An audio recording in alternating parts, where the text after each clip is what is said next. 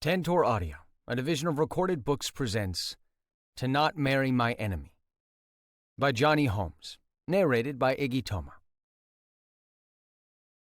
1. Ford. You've reached the voicemail box of... I disconnected the call and checked the time on my phone. It had been an hour since I'd arrived at the restaurant.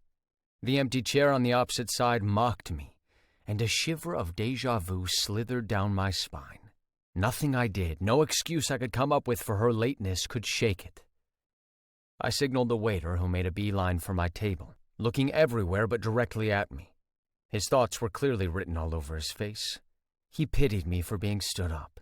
He'd approached my table 3 times already to ask me if I was ready to order. If not for my familiar face, they might have asked me to leave the restaurant. "Is there anything I can get you, sir?" he asked. I smiled. "I'd like to place my order." His eyes flew to the empty chair, then returned to the spot on my shoulder he seemed intent on studying. "Of course." He tapped on a small tablet while I rattled off my order. "I'll be right back with your order. Would you like fresh bread?" I'd forgotten about the warm bread he'd brought earlier. Bread I hadn't touched because it was impolite to eat before my date showed up. So much for respectability. This simply won't do. "Just take it away." The server picked up the basket of bread and walked away. I took a sip of my water. My hands were steady as I opened the message icon and typed a message. Ford. "Cameron, did you forget our date? I thought we had a deal. Call me as soon as you get this." I slipped my phone back into the pocket of my jacket. Only one person could make her this late or not show up at all for our date. River. I clenched my hands. If she jeopardized this arrangement for that sly bastard she was always with, then we would have a big problem. I should never have agreed to him being included in our wedding party. But she'd insisted. River was the closest person in the world to her, her words, not mine, and she would have him as her Mr. of Honor. Utterly ridiculous. The server returned, and I polished off my meal like nothing was amiss. After the long hours I worked on the ranch, I deserved a couple of hours of relaxation, even without my fiancé's company. For good measure, I ordered dessert. When I'd finished my meal, I left the waiter a generous tip and used the restroom. "Have a good night, sir. Thanks for dining with us." The valet handed me the keys to my Jag and I got in, instructing the virtual assistant on my phone to call Omar. "Ford, what's up?" he answered on the second ring. "Where is he?" I put my indicator on and bypassed the slow-moving car in front of me. "At a nightclub. Why? Did something happen?" "Cameron didn't show up for our dinner date tonight. I'd planned to pick her up, but then she changed her mind and said she would meet me at the restaurant. She doesn't answer when I ring her." "What do you want me to do?" "Send me his location. I'm heading to her hotel right now. If she's not there, I bet he can tell me where she is." "Look, man," Omar said. "I know what you're thinking, but that's ridiculous. It can't happen twice, and not this time for sure. You two had an arrangement." "But that meddling son of a bitch has been trying to get her to change her mind. That's why I asked you to keep tabs on him for me." "Well, don't jump to conclusions. When you get to the hotel, I'm sure you'll be wrong." Except I was certain I wasn't. 15 minutes later, I parked in front of the hotel. The drive shouldn't have taken that long, but the traffic in the city was terrible. Usually I avoided Richmond like the plague, but our wedding activities were here like Cameron had dictated. None of it had mattered to me, and I'd given her full reign over the planning, signing every exorbitant check that got dropped on my desk. The preparations for this wedding were even more lavish than for the first one.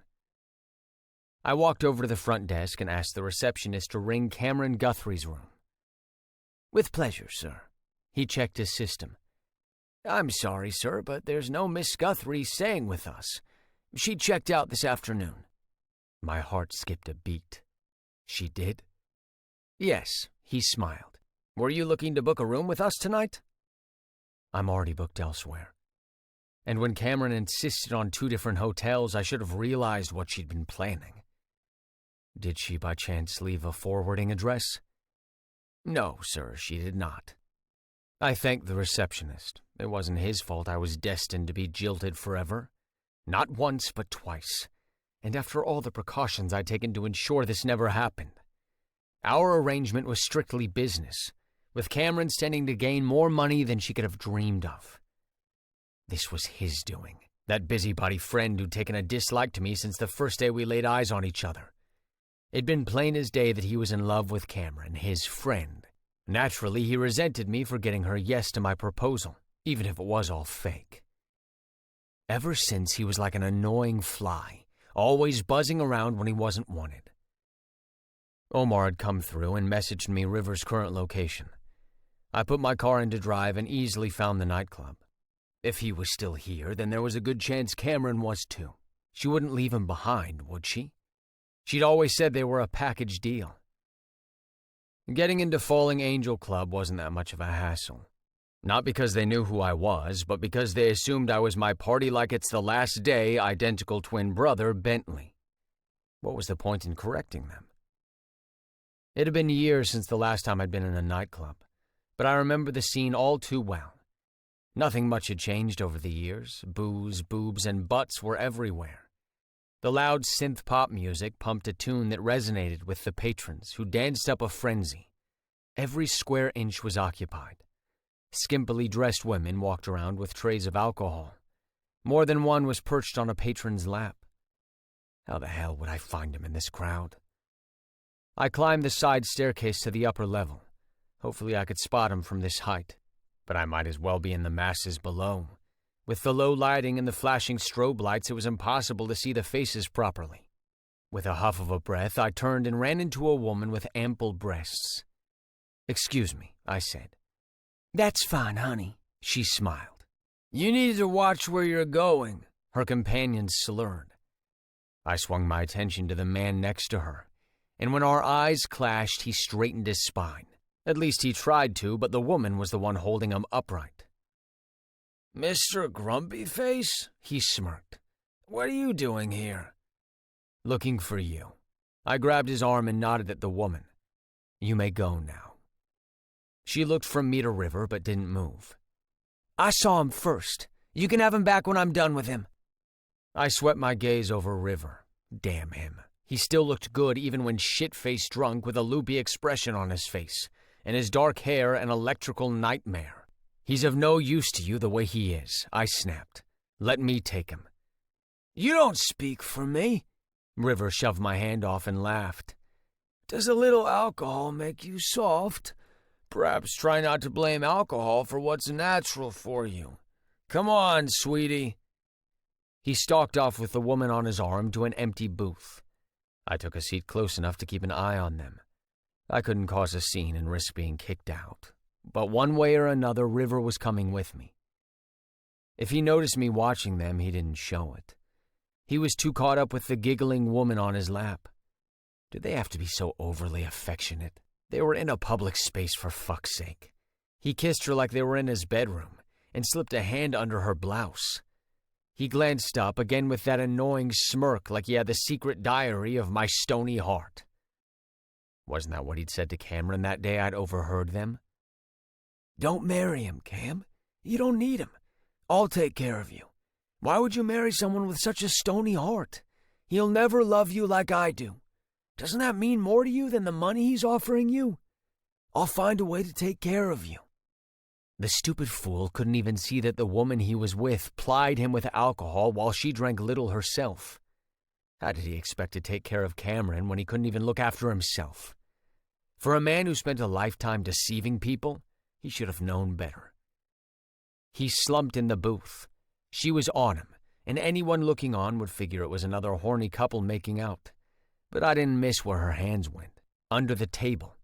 As drunk as River was, she was definitely not seeking an erection. When she'd completed her task and climbed to her feet, I was standing in front of her. "You again? What do you want?" "Take the money. Leave his wallet." Her face flushed dark red. "I don't know what you're talking about." "Be smart, lady. I'm allowing you to take the money, but leave his wallet." She bit her bottom lip and inhaled deeply, then nodded. She fished the wallet out of her top and dug inside. She took out a few $50 bills. "A waste of my time," she huffed, dropped the wallet on the table, and hurried away. I slipped the wallet into my pocket and shook my head at the man passed out in the booth. Pathetic. I should have left him there, but we had unfinished business. "You dumb son of a bitch." I placed my arm around his shoulders and pulled him out of the booth. His eyes flew open and he peered owlishly at me. "Ford?" He belched and I grimaced at the stench of alcohol pouring from him. "What are you doing here?" "Taking your dumbass home." "You're the dumbass. What have you done with Cammy? You shouldn't marry her. She needs to be with someone she loves, not you." My gut roiled and I clenched my jaw. Without answering him, I led him down the stairs and past the people who didn't give a damn about blocking stairways. He batted my hands in a pitiful attempt to get me to let him go. But halfway across the floor, he stopped protesting and clung to me. I opened my car and shoved him none too gently into the back seat. He turned over and bumped his head on the door. "Fuck!" He rubbed at the spot. Good. I hope it hurt like hell when he woke up. Try not to vomit in my car. "Wait, where are you taking me?" I slammed the door shut and got into the driver's seat. I eyed him in the rearview mirror. He didn't look too good. "I swear to God, River, if you throw up in my car, you're cleaning it up yourself." "This is knapping, knapping," he moaned. "I don't care if you shit gold, Ford. This is knapping." I white-knuckled the steering wheel. He could call it whatever he wanted, but I would do anything for this wedding to go through. I'd invested the past 3 months in making sure everything was just right. No way in hell was I being jilted again. If it meant keeping him chained to a bed with me in it, that was exactly what I would do. He'd accused me of being grumpy, but what else could I be when he was around?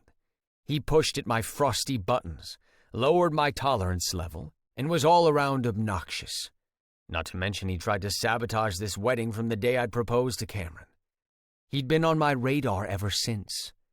Now I wasn't letting him out of my sight. 2.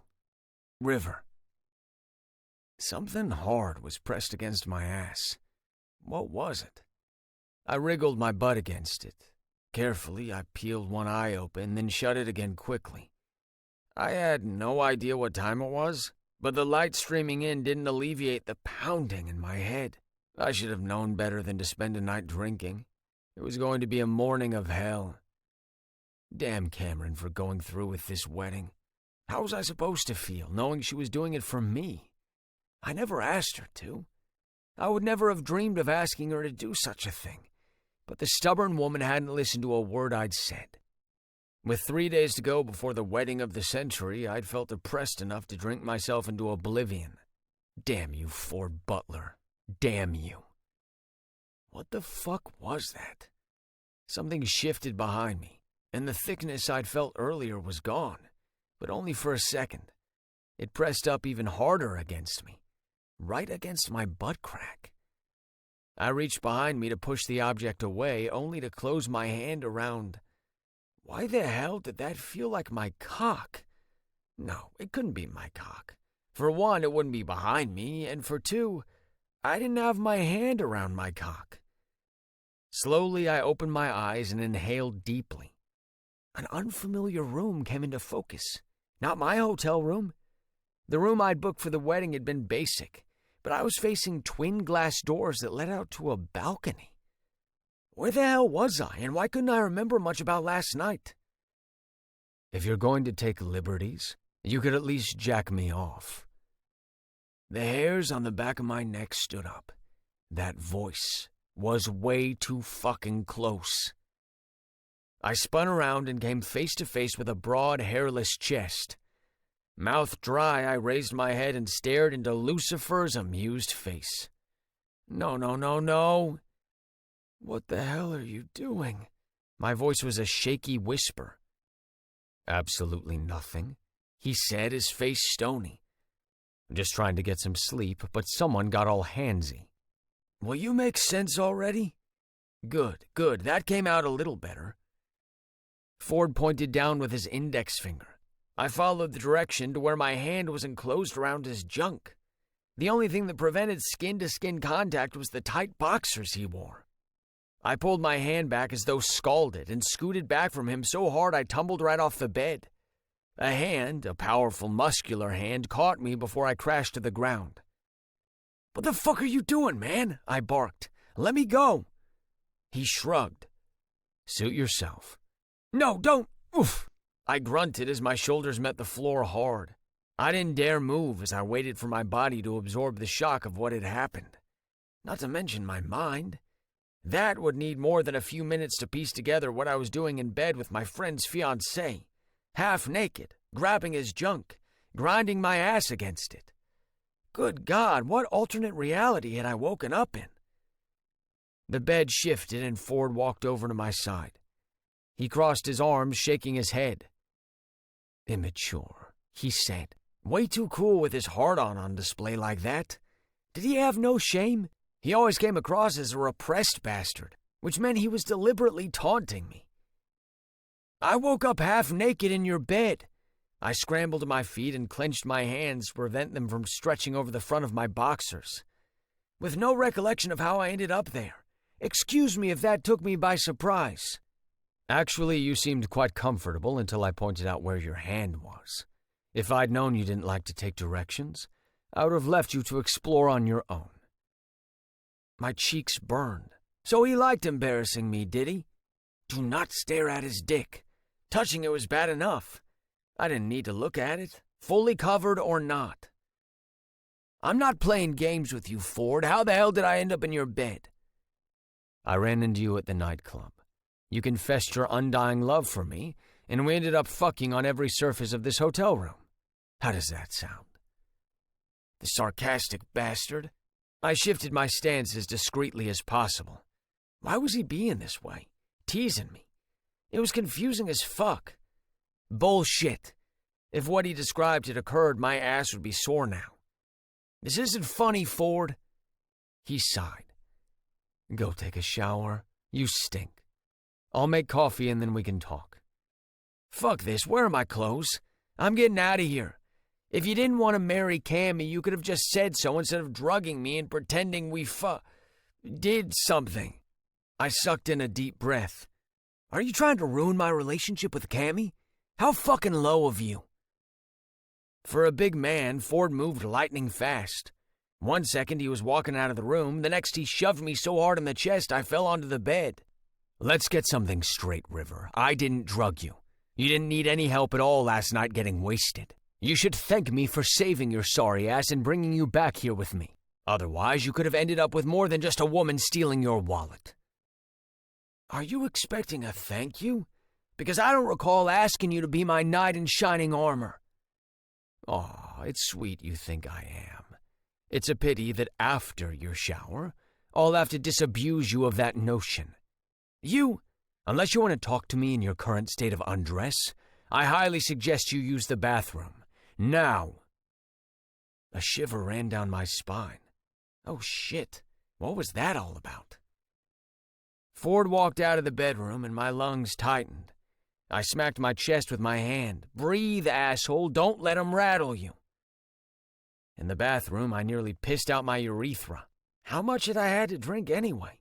It had to be a lot to be wasted enough that I didn't recall Ford being at the club.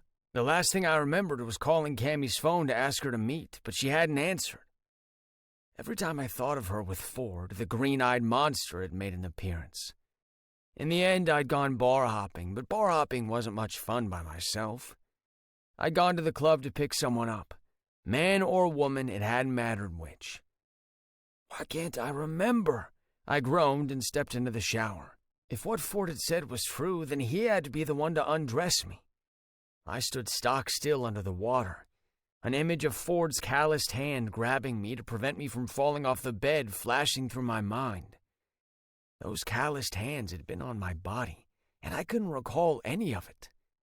Knock, knock, knock. "River, I need to use the shower too. Get out." "I'm not finished yet." "You have 5 minutes to finish up, or you better pray that shower is big enough for the two of us." Shower with Ford? Fuck no. I turned the shower off and hopped out, leaving wet streaks on the floor. I gave my body and hair a cursory rub, wrapped the towel around my waist, and walked into the bedroom. "Where are my clothes?" He tossed clothes onto the bed.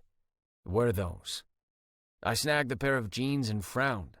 "These aren't mine." "I threw yours away." "Why would you do that?" "Because they stank after you threw up all over them in my car." "Oh. Now get dressed and don't think about leaving this room until we talk about Cameron." "What about Cameron?" The bastard walked past me into the bathroom. The door shut hard behind him and I winced. Fucking asshole. I shrugged on the jeans, forgoing the underwear he'd thrown on the bed as well. Even though they looked brand new, I didn't touch them. It was bad enough that I had to wear his clothes. I didn't want my dick nestled in his underwear. That was way too intimate. And if it made little sense that my junk chafed against the material of jeans he'd worn, it was my God-given right to choose to ignore it. The jeans sagged down my hips and his shirt was too big for me, but it was better than parading around in a towel. My phone, where the hell was it? I opened the bedside drawers, but I came up empty. What had he done with my phone? Now I couldn't call Cammy to ask her what the hell was going on with Ford and why he was behaving like this. Usually the man avoided me like I was worse than a maggot. His family might be wealthy, but he was still shoveling cow pies. He had no right to look down on me.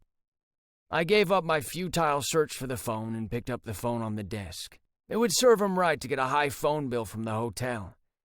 I punched in Cammy's number, only to be told that the line was disconnected. What the hell? Had I gotten the number wrong? My next two calls gave me the same error message. I replaced the phone on the hook and sat down on the bed. Nothing made sense. Ford had said he wanted to talk about Cammy. What the fuck was going on? God, I needed a coffee. Son of a bitch. He'd only made coffee for himself. How could he expect me to feel anything toward him but resentment? While the coffee was percolating, I called room service and ordered breakfast for one. Two could play at this game. If he was going to hold me hostage in his room, the least he could do was feed me.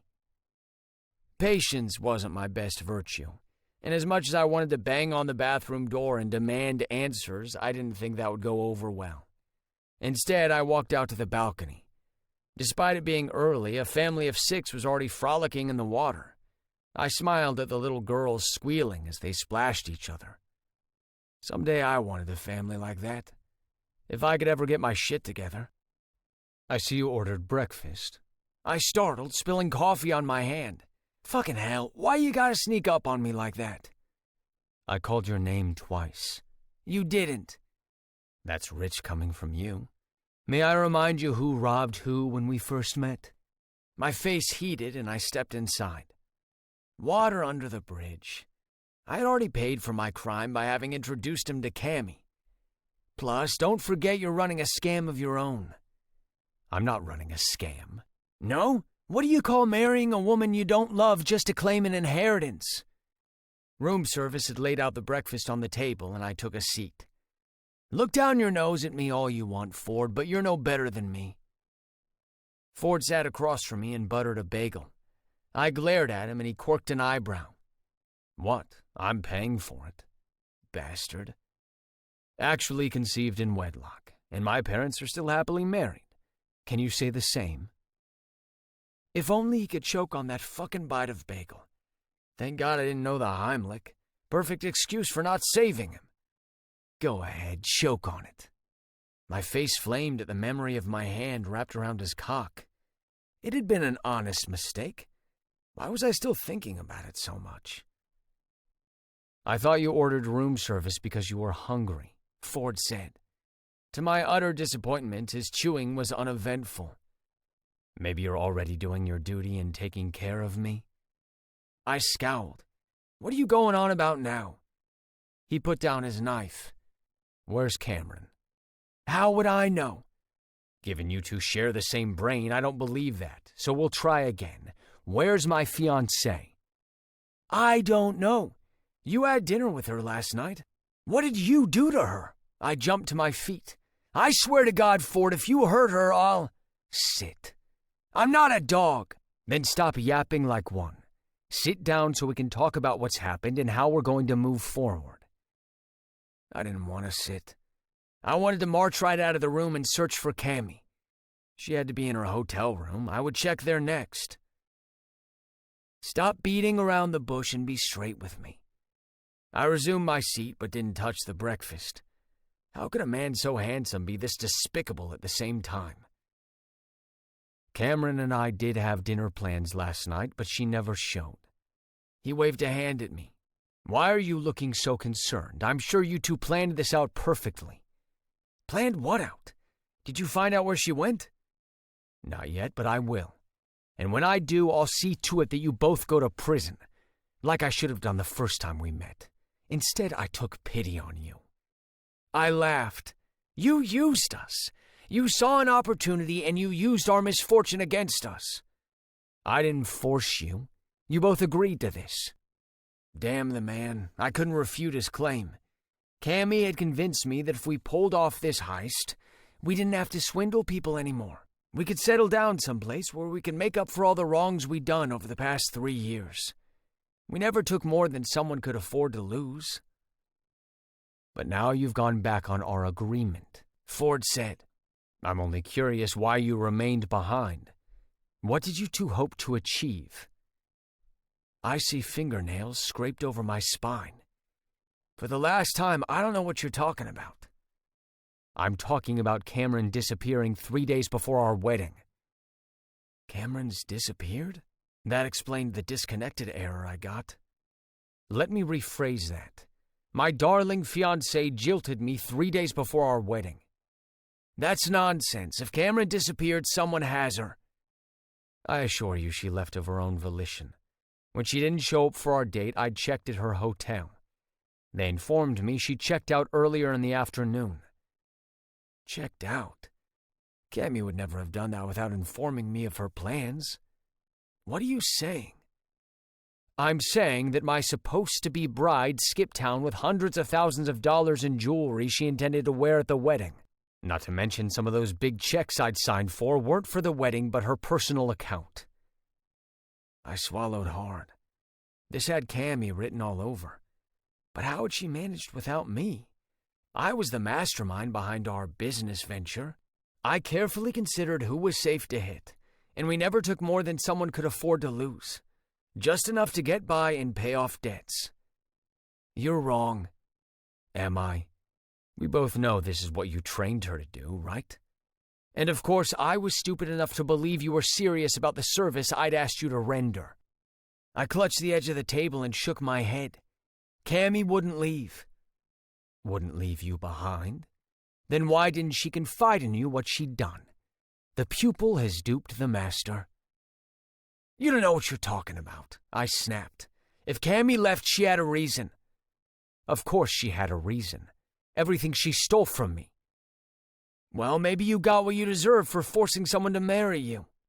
Ford surged to his feet, braced his hands on the table, and glared at me. "I didn't force her to marry me. She agreed to my conditions when she saw how attractive my offer was. She's an opportunist, a gold digger.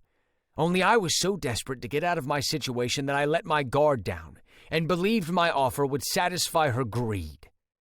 "You asshole!" I swung at him, but he grabbed my fist and jerked me forward until I was hovering over the tabletop, narrowly missing the raspberry jam. "You know what's the best part of a lover's tiff?" Ford slammed his mouth to mine. His lips were gone almost as fast as they'd descended. As far as kisses were concerned, this one had been tame as hell, but my lips still tingled. "What the hell did you do that for?" I wiped my hands across my mouth. "Are you insane?" "Just letting you get used to your new position, River. Your kissing needs work. It's poor in comparison with the act Cameron could put up. I expect you to be as enthusiastic as she was about marrying me." He released me and I straightened. Was last night's alcohol still swimming in my system? Or was he deliberately being confusing? "What?" "I'm talking about our wedding, River. I still need a bride and we have a deal. And because Cameron's not here, you'll be a perfect substitute." My heart skipped a beat. "It may have escaped your attention, but I'll never be a bride. For want of a better word. I don't care if you wear a gown or a tuxedo when you walk down the aisle, but you will walk down that aisle. This is crazy. I'll find Cameron and bring her back. There's no time. We have only 3 days before the wedding. Push it back. Not going to happen. In 3 days, we're getting married, River. I'll ask the wedding planner to meet us so we can discuss the changes we'll have to make. Tomorrow, you'll fill in for Cameron for dinner with my parents. I stared at his gorgeous asshole face. You can't do this. I just lost hundreds of thousands of dollars to your girlfriend, River. You do not want to test what I can or cannot do. If you don't wish to see her behind bars, then you'll do exactly as I say. Follow through with our contract and be my wife for... I'm not a woman! He frowned when his eyes raked over my body. I suppose you're not. Your shoulders are too wide to fit in Cameron's gown. She does have a sweet figure on her. He shook his head, as though I didn't meet Cameron's standard. Bastard. Forget it, I'm not doing this. Don't be so sensitive, I'm only yanking your chain. We'll have a full day ahead of us, unfortunately. We need to get you fitted for a new tux, buy new shoes. What do you say to matching tuxes? Is that a thing for a gay wedding? You're not gay and neither am I. Nobody's going to believe this sham. They'll expect us to act like a married couple in public. Don't worry, honey. He grinned. I'm such a damn fine actor, I'll even convince you I'm in love with you. Now we need to make sure you don't blow this for me. And mark my words, River, if you make any attempt to run, to break this contract we have, I'll find not only you but also Cameron, and I'll guarantee you both spend the maximum number of years in prison for what you both have done. He glowered at me, I scowled back. Whatever happened, I had to protect Cameron. She was the one who counted in all this, especially if my hunch was right about why she had taken all that money from Ford. But why hadn't she told me? We could have left the city together. Do we have an agreement? He held out his hand, palm slightly upturned. His eyes twinkled. He thought he'd won, that he had the best of me. Fine. I spat in his hand instead of shaking it. But stay the hell away from me. I don't want to touch you or be around you any more than necessary. I turned on my heels and strode to the door. Where do you think you're going? Ford asked. I flashed him a smile over my shoulder. Pardon me, sweetheart, but I just found out that I'm getting married. This calls for a celebration. You're recovering from a hangover, River. Get your ass back in here. Pfft, I'm not even wearing your ring yet, and you're already so possessive. Well, I have 3 days of bachelorhood left before I'm shackled with the biggest burden of my life. Don't try to stand in my way. We have a meeting with the wedding planner, River. You already know my feelings on this wedding. I wasn't a fan when Cammy agreed to it, and I'm still not a fan now that you're forcing me to do it. Do whatever the hell you want. I'm out. Send me the time and date and I'll show up. That should be good enough, right? 3. River. We have a problem. The receptionist at the front desk startled at the vehemence in my tone. Excuse me? I placed my hands on the desk in front of me and leaned forward. After all I had been through today, my patience had reached its limit. I just returned to my hotel room and found my suitcase missing. Oh my. Oh my? Was that the best he could do when someone had broken in and stolen my shit? I didn't care for being at the other end of all this funny business. Now Cameron was missing. I was 2 days away from changing my surname to Mr. Asshole, and my luggage was nowhere to be found. Someone had to be twisting my arm, right? Or was this what they meant when they said karma eventually caught up with you? Well, what are you going to do about it? I snapped. Damn, I shouldn't have done that. My head was spinning.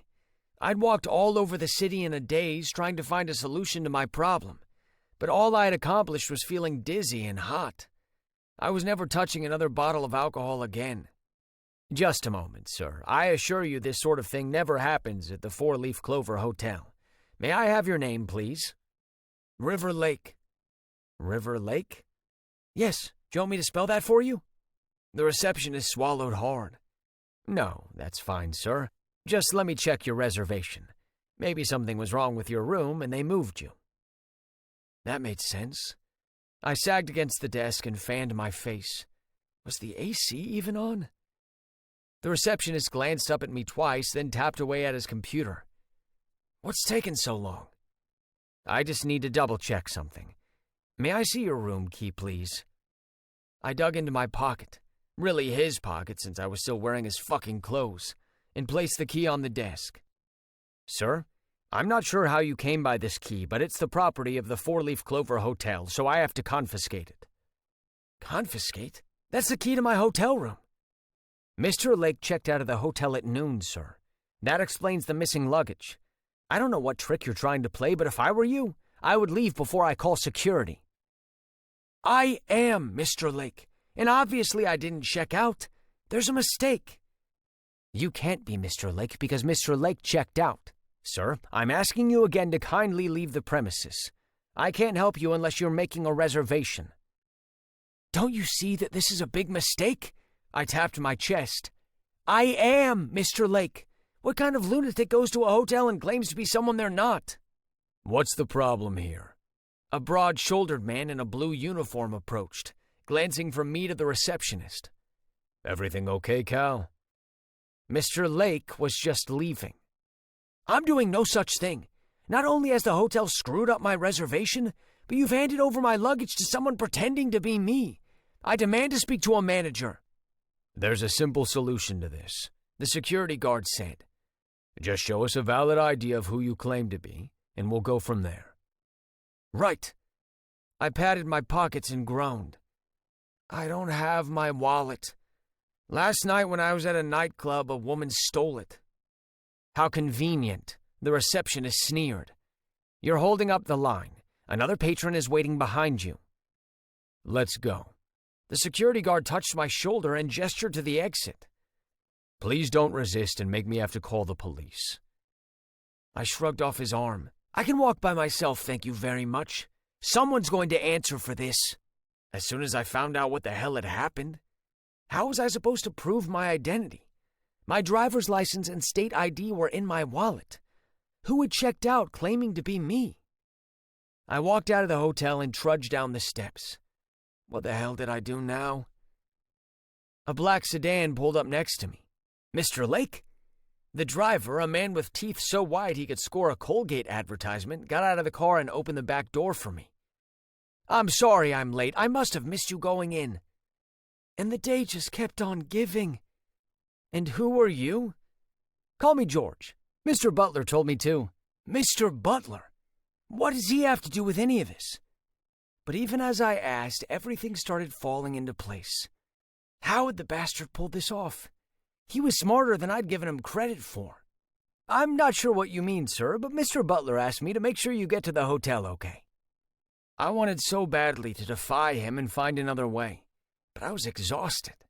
Being out in the sweltering sun was making my head pound again, and I would give anything for some cool air. Without a word, I got in the car. Thank God for AC. I didn't even care about the hotel anymore.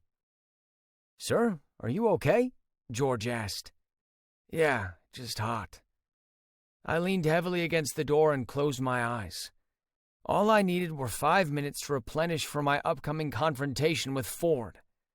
I had to give him a piece of my mind, just as soon as I took a quick nap. River? River, open your eyes. That annoying voice. Leave me alone. I slapped at the hands that touched my body. You're burning up. I'm trying to help you. Something cool pressed to my forehead, and I moaned. It felt so good. The hand disappeared, and I grabbed for it. Please. If you weren't unwell, I'd take great pleasure from you begging right now. I squinted my eyes open and groaned when I recognized the hotel suite from this morning. I lay on my back on the bed, and just like this morning, I had on nothing but underwear. What am I doing back here? And naked?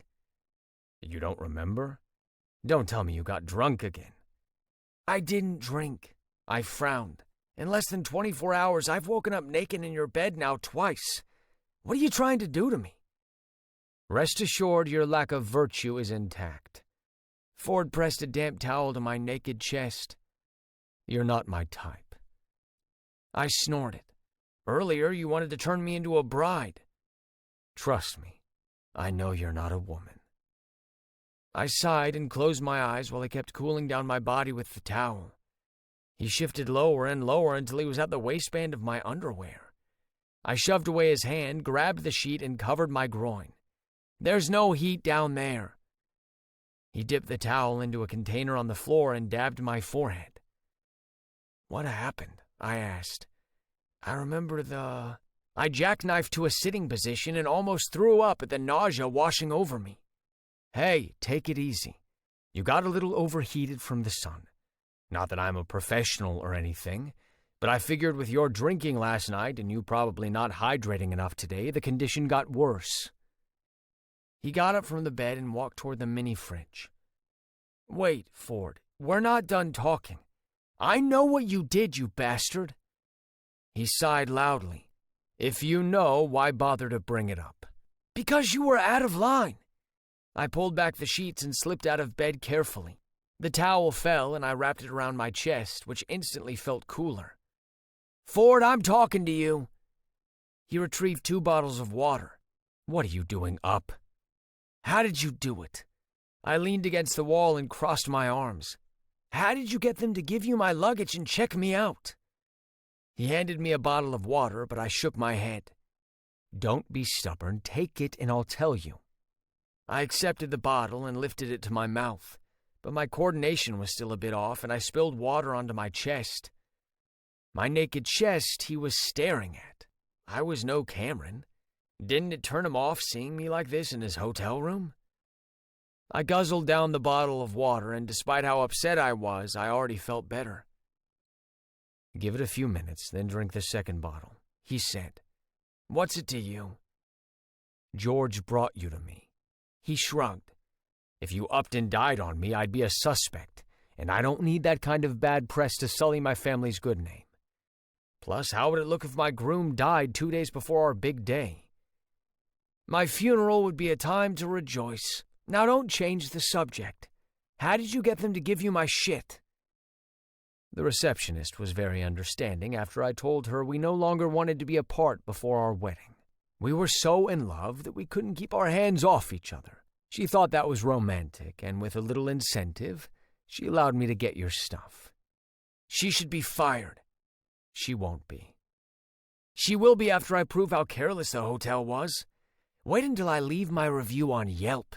No one's ever going to visit again. You'll do no such thing. That was a breach of my privacy to give you access to my things.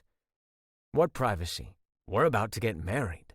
Privacy no longer exists between us. Bullshit. I'm going to need my stuff. I'm going back to the hotel. Nonsense. You'll stay here where I can keep an eye on you. I'm not a child. He sighed. Then stop acting like one. Have a seat. You look like you're about to drop. Damn him for knowing my own feelings before I did. My knees did wobble. I gritted my teeth and plopped down in a chair. I already told you I'd be at the wedding. You don't need to hold me hostage. Cameron promised me the same, and she disappeared. Excuse me if I have no faith in your words. Fooling people is what you do for a living. He had to throw it in my face, didn't he? Did he really believe that if I'd had a choice, I wouldn't have had to resort to tricking people out of their money? Is this to be my life as your husband? To be a prisoner? Don't be dramatic. Naturally, I'll loosen the reins when the deed is done. We'll only need to see each other in public. For now, call me paranoid about not wanting my fiancé to be wooed away from me by a woman. Or man. He snapped his head back. Excuse me? Woman or man, I'm bi. Oh. Finally, I'd said something to shut him up. He couldn't cover up his surprised look fast enough. Maybe I'd needed to divulge this information all along. I bet he stops this wedding now. I held my breath. He shrugged. Whatever. It's not a proper marriage, so it doesn't matter. Of course, I expect discretion from you. Discretion? Yes. No eye-fucking anyone while we're married. Our relationship must appear genuine when we're in the vicinity of others. So, in other words, I have to pretend to like you? Exactly. He nodded. Normally, I'd insist on you being present at the bachelor party tonight. But since you're not well, I'll explain to everyone the change in plans. That you're forcing me to marry you. That I'm a horrid beast who have fallen for my fiancé's friend who I've decided to marry instead. Do you even have any idea the attention you'll be drawing to yourself once you make this announcement? There's no going back after this, Ford. Is that meant to scare me? I'm a big boy, River. Pretty sure I can handle anything that's thrown at me. But your concern for my welfare is noted, sweetie pie. I scowled hard. Yeah, we're not doing that. I'll come up with something else then. Something you'll like. Good luck. I'll hate it all. And I'll hate being trapped in this marriage. And that's fine as long as you play the part of an adoring husband in front of others. I picked up the water bottle on the table, uncapped it, and swallowed half the content. I didn't want to go to that bachelor party. But how could I trust him to say the right thing to his friends? I'll be at the party. That's not a good idea. You should rest. I'm going to the bachelor party, Ford. I smiled sweetly at him. Are you forgetting that it's my wedding too, honey? Suit yourself. The party doesn't start until 10 tonight. Get some rest. You look like hell. What's it to you? I tipped the bottle to my lips. Wouldn't want everyone to think I've been riding you too hard. Better yet, maybe it's a good thing if they think that. I choked on the water and had a coughing fit. Ford whacked me on the back a couple of times. My throat burned. Without a word, I stood and headed for the bedroom, his evil chuckle following me. I'd show him. I'd sleep all afternoon if that was what it took to look less haggard. No way in hell was I going to have people insinuating what he just mentioned, as if I would bottom for someone like Ford. He didn't deserve to know that side of me. Only a few men did, and he would never be one of them. 4. Ford.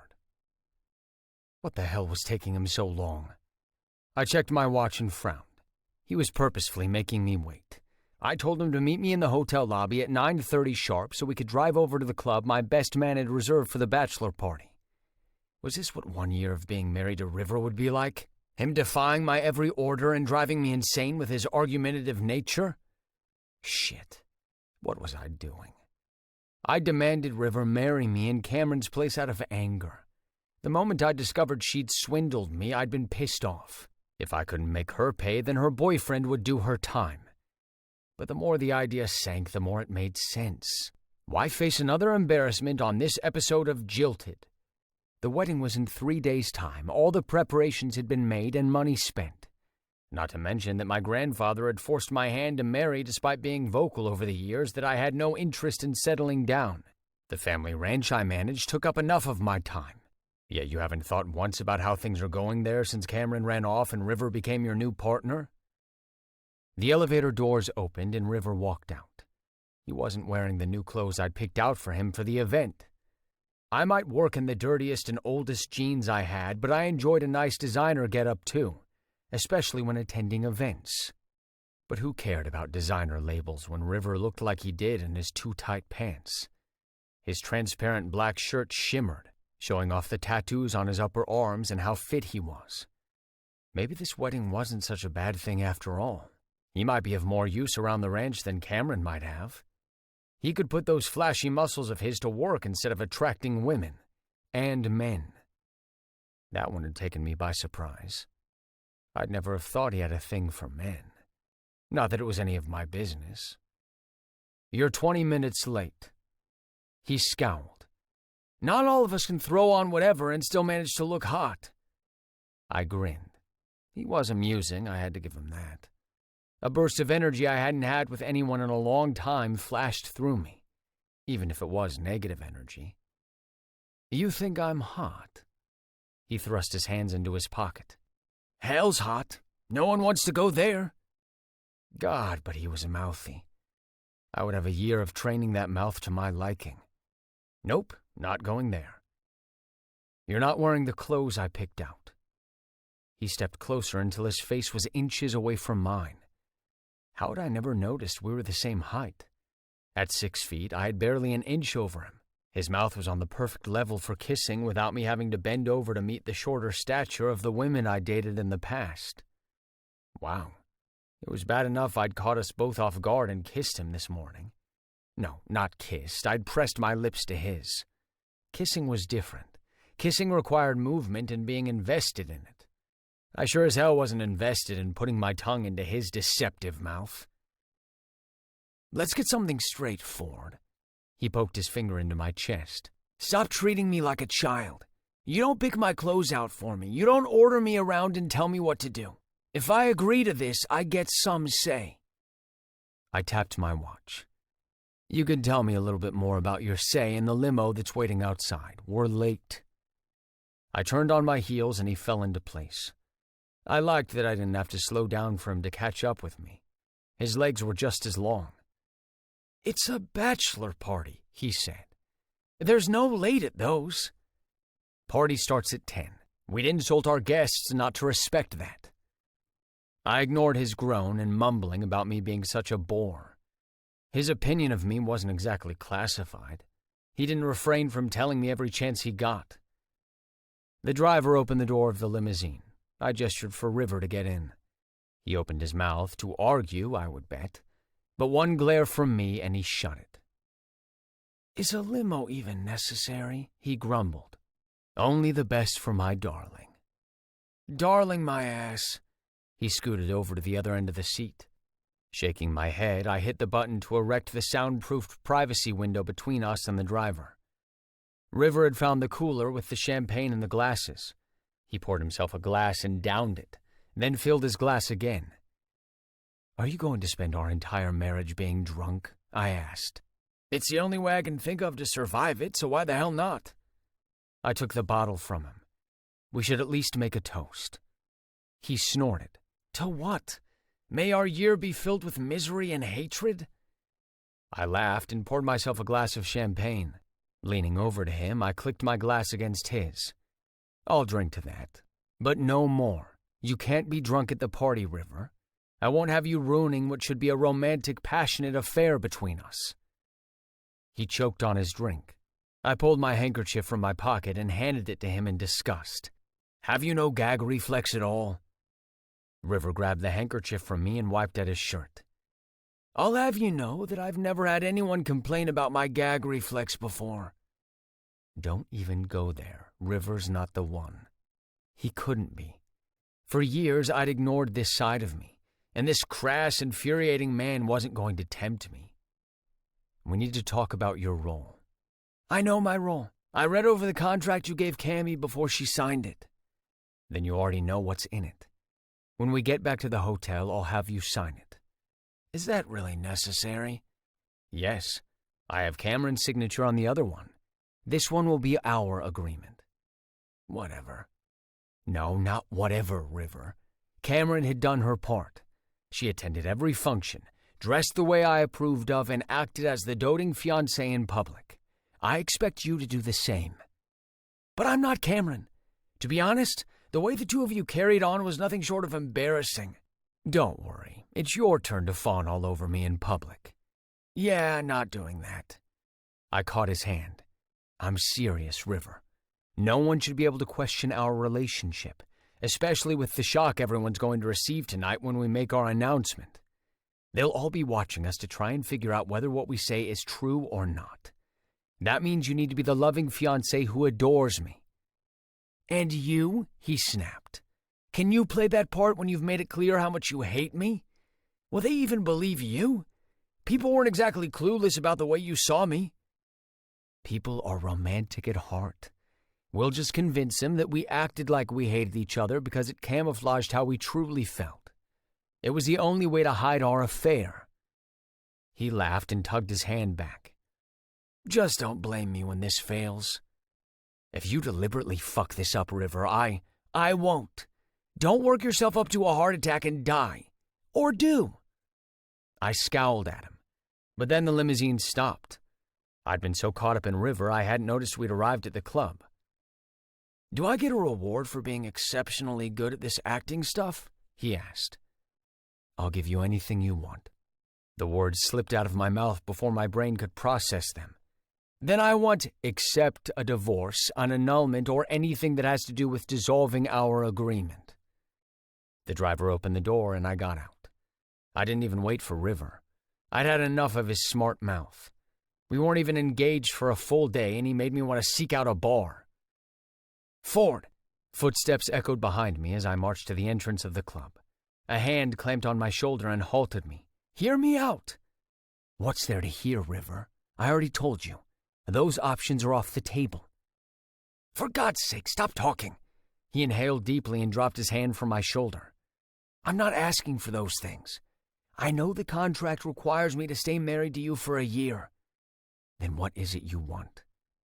You have to promise me that you won't hurt Cameron." My stomach clenched. "You still care about her so much despite her duping both of us and leaving you behind?" "Yes. Promise me." I scanned his face, finding not a trace of humor there. He was really concerned about this woman who didn't deserve his devotion. "Fine. Even if she shows up tomorrow, I won't take action against her.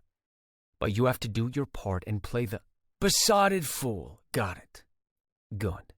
Stay as close to me as possible, but don't be too obvious until I make the announcement.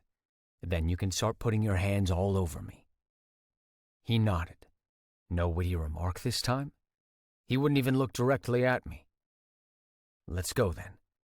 I opened the door and cheers and whistles erupted. Colorful confetti swirled down on us. "And the groom has arrived." Omar, my best friend and best man, thrust a glass of champagne in my hand. Funny-looking balloons bearing mustaches hung from the ceiling. Friends, family members, and even some of the ranch crew stood around cocktail tables with ice buckets full of wine. "Let's raise a toast to the groom." "Wait." Bentley shouldered his way toward me with a look on his face I knew all too well. Whatever was on that sash in his hand couldn't be a good thing. "Let's not forget this." I allowed him to drape the ridiculous thing across my shoulder and crisscross over my chest. We had a weird relationship steeped in sibling rivalry and some resentment over the years. Laughter rose, and I tried to read it from my angle.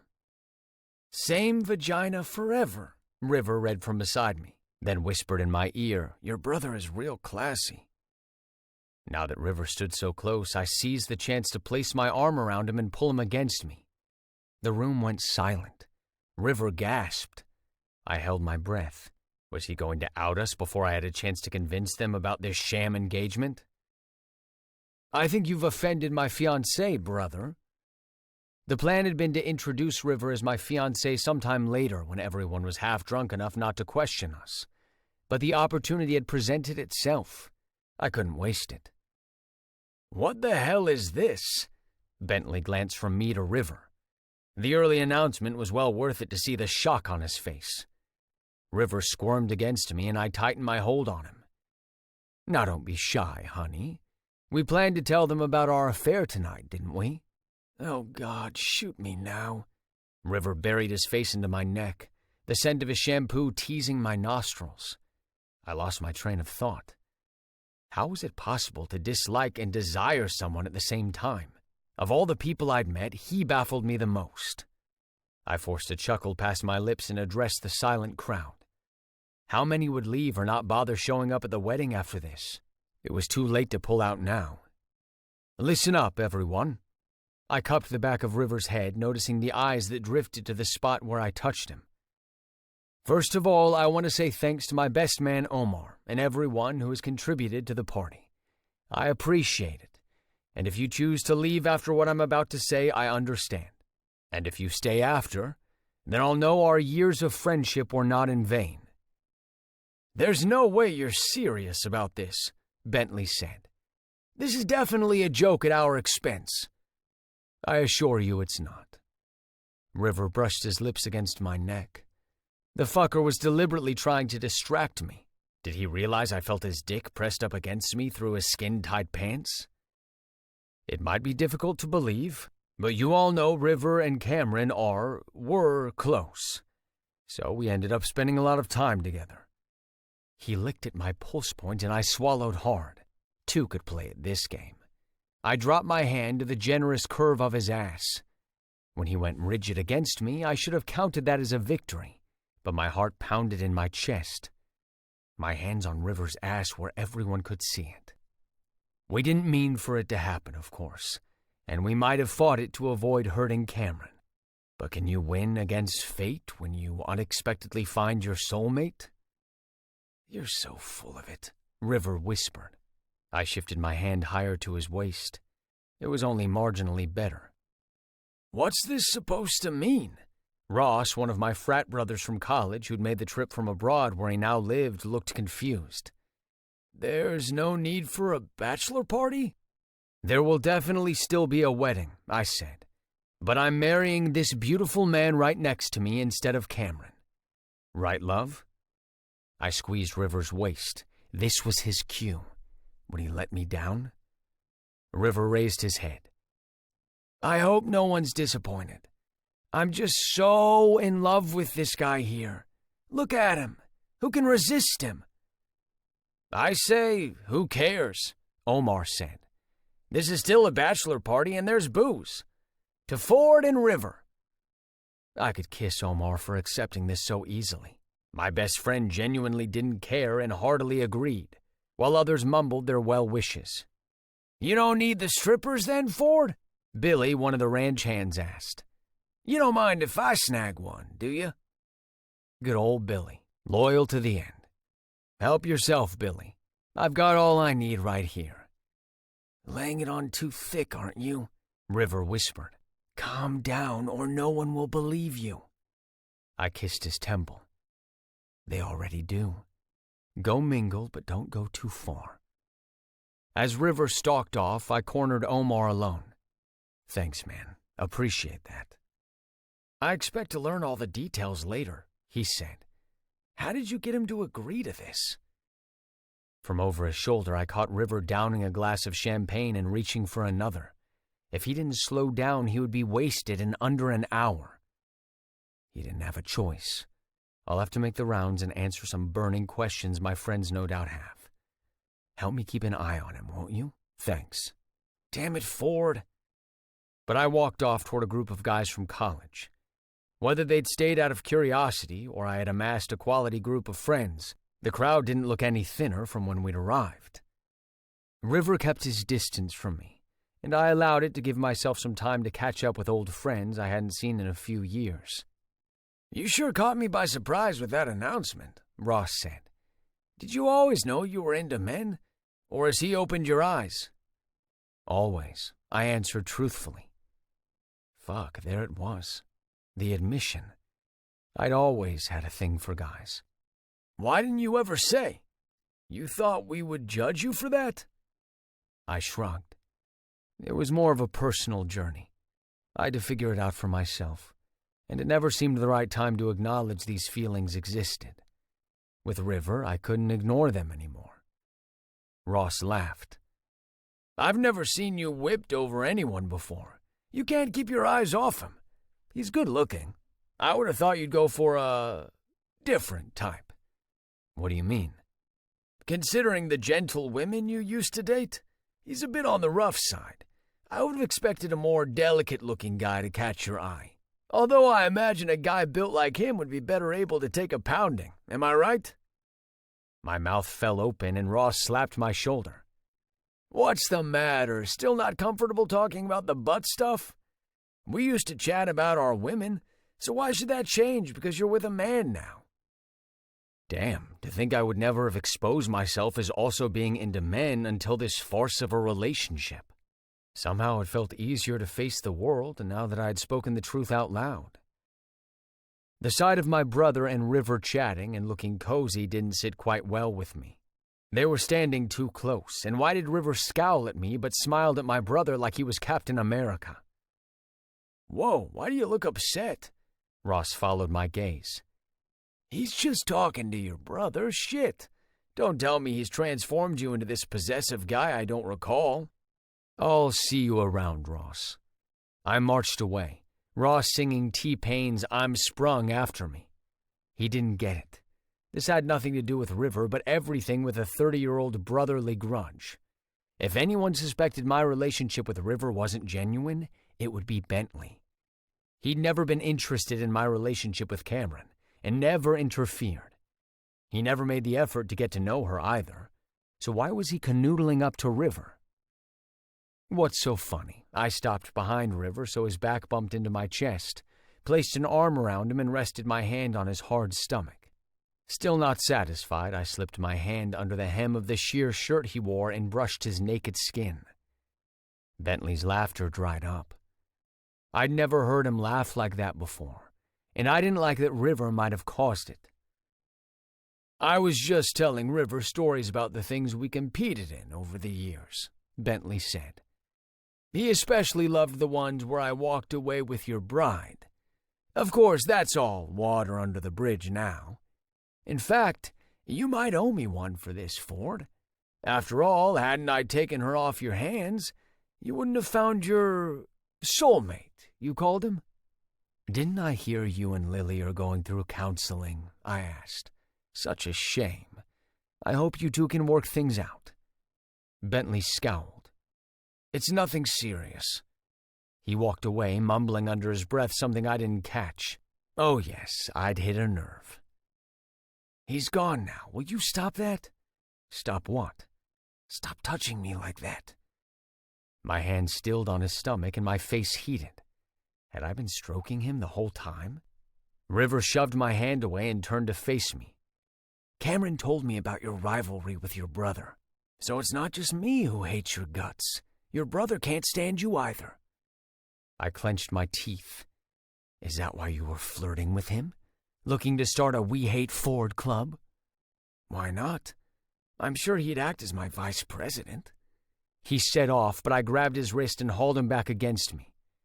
"I don't want you talking to my brother when I'm not around."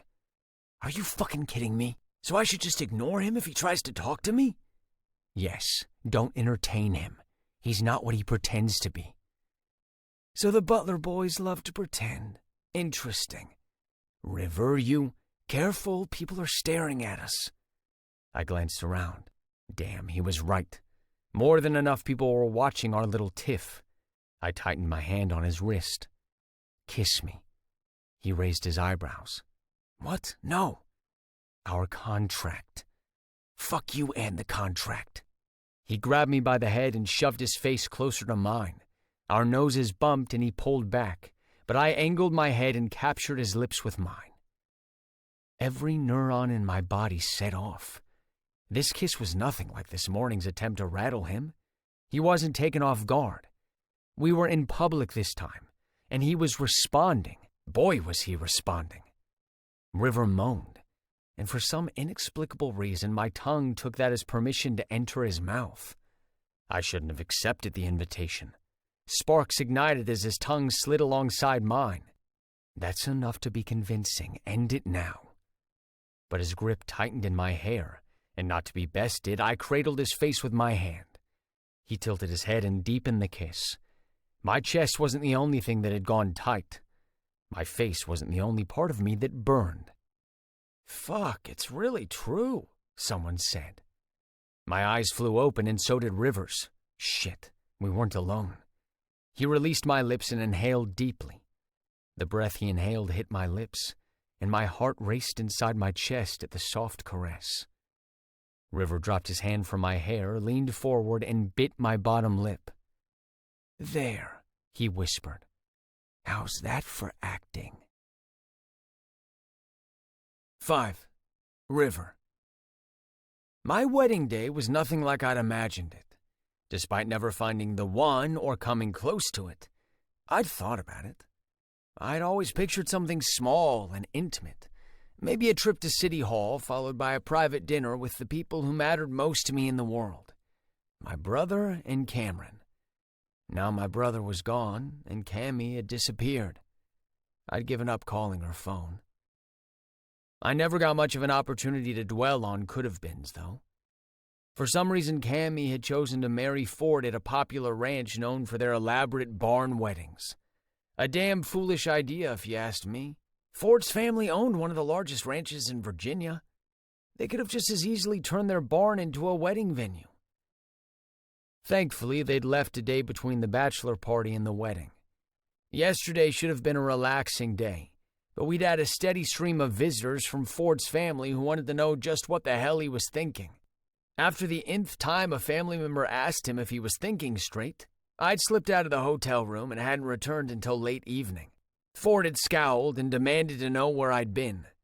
Although he'd given me back my phone and wallet, I'd left the former in my room, so I had an excuse if he was trying to get in touch with me. He'd seen right through my ruse, and I hadn't cared in the slightest. At least I'd made it through the dinner with his parents.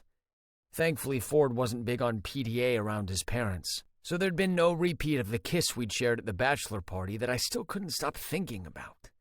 A straight man shouldn't know how to kiss another man so thoroughly. From the way Ford had avoided me for the rest of the party, I knew the kiss had bothered him. It had also given me an idea. If he ran after every kiss, then I'd just need to suffer through the kisses to put some distance between us. Ford was too much. His presence was big, and I couldn't ignore him when he was in the room. I could always feel his eyes on me, as if he were checking that I was behaving like a wealthy socialite. I hated the way he watched me, like he automatically assumed I was going to screw up. Who would have thought I'd actually find some relief on our wedding day? The wedding planner had insisted on the grooms not seeing each other. When I'd asked her if she really believed that mumbo-jumbo, she'd smiled and said she'd rather not put the theory to the test. I wanted to put the theory to the test, damn it. There was nothing more I wanted than something to ruin this wedding. Anything. Comet hurtling toward the Earth, there's no time like the present. I'd arrived at the ranch 4 hours ago. The plan was to take a nap since I'd spent a fitful night tossing on the couch in the hotel room to avoid sleeping in the same bed as Ford. But the moment I stepped inside, the wedding planner took me by the arm and talked me through the day. Cammy had gone all out, and since I'd taken her place, they'd subjected me to the full-body Swedish massage she'd booked. I'd enjoyed that a lot more than I thought I would, considering I'd never had a professional massage before. Next came the facial and mani-pedi. Just to fuck with Ford, I asked them to paint my nails. "You bite your nails," the nail tech said. "They're almost down to the skin. If you want, we can fix that with gel nail extensions. They're relatively safe and act like a protective layer over your own nails. What do you think?" I waggled my fingers. She was right. The bitten nails were shabby. Did I dare? Not something I'd ever thought about before. Would Ford be angry if his groom walked down the aisle with painted nails? Go for it, I smiled, and the nail tech blushed. In the middle of the procedure, I squirmed and almost pulled my hand back. I didn't have the patience for such a project, but I didn't want her to feel bad, so I'd endure it. "River?" A hand shook my shoulder, and I snapped my head up. "What?" "You fell asleep," she said. "God, I'm sorry." I yawned and covered my mouth with my hand. Wow. My nails were pretty, like Cammy always did hers. They weren't long like some people wore theirs, just enough for the bluish-pink color to shine. She'd even added a few rhinestones to the third finger of my left hand. Shit, no way Ford could miss the nails. He would slip the wedding band on exactly that finger. "You like it?" "Yes, you're very talented." I laughed self-consciously. I'm just not sure if they suit me. "You have nice hands, and the color is just right. It might take a while to get used to them, but I can totally see you rocking these nails on the regular. I'm pretty sure the groom will like it."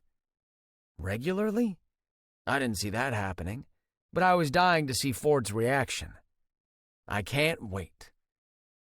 After the mani-pedi, Patricia, the wedding planner, collected me with a cocktail and led me back to the bedroom. "Someone will be with you shortly to help you get into your tux," she said. "Just sit and relax." I sipped the drink and frowned. Why didn't it have any alcohol in it? Had Ford asked them to hide the alcohol from me?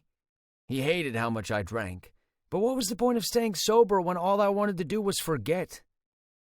Still, the beverage tasted refreshing. I drained it and placed the glass on the table. I walked over to the portable garment rack and stroked my hand over my tux. The fabric was expensive, which wasn't surprising. I was marrying a wealthy man. My stomach flipped. Fuck. My soon-to-be husband's family was worth billions, while I'd stolen, bribed, and schemed my way through life, especially over the past 3 years. How unsuitable we were. We were worlds apart. As much as I gave Ford a hard time for this sham marriage, I knew deep down he would never cheat anyone in his life. This inheritance meant a lot to him for him to plot this. Approaching footsteps snapped me out of my thoughts. I turned with a smile, ready to play the excited groom.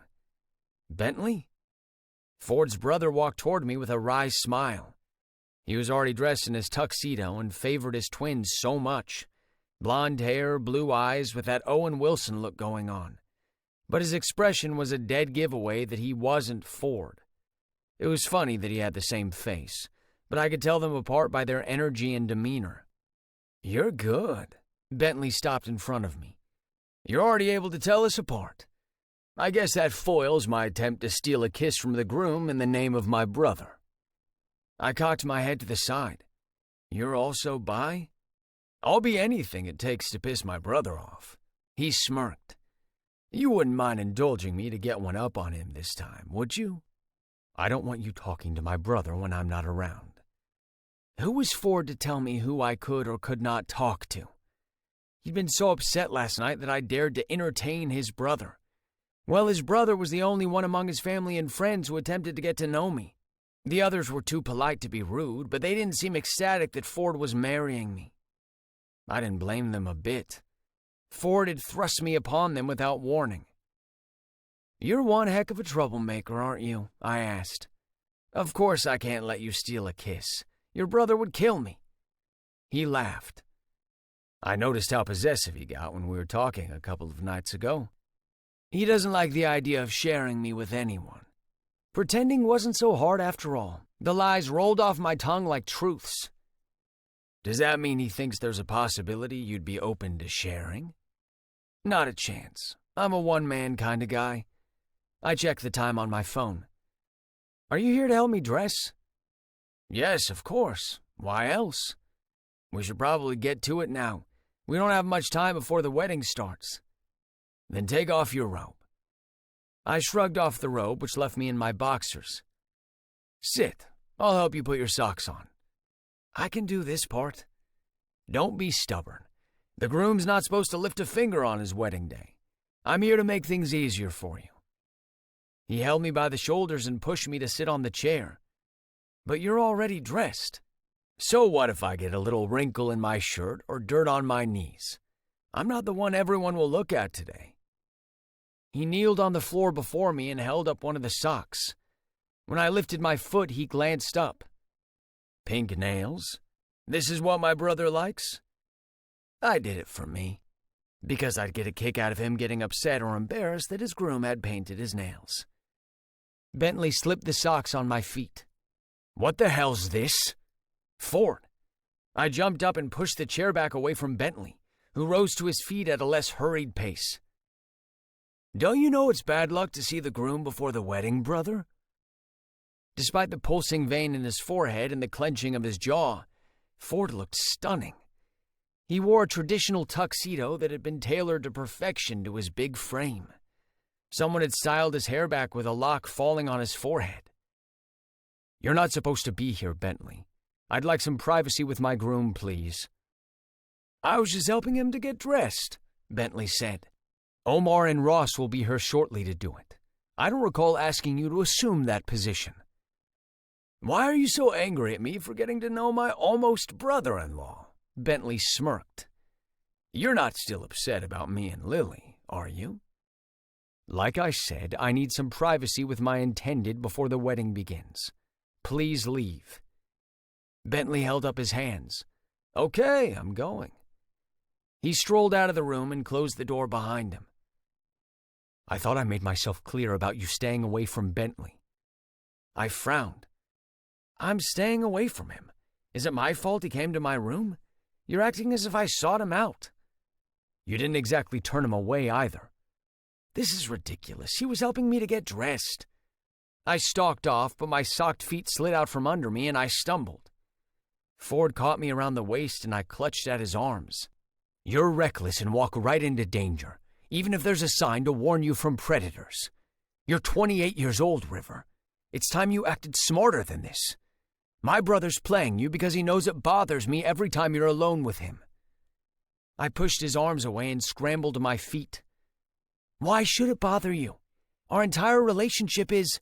You won't speak of this here. I inhaled deeply. None of this is genuine, so why are you angry your brother speaks to me? Since I was a child, my brother has always tried to get his hands on whatever is mine. As far as he and everyone else are concerned, you're mine. After we exchange those wedding vows, you'll be mine. My brother and I are not friends, River, and I expect you to be a dutiful husband and stay by my side. Of course, that was what all this boiled down to. I needed to be a dutiful husband to my lord while he watched over the fiefdom. You don't have to worry. I'll honor our arrangement. Stay away from him, River. This is my final warning. I rolled my eyes. Is that why you decided to doom our marriage by seeing me just before the wedding ceremony? I don't believe in that crap, and I came here to give you this. He removed a box from the inside of his tux and dropped it on the table. I hate waiting. Please don't let me have to escort you to the officiant myself. Ford stalked out of the room before I could say anything. Who did he think he was anyway? I fumed and eyed the box he'd thrown onto the table. Was that the way to give someone something? My phone rang and an unfamiliar number flashed across the screen. Hello? River. My legs almost gave out. Cammy? I know, I'm sorry. I'm so sorry. Cammy, where are you? I'll come get you. You can't. I need some time alone. I should have told you what I had planned, but if I had, you would have stopped me. You shouldn't have done that, Cammy. That's a lot of money you took. So we can move on with our lives. He can afford it, River. Still, it's way too much. Look, if you bring back his shit, he won't press charges. It's too late.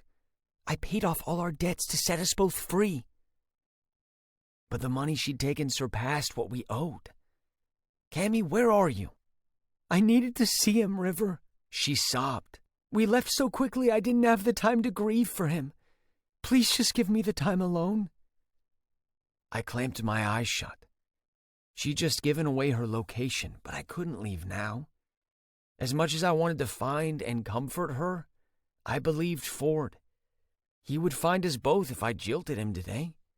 The money he could forgive, but if I stood him up at the altar, he would make Cameron and me suffer.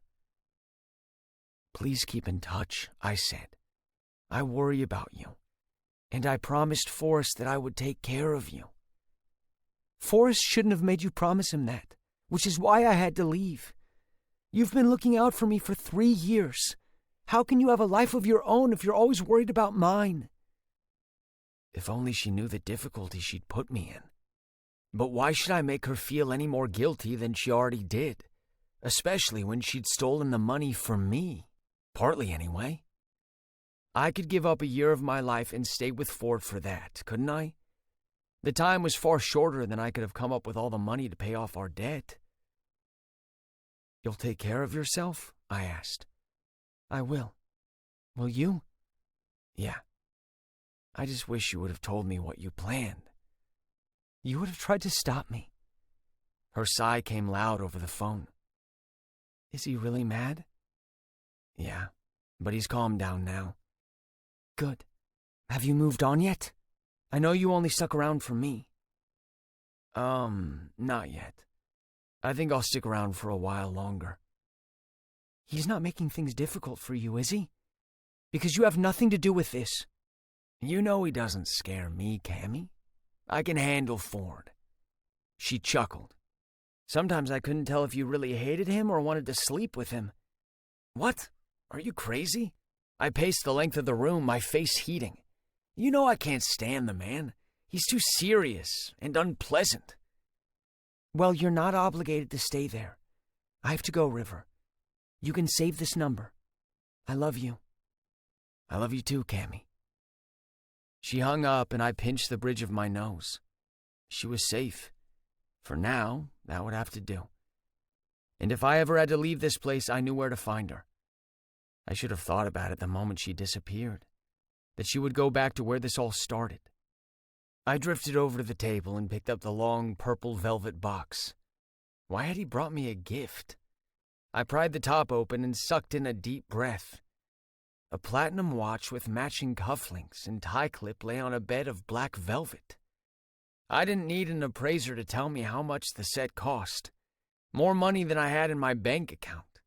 It made little sense for him to buy me such an elaborate gift when my partner in crime had robbed him. What was he playing at? Ford hadn't stopped trying to change my appearance since I agreed to this wedding.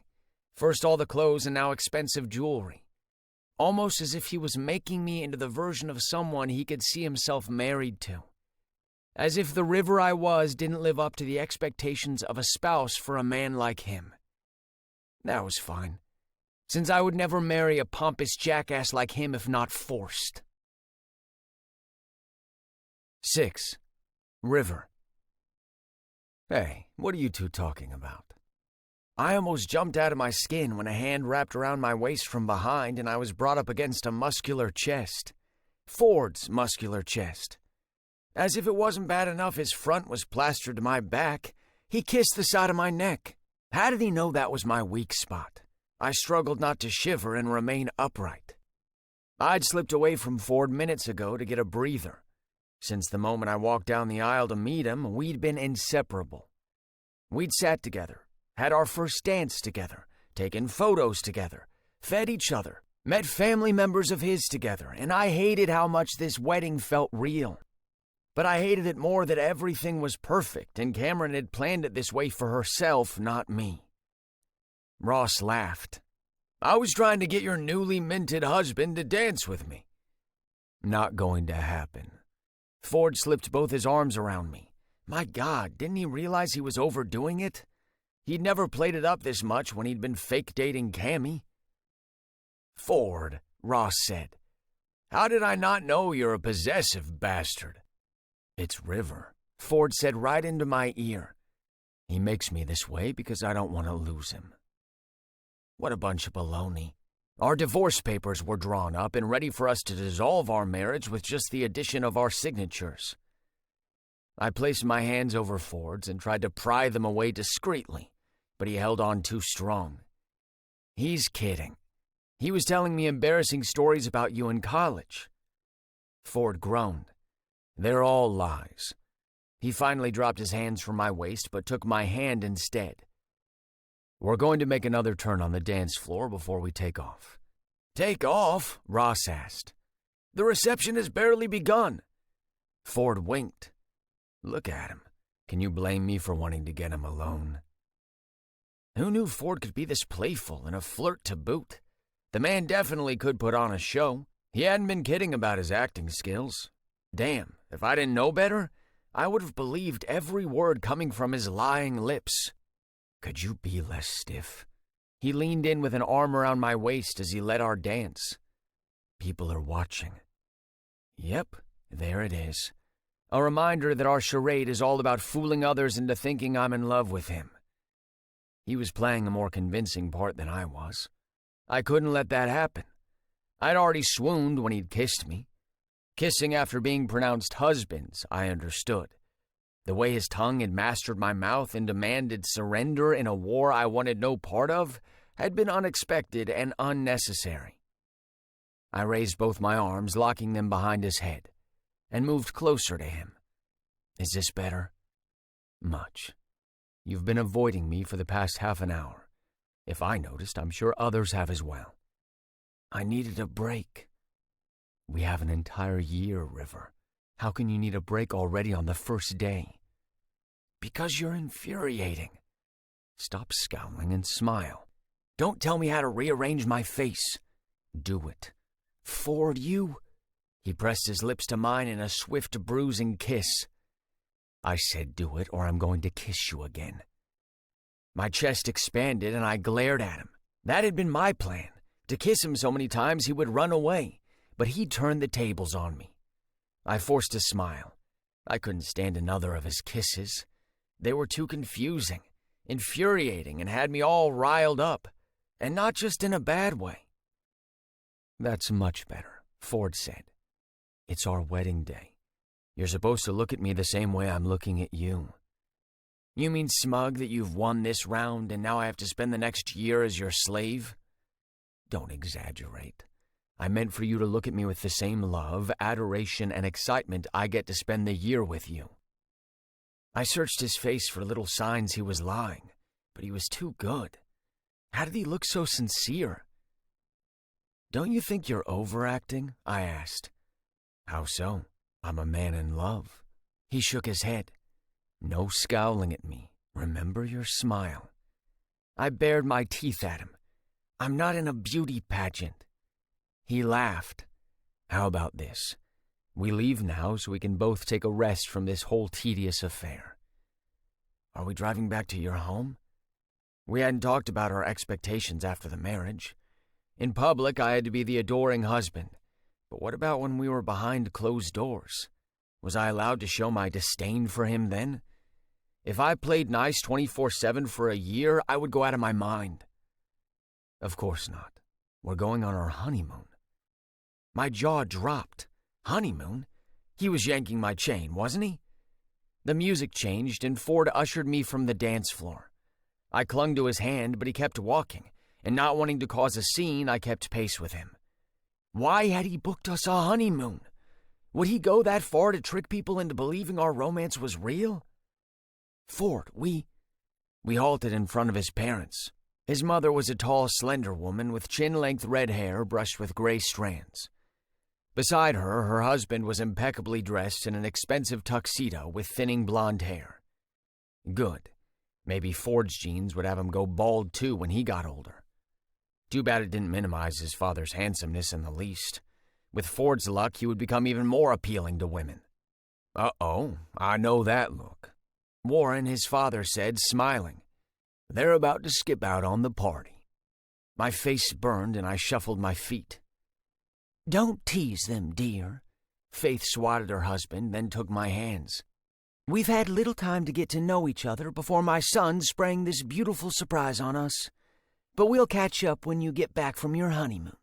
Mom, at least let me have him to myself for a while before your busybody ways send him running for the hills, Ford said.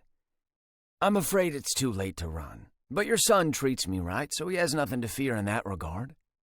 That's right, dear. Her smile grew.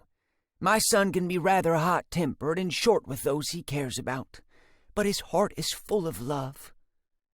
Full of something, all right. Too bad she got the key ingredient wrong. It took longer than I'd thought to get away from the reception. Not that I was in any haste. Before we hit the road with Ford behind the wheel of his Jag, I sat next to him with my arms folded and stared out the window. You haven't asked where we're going, he said. I shrugged. Doesn't matter where. When it's with you, the destination is the same. H-E-L-L. It doesn't have to be. Consider it a vacation away from... Oh, that's right, you don't actually work. You swindle people for a living. What does that say about you? That you married a swindler? That shut him up. For a few minutes. How did you get started swindling people anyway? Did you wake up one morning and decide it's easier to help yourself to people's money? Shut up, you don't know anything. That's why I'm asking. Can't you take a hint? I don't want to talk about it. I reclined the seat into a comfortable position. Wake me up when we get there. This wedding stuff has made me exhausted. That's probably for the best. Wouldn't want you too tired for later. I scowled but didn't respond. He would only goad me into another argument, and so far he'd been winning them all. That rubbed me the wrong way. I was exhausted from the stress of the past 3 days. I jumped from single and not husband material to engaged and married in that short time. That had to be the reason for all the lapses in judgment, for thinking too much about his lips on mine, and how he touched me as if I was really his. River? We're here. Is that you, devil? I grumbled. A low, throaty chuckle filled my ear. You should be so lucky. I didn't move when the car door opened and slammed shut. I was jerked awake by hands releasing my seatbelt. What are you doing? I pushed at Ford's hands. Why so jumpy? Since you weren't moving on your own, I thought you wanted me to carry you over the threshold. I shoved at his shoulders. Move, asshole! He sighed and stepped back. I climbed out of the car and stretched to get the kinks out of my body, ignoring him. It was already late evening and the weather was cool. I guess I'm living out of your suitcase since this honeymoon took me by surprise. The historic-looking building stood on a lush green lawn. Rolling mountains loomed in the distance. Where are we? Why does it look like a place where a body could be dumped and not be found? A bark of laughter left Ford. What's the fun in killing you? Torturing you for a year is much better. If only I could slap the pleased look from his face. He'd always been so surly and bad-tempered, but ever since I'd agreed to marry him, he'd changed. Was he amused that someone who hated him had no option but to marry him? What else could it be? Two can play at this game, darling, I said. Don't forget that. What are you going to do? Refuse to put out? I sucked in a deep breath and averted my eyes. I'd slept with my fair share of people, including a handful of men. Nothing about sex embarrassed me, yet he'd caught me off guard and uncomfortably aware of him in the past 3 days. Where are we, Ford? Meadows of Dan. Cammy had booked us a honeymoon mountain cabin. Let me check us in and find a guide to take us there. I was all too happy to stay behind and put some distance between us. Right, this was supposed to be Cammy's honeymoon. So many times I'd wanted to ask her if she'd slept with Ford, but I'd always been afraid of the answer. Had she chosen such a breathtaking honeymoon destination because she had hoped to sleep with him? It was none of my business what the two of them had done. Their relationship might have been based on a contract, but people had believed in their whirlwind romance. Cammy and Ford had amazing chemistry. At times, I'd been sure they'd fallen in love with each other. Now that Cammy had stolen from him before she left town, I knew it had all been a ruse. But how far had she taken it? We'd always drawn the line at her sleeping with anyone for money, even though that was how my brother and I had found her. She'd slept with him, then tried to steal his wallet while he was out cold. He'd given her a way out of that life by joining our duo. At first, I'd resented her, but then we'd all become so close. When my brother died, we'd continued with the two of us. Ford returned with a young man in his early 30s, Colby, his name tag said, and was gushing about how I was the only man who made him think about getting married. I struggled not to roll my eyes at his bullshit. If someone got suspicious or found out we were faking, it would be because the dumbass kept overplaying his role. No one was that sappy for real. Although he would be kind of adorable if he was. But he was only acting, so that didn't matter.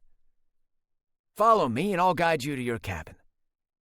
It was a short drive up to the mountain cabin, which stood secluded from the rest of the accommodations. No wonder they reserved it mostly for honeymoons. The 2-story tobacco barn-style cottage didn't seem big enough for Ford and me. Here you go, Colby said. You're home for the next 3 days. There's warm water, but it might run out quickly. At the restaurant in the main building, we serve a buffet-style breakfast from 8 until 10. You can dine at the restaurant or choose to eat in town. Tomorrow, we'll have guided equestrian activities and nature trails. Feel free to join us or wander around on your own. Lots to see and do. Thank you. My husband and I will talk it over, Ford said. I'll leave you then. If there's anything you need, call us. And congratulations again on the nuptials. I hope you have a long and rich marriage. I held in my snort. Barely. 7. Ford. I clenched and unclenched my fingers and gave only a half-listening ear to the groomsmen chattering while indulging in a glass of champagne. It was almost time to head over to the garden where the wedding would take place. Following the ceremony, we would hold the reception in the rustic barn setting. When Cammy had made the preparations, I had cared little about them. My one goal was to make sure that at the end of the day, someone took my last name. She'd chosen well. The location was perfect, idyllic, romantic, and just half an hour from the city. Although we could have used our ranch, this venue was much better. We wouldn't have to deal with the preparations and remove everything once the ceremony was over. Bentley was chatting to Ross, and my nostrils flared. He was up to something. I could feel it. If the bastard ruined my wedding, I wouldn't forgive him. For too long I put up with his condescending attitude and jealousy. It was one thing to be competitive as a kid, but to do so as an adult with malicious intent was another. Seeing him on his knees in front of River had almost given me a heart attack. I thought he was blowing River until River got to his feet. Relief had washed over me, but the feeling hadn't lasted. Every time images of my fiancé in his undressed state so close to my brother popped into my head. As far as I knew, Bentley wasn't into men, but that wouldn't stop him if he thought he could make a fool of me and gain the upper hand. The interest he'd taken in River unnerved me.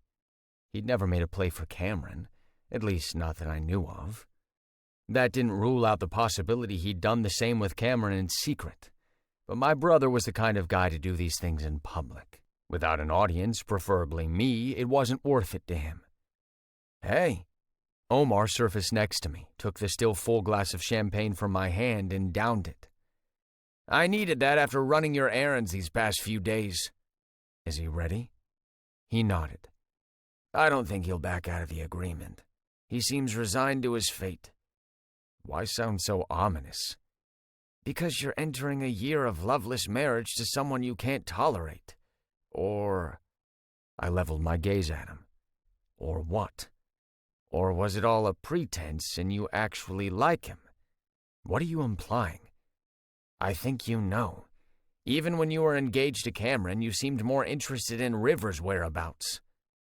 "Simply because I knew he didn't approve of the marriage and might ruin my plans. Luckily, he got caught in his own trap." "You really think he colluded with Cameron? Why would he stay behind?"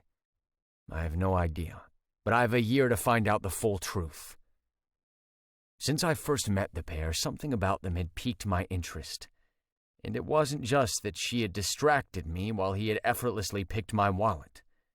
If I hadn't seen the two of them talking some minutes before, I wouldn't have figured they knew each other, and they would have gotten away with their crime that day. "Places, everyone!" The wedding planner breezed into the room, straightening ties and nodding in approval as we followed her out to the garden. A beautiful rectangular arch constructed from rustic wood, draped with a dusty rose-pink chiffon, and decorated with flowers and greenery, was the perfect ceremony backdrop. Almost all the original guests had shown up, which was great. Everyone had come to terms with me having a different fiancé. My parents sat chatting with the other family members who'd shown up, waiting to be told to assume their position. River and I had had dinner with them, but they hadn't pried. Just let me know they were looking forward to the wedding. I wasn't the only member of my family who wasn't straight, so I'd hoped they would be accepting, tolerant at worst, and so far they had been marvelous about it. They already knew River from his close relationship with Cameron. I sensed my mother had questions, which I expected to come when the ceremony was over. I peeked at my watch. Where was River? We were already 10 minutes late. "Are you sure he won't run?" I asked Omar. He shrugged. "He can, but I don't think he will." The wedding planner announced that everyone should settle down as we were about to begin. My stomach knotted. Hopefully I wouldn't throw up. 5 years ago, when I'd attempted this for the first time, I'd had to deal with the humiliation of calling off the wedding because my slick brother had stolen my girl. My Uncle Timothy was our officiant, and he took his place under the arch. Arm in arm, still looking at each other with so much love, my parents followed, and then it was my turn to step forward. My cousin Sylvia's 5-year-old twin carried the rings, while the other scattered the flowers. Cameron had opted for the traditional wedding march, yet when it sounded, my heart skipped a beat. Would he show? The seated guests stood, and I turned fully to where River came into view. He glanced around, his eyes wide open like a scared rabbit. If he ran, I would go after him in a flash, but he walked down the aisle, a little too fast. "Someone's eager," Uncle Timothy said, and a few people chuckled, but I couldn't appreciate his humor. River cleaned up nicely. He was a handsome guy, but polished up, my groom was one of the better-looking men present. When he stopped in front of me, I held out a hand, palm up. He met my gaze, then carefully placed his hand in mine as though afraid to touch me. I frowned at the unexpected pink nails. He narrowed his eyes in a silent challenge. "Say something, I dare you." I barely withheld my chuckle. "We are gathered here today," Uncle Timothy started. River's hand felt strong in mine, not rough, although he had a few calluses, but not soft either. I peeked at his nails again as Uncle Timothy droned on. They were certainly pretty, not something I'd expected River to go for. Uncle Timothy asked if anyone knew why we shouldn't get married, and River looked at me sideways. I squeezed his hand.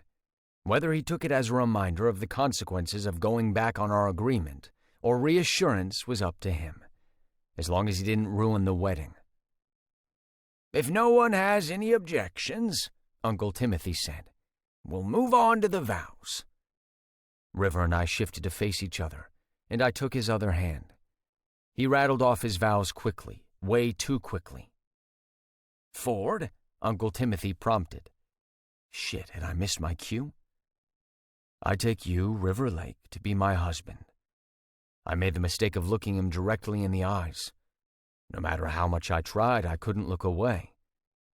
"To have and to hold from this day forward, for better, for worse, for richer, for poorer, in sickness and in health, to love and to cherish until we are parted by death.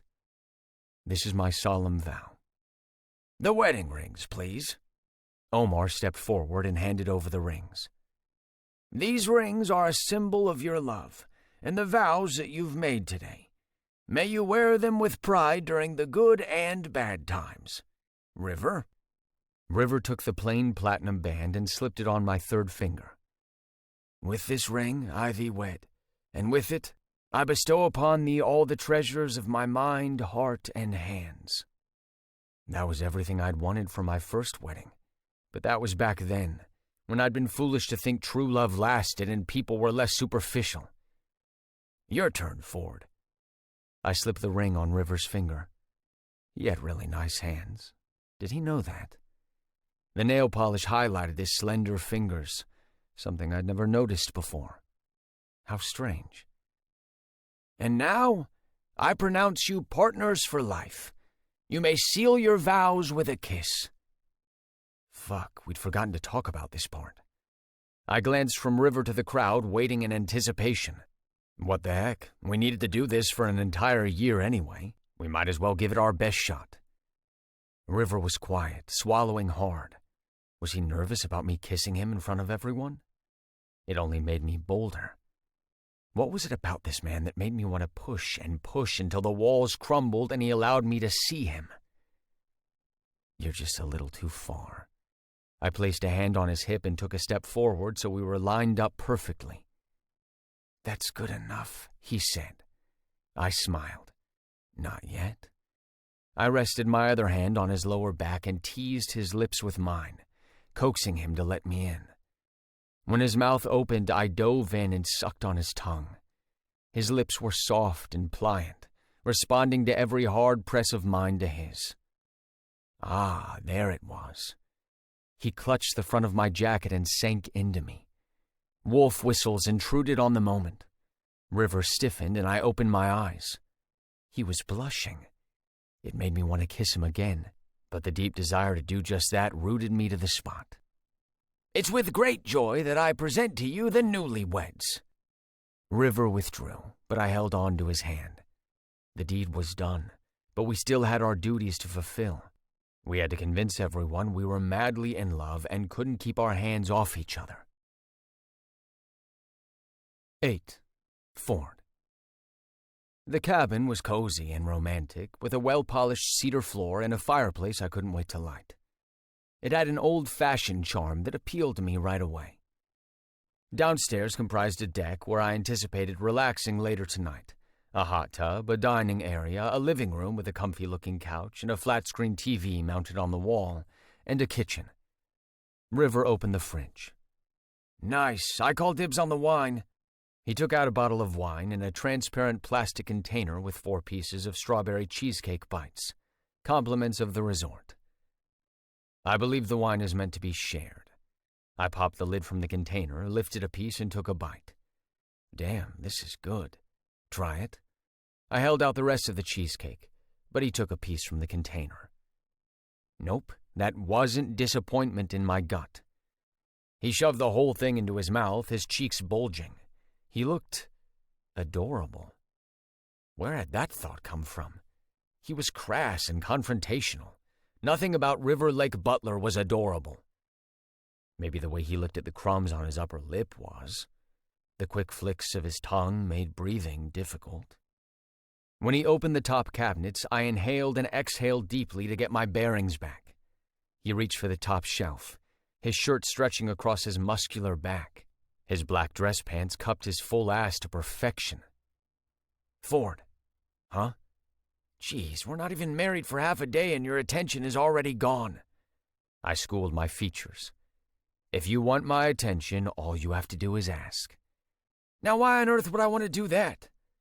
He handed me 2 wine glasses and popped the cork. He poured the wine into both glasses, then downed his glass in one gulp. I scowled. Not even a toast. What's there to toast? Haven't you had enough already of people toasting us at the wedding? The face he made showed me how distasteful he'd found the whole affair. What are we supposed to do on this honeymoon? Practice being together and getting to know each other, so when we return home we can act like lovers instead of strangers. You mean enemies? I don't see you as my enemy. He laughed and topped up his glass. You could have fooled me. I know you asked Cameron to cut ties with me, that you were afraid I would ruin your marriage. Can you blame me? You did it anyway. I know you talked her out of marrying me. Well, excuse me for not wanting to see her throw away a year of her life with someone who was just using her. And what are you complaining about? You still got someone to marry you, didn't you? Although I can now see why your fiancé dumped you, and why you needed to bribe someone to marry you. I clenched my teeth and my vision went black for a few seconds. When I blinked, River's white face came into focus. Ford, I smacked his hand away. Don't. For as long as this marriage lasts, there's one topic that's off limits, and that's my ex. Got that? He swallowed. Yeah, I'm going to change, then go for a walk. And what do I do in the meantime? I don't care. I put the glass down and stalked out of the kitchen. Both of our suitcases stood in the hall. For a moment, I contemplated grabbing just mine, but damn it, I couldn't. I carried both up the stairs to the bedroom and slammed the door shut. Within 10 minutes, I was back downstairs. I passed the living room, catching a glimpse of River's miserable face with the bottle of wine in hand. He ditched the glass and drank straight from the bottle. With any luck, he would be drunk and passed out by the time I returned. Only when it was dark did I return. I parked the car in the driveway. God, I was a tool for being gone so long. Yes, he'd ticked me off with his comment about my first failed attempt to get married, but I shouldn't have left him alone for hours. After all, I dragged him into this. Was he hungry? Other than the wine and the strawberry cheesecake, nothing else had been in the fridge. Is this any way to treat your husband, son? My father's voice echoed in my head, chastising me. With a groan, I unbuckled my seatbelt and grabbed the bag of food I'd gotten from the restaurant. A peace offering. If we were going to spend a year in hell with each other, we should at least find a way to be comfortable around one another. All this bickering would make the year seem longer.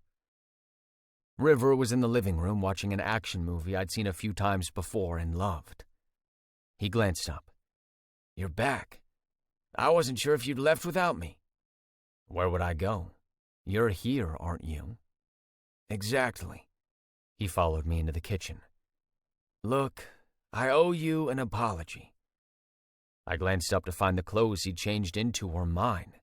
He must have gone into the wrong suitcase, and since he'd left me alone to quickly source him new clothes for our honeymoon, he had no idea which set of clothes were his. The shirt was a little too big for him, but he looked good in it. It's not needed. Damn it, Ford! He braced his hands on the counter. I'm trying to apologize for mentioning... I don't want to talk about her or what happened. I'm not a complete asshole, you know. I lashed out because I was angry. It's a coping mechanism I've learned since... Since what? This was the closest we'd come to having a heart-to-heart. Nothing. It's none of your business. I slid the bag across the counter toward him. I brought you something to eat. It's my turn to apologize for leaving you for so long. I honestly thought you'd left and weren't coming back. We have a deal, River. 1 year. You may drive me crazy, but if I walk away, it's to cool off. I'll always come back. Because if you don't do the year, you won't get your inheritance. Exactly. I nodded at the food. Aren't you going to eat? I'm going to take a shower and then go to bed. It's been an exhausting day. Actually, I'm more tired than hungry. I'll put this in the fridge for tomorrow. I shrugged. Suit yourself. About the one-bed situation. What about it? Where am I supposed to sleep? The bedroom. Where else? Oh, okay. Thank you. What was he thanking me for? Did he think I was going to kick him out of bed? It was big enough for the two of us. Besides, we would have to share a bed for the year anyway. I wanted to leave no room for someone to discover our marriage was not real. I climbed the stairs and went straight to the bathroom. Bearing in mind what Colby had told us, I kept the shower short to save some of the hot water for River in case he hadn't showered. As tempted as I was to let the high-powered shower head beat the stress from my shoulders, I turned the water off, toweled my body dry, brushed my teeth, and entered the bedroom. River stood next to the bedside table, popping something into his mouth. "What's that?" I asked. "What's what?" "That you're eating." I hadn't noticed the gift basket, which was overflowing with goodies. "Is that from the resort?" "None of your business. You left me alone, so technically they're mine." He picked out what looked like all the chocolate and stuffed them into his jeans pockets. I placed my hands on my hips. "I'm sharing the bed with you and you can't share one chocolate?" "Sharing the bed?" His mouth fell open. "You told me I could sleep in the bed." "Yes, next to me." I quirked an eyebrow. "Is there a problem?" "Damn it, I thought you'd take the couch downstairs," he muttered. "Do you see the size of me?" His gaze dropped below my waist. He swung his eyes up, but it was too late. I'd seen where his attention had gone. "So you expect us to sleep together for the next 3 days?" "Yes, the bed is big enough for 2 grown men." He fell silent, stared at me as though waiting for me to cry prank. I'd never been more serious. If I slept on the couch, I'd be stiff tomorrow, and I was looking forward to horseback riding. River glowered. "Next, you'll tell me you expect me to put out to make this a proper honeymoon." Why was his irritated face so sexy? How far did I dare to tease him? "Would that bother you?" I held in my grin. We're 2 men sharing a bed. It'd anger all the sex gods known to man if it didn't happen. "Will you be serious and stop fucking around?" River's face was all flushed again, like after every time I'd kissed him. He made it so easy to mess with him. "Who says I'm not being serious? You'd love it if I fucked you." His nostrils flared and he narrowed his eyes. Without a word, he turned his back to me and rummaged through the gift basket. I snickered quietly. I never expected him to back down so quickly. Hands clenched, River walked past me. No, not past me. He stopped right in front of me and slapped the items against my bare chest. "All right, then. You're on. After I take my shower, you can show me how much I will not enjoy you fucking me. My dear straight husband." He opened his hand and the items tumbled to the floor. I stood frozen. A tube of lube and a condom lay at my feet. "Just what I thought." He walked away, a smirk on his face. Oh, he was so cocky, so sure I would be the one to back down from having sex with him. Several minutes passed and I stood rooted to the spot, eyeing the lube and condom. It made sense the resort would add these to the basket of goodies. We were married after all. Was I going to let him win this round and admit defeat? Fuck no. In the bathroom, the shower turned on. He would be naked, water running down his body. Why wait until he got in bed? It would be much easier to do this outside of it. I picked up the lube and condom and swore. It wouldn't fit, but that shouldn't matter.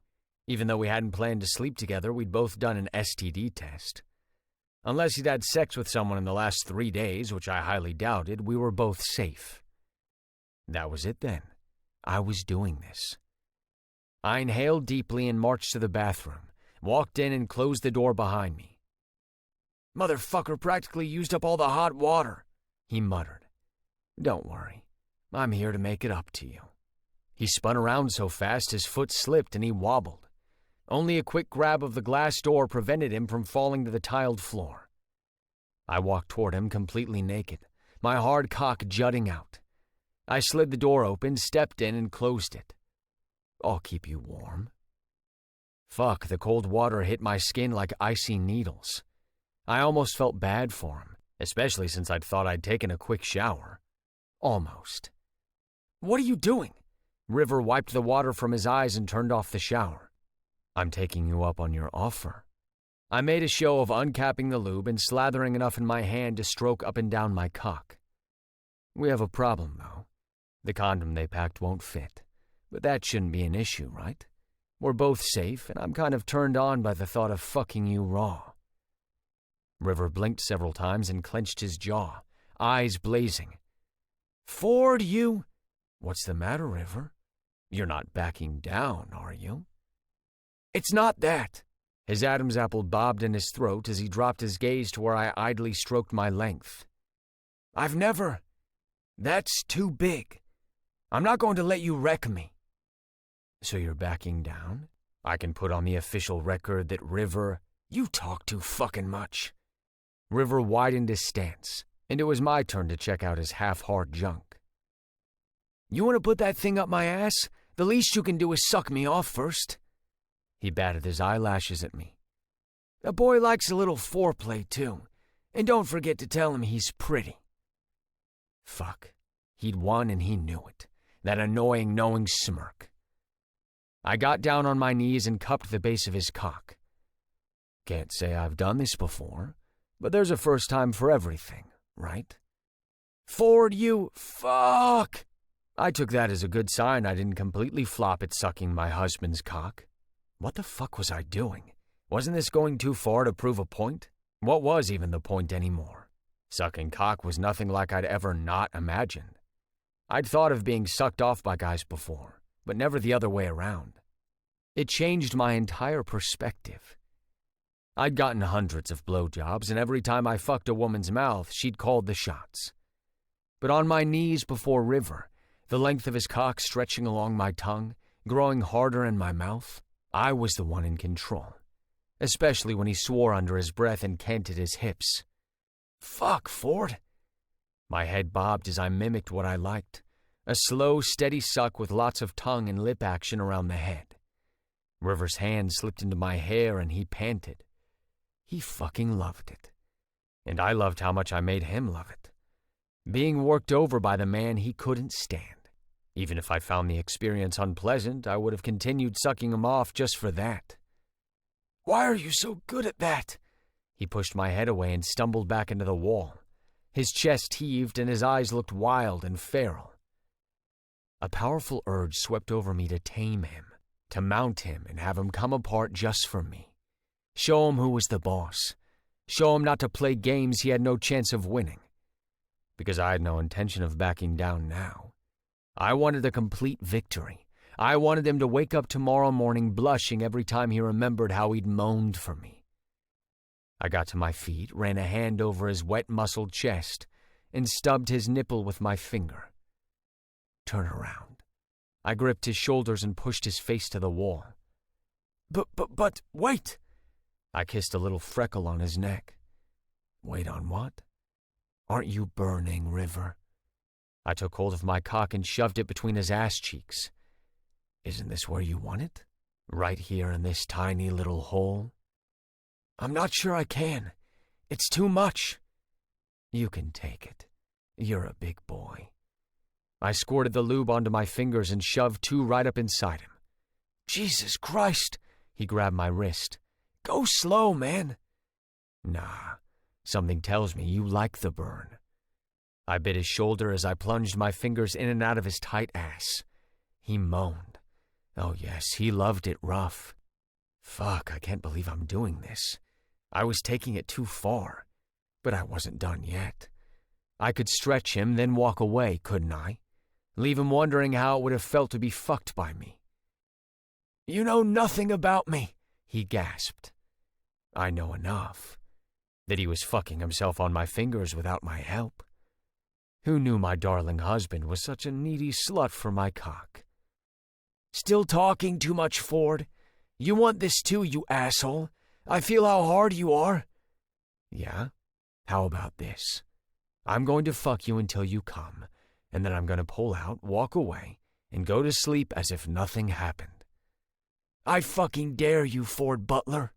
Hands above your head on the wall. Screw you, I don't take orders from you. I grabbed his right arm and locked it into position over his head, then snagged the other one in place. Another moan and more pushing back. He did like to be restrained. I must remember I can't trust anything out of my husband's pretty mouth. With my right hand, I guided the head of my cock to his hole. Ford! I shoved a few inches inside him. My toes curled and my throat went dry. I should have thought more about doing something so reckless. I would never have if I had known how tight he would clench around me, or how the side of my cock disappearing into his hole almost made me nut inside him. But I had a bet to win. You want more, don't you, sweetheart? Fuck, I'd meant that to come out mocking. All you do is talk, he panted each word. You got a big dick, but you know how to use it? Seriously? He was still challenging me, even though I'd proved to him I wouldn't ever back down? He still hadn't learned his lesson. I pulled out to the tip, then slammed back in again. Apparently, he wasn't the only one with a lesson to learn. A shiver ran down my spine. I was up to my balls in River's ass, and I couldn't recall anything else ever feeling this good. Still not moving, he taunted. You can just say it, I forced out from dry lips. You're a slut for it. I'm a slut for any cock, Ford. He laughed softly. You'd have been special hadn't I let you fuck me, but now... I clenched my teeth. How did he dare to bring up other men when I was inside him? I slid a leg between his and shoved his thighs farther apart. I might have twisted his arm a little as I moved against him, fucking him without mercy when I would have gone slow before. My pelvis smacked into his ass over and over, each thrust easier as his muscles relaxed. Fuck! River strained against me. Ford, you bastard!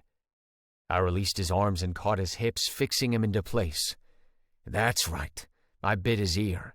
This fucking bastard is inside you, and you're loving every inch. I don't. I fucking hate it. I hate you. Why, River? You fucking hate it so much you're grinding on my dick? Moaning for me? I don't mean it. He tried to stifle the next moan, but didn't succeed, and I chuckled. Too late. I own you now. Every fucking gorgeous inch of you. I was talking too much. Who knew River's ass would have the power to make my tongue so loose?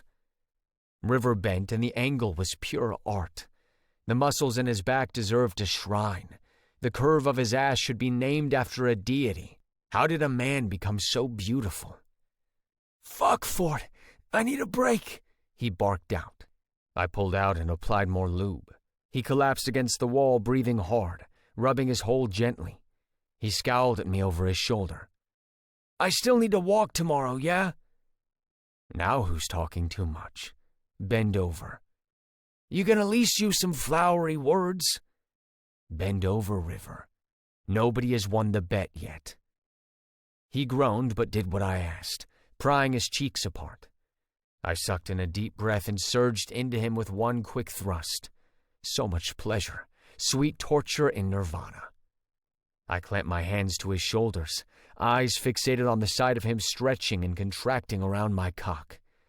His cries grew louder, his moans lustier, alluring, addicting. There was something special about making a man moan. There was something special about making River moan and bounce back on my cock. Such a fucking slut for it. I stopped moving, but he rocked back on my cock and I laughed in delight. That's it. Take all you want. Show me how hungry you are for it. How slutty you are. Fuck you, Ford. Don't want it. Yeah, do that. Show me how much you don't want it. Fuck me like that, River. Jesus, your ass is perfect. I just wanna... I smacked it hard and he rode me harder. I knew you'd like that. Smack, smack. Keep going. You're close, aren't you? He wasn't the only one. If he kept this up, I'd be spilling my seed before him. I reached around him and took his cock in my hand, then jerked him off while I pounded into him. Fuck, Ford! He was simultaneously pushing at my hips and pulling them back. His indecisiveness over whether he could take it and how much he craved it was so hot. My husband, River Lake Butler, was fucking hot. A loud cry tore from his lips and he came all over my hand and the wall. Yes, I won. All I had to do now was pull out, walk away, go to bed and pretend like this wasn't the best goddamn fuck of my life. The kind of fucking that won Pornhub awards. The kind of fucking that sent porn viewers to search who the actors were so they could devour all the content they put out. The kind of fucking I couldn't walk away from. River Lake Butler was, after all, one smoking sexy man, who was my husband. Maybe it wouldn't be so bad to lose this bet. I was high on endorphins as if my feet had left the floor, and I was levitating. I dug my fingernails into River's hips, keeping him with me. I grunted and plunged into him a couple more times, then plastered him against the wall with my pelvis shoved up against his butt cheeks and nutted inside him as far as humanly possible. Well, fuck, that was unexpected. I pulled out of River and he hissed. Slowly. I slipped out of him, and a streak of cum dripped from his ass. I stared at it. My throat constricted and my heart beat hard inside my chest. Never would I have thought to see River like this, his hole slack from the rough fuck and cum leaking out of it. A flutter danced in my insides. I wanted to wash him and wrap him up in a towel. I reached for the bar of soap to do just that. River pressed his back against the glass. He shoved his wet hair off his face and grinned. I think that's your cum I feel running out of me, isn't it, Ford? So much for walking away. Damn him. He just had to open his mouth and ruin the moment. I slapped the soap into his hand. You should wash up. Don't want you getting cum stains all over the sheets. I wobbled out of the bathroom as fast as my shaky legs allowed, banged the door closed behind me, and leaned heavily against it. Ford, you dumb son of a bitch. What can of worms did you just open? 9. River. Again? Fuck, Ford was insatiable. He kissed the back of my neck, and I automatically spread my legs for him like the slut he'd accused me of being.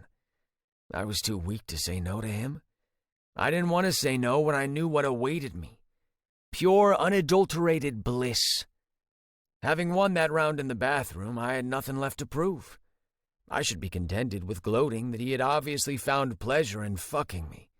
It had taken a while to wash all the cum out. Most of it, anyway. Some hours ago, after crawling awkwardly in bed next to him and falling asleep, I'd woken up to Ford settling behind me and pushing his right leg forward. I should have shoved him away, but I'd moaned and clutched at his hips while he fucked me into another orgasm. The second time, intense but gentler, had lasted even longer than in the bathroom. How could he get it up again? Somehow he did.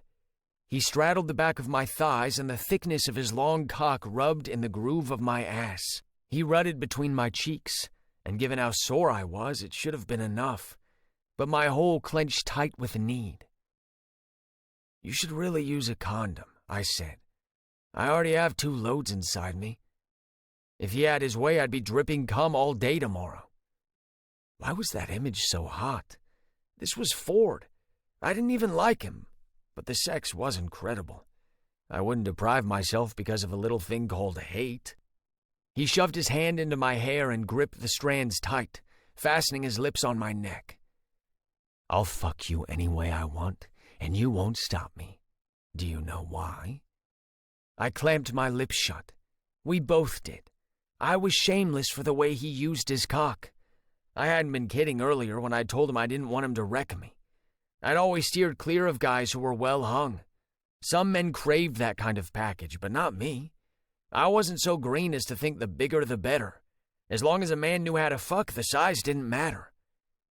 Then along came Ford to test that theory. Not only was he hung, but he knew how to use it. He'd left me sore but still craving it. Already full but still thirsty for more. "That's right," he said. "You love it too much. Now you've had a taste of it, you can't let it go. Can you, sweetheart?" His sweetheart rubbed me the wrong way. He had said it without sincerity, mocking. "You're a fine one to talk," I gasped, but then he filled me up with one thrust, and I lost my train of thought. For a second, my soul separated from my body. I swore. He didn't take his time, and I should complain, but I liked it. Liked how he wanted to be inside me so much he was impatient about it. "You obviously got your first taste of fucking a man, and now you can't stop. Can you, sweetheart?" I threw his words back at him. Damn it, twice was apparently not enough. Ford should have been humiliated that his plan in the bathroom had backfired. He should have stayed away from me, knowing I would always call his bluff. I couldn't have been more wrong. At this ungodly hour, it was pitch black in the bedroom, but sight was overrated anyway. All I needed was to feel him, hear him, smell the scent of sex that hung in the air. I angled my hips and threw my ass back into each of his stabbing thrusts. Fuck! I clutched the bedsheet, bit it, ground it between my teeth to stifle my whimpers and cries. I didn't want to give him the satisfaction of how well he railed me into the mattress. I hissed. He'd fucked me raw twice already, but each thrust hit my prostate head on, and I couldn't have asked him to stop if my skin were on fire. "River." He groaned my name and pressed his face to the back of my neck. "Why do you feel even better the third time? Does it hurt?" "Yes, you prick. Hurry up and finish." "I want to go harder. Can you take it?" "I can take anything you throw at me." 5 minutes later, I wished I hadn't told him that. But I had my pride, and he would never accuse me of being the one to bow out. Not even biting the sheets was enough. I let out the cries along with a stream of curses at him for using me like this, and at myself for allowing it and even craving it. While he pounded into me, I lay there with my ass in the air and hung on for the ride, whimpering because I couldn't do better. No other man had ever owned me the way Ford did. He had me practically sobbing on his dick. My thighs went stiff, and a moan I could only describe as pitiful left me. My hole contracted as I came, just a little trickle of cum, which did nothing to undermine how my body shook under him with the force of it. The merciless bastard didn't even give me a second to recover. He hammered inside my tender body until his coarse cry overshadowed my pathetic whimpers. I'd only ever felt this wasted when I was drunk, never from a good fucking. I couldn't move, could barely breathe, since Ford had collapsed on top of me. Yet it was oddly comforting to feel his enormous body bracketing me like this. A soft kiss landed on my shoulder and I stiffened. "Get off me, you horny bastard," I groaned. He laughed, but the sound was breathless. Good. I wasn't the only one having a devil of a time recovering from what had just happened. What if he'd been the one bottoming? Not that I was into topping other men.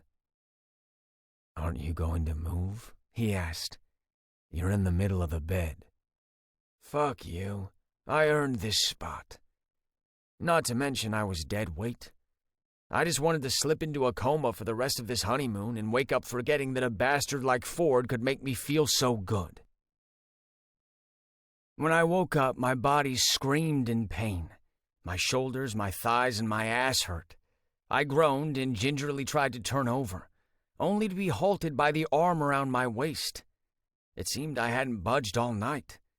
I was still sprawled in the center of the bed with Ford up against me. I popped one eye open and stared at his stubbled face. With him sleeping, I didn't need to put my guard up so early. Was it early? My stomach grumbled, reminding me I hadn't eaten in a long time. After the sex marathon last night, I needed something filling. And to relieve my bladder. I reached back, raised Ford's arm, and inched out from under it, taking great care not to wake him as I replaced his hand on the bed. I needed some time alone to think before he woke up. After sex in the shower, we'd barely been able to look at each other. but it was worse now that we'd done it 2 more times. The first time we could have convinced ourselves it had been a mistake, and that it had solely happened because of our bet. 3 times made our actions deliberate. We'd tested the waters the first time and loved it so much we'd returned for seconds and thirds. Technically, he was the one who'd started all 3 sexual contacts. But you didn't exactly turn him down, did you? No, you begged and writhed and spread your legs for him. I closed the bathroom door behind me and clamped my eyes shut. The memories of last night were still too vivid in my mind. How was I supposed to take a shower without thinking about how I'd bent over for him? Damn you, Ford. Damn your magic dick and foolish reserve to fuck a man, even though you're straight. Unless he wasn't so straight after all, and he tricked me into believing it. That would explain the ease with which he'd gone down on his knees and sucked me off. Or the way he hadn't hesitated at all to fuck me, even though he'd claimed he'd never done it before. How else could he have been so comfortable about what had happened? Most straight guys would have had at least a mini freak-out about their identity, but he seemed like a man who'd already accepted that he enjoyed being with a same-sex partner. You sly bastard. I took an angry piss, my ass clenching as I let loose the stream. He must have had a field day laughing at me. I would never have challenged him had I known he was into men. I'd felt comfortable doing it because I told myself that as a straight man, he would never win that bet. The bastard had let me think that way and fed my ego that I was right. Although it was my fault for instigating the bet in the first place, I hated being misled. That Ford had a self-righteous way about him that made me feel inferior when he was just as bad rubbed me the wrong way. Did he think that because he had a family with origins he could probably trace back to the Mayflower, it made him better than me? Fuck. I was dripping cum. His cum. Humiliated, I stepped into the shower and tried my best to get it all out. Screw Ford Butler. If he thought he was coming near me ever again, he had another thing coming. After a long shower in which I used up all the hot water, I brushed my teeth and combed my hair, then returned to the bedroom. Ford hadn't moved an inch. Was he really sleeping or pretending? I wouldn't take anything for granted with him anymore. I rifled through the suitcase for some clothes, making as much noise as possible. Nothing. He didn't even wake up when I threw the suitcase back into the closet and it landed with a loud thud. Who slept that deeply? He had to be pretending to avoid facing me. He probably realized I'd figured him out. Ford was gay or bi, and he'd likely sucked a cock before, despite him saying what my greedy little heart had wanted to hear last night. That's right, River. You ain't anything special for him, so don't go getting your feelings all involved. Just 1 fucking year, I muttered under my breath. I should throw a glass of water at him.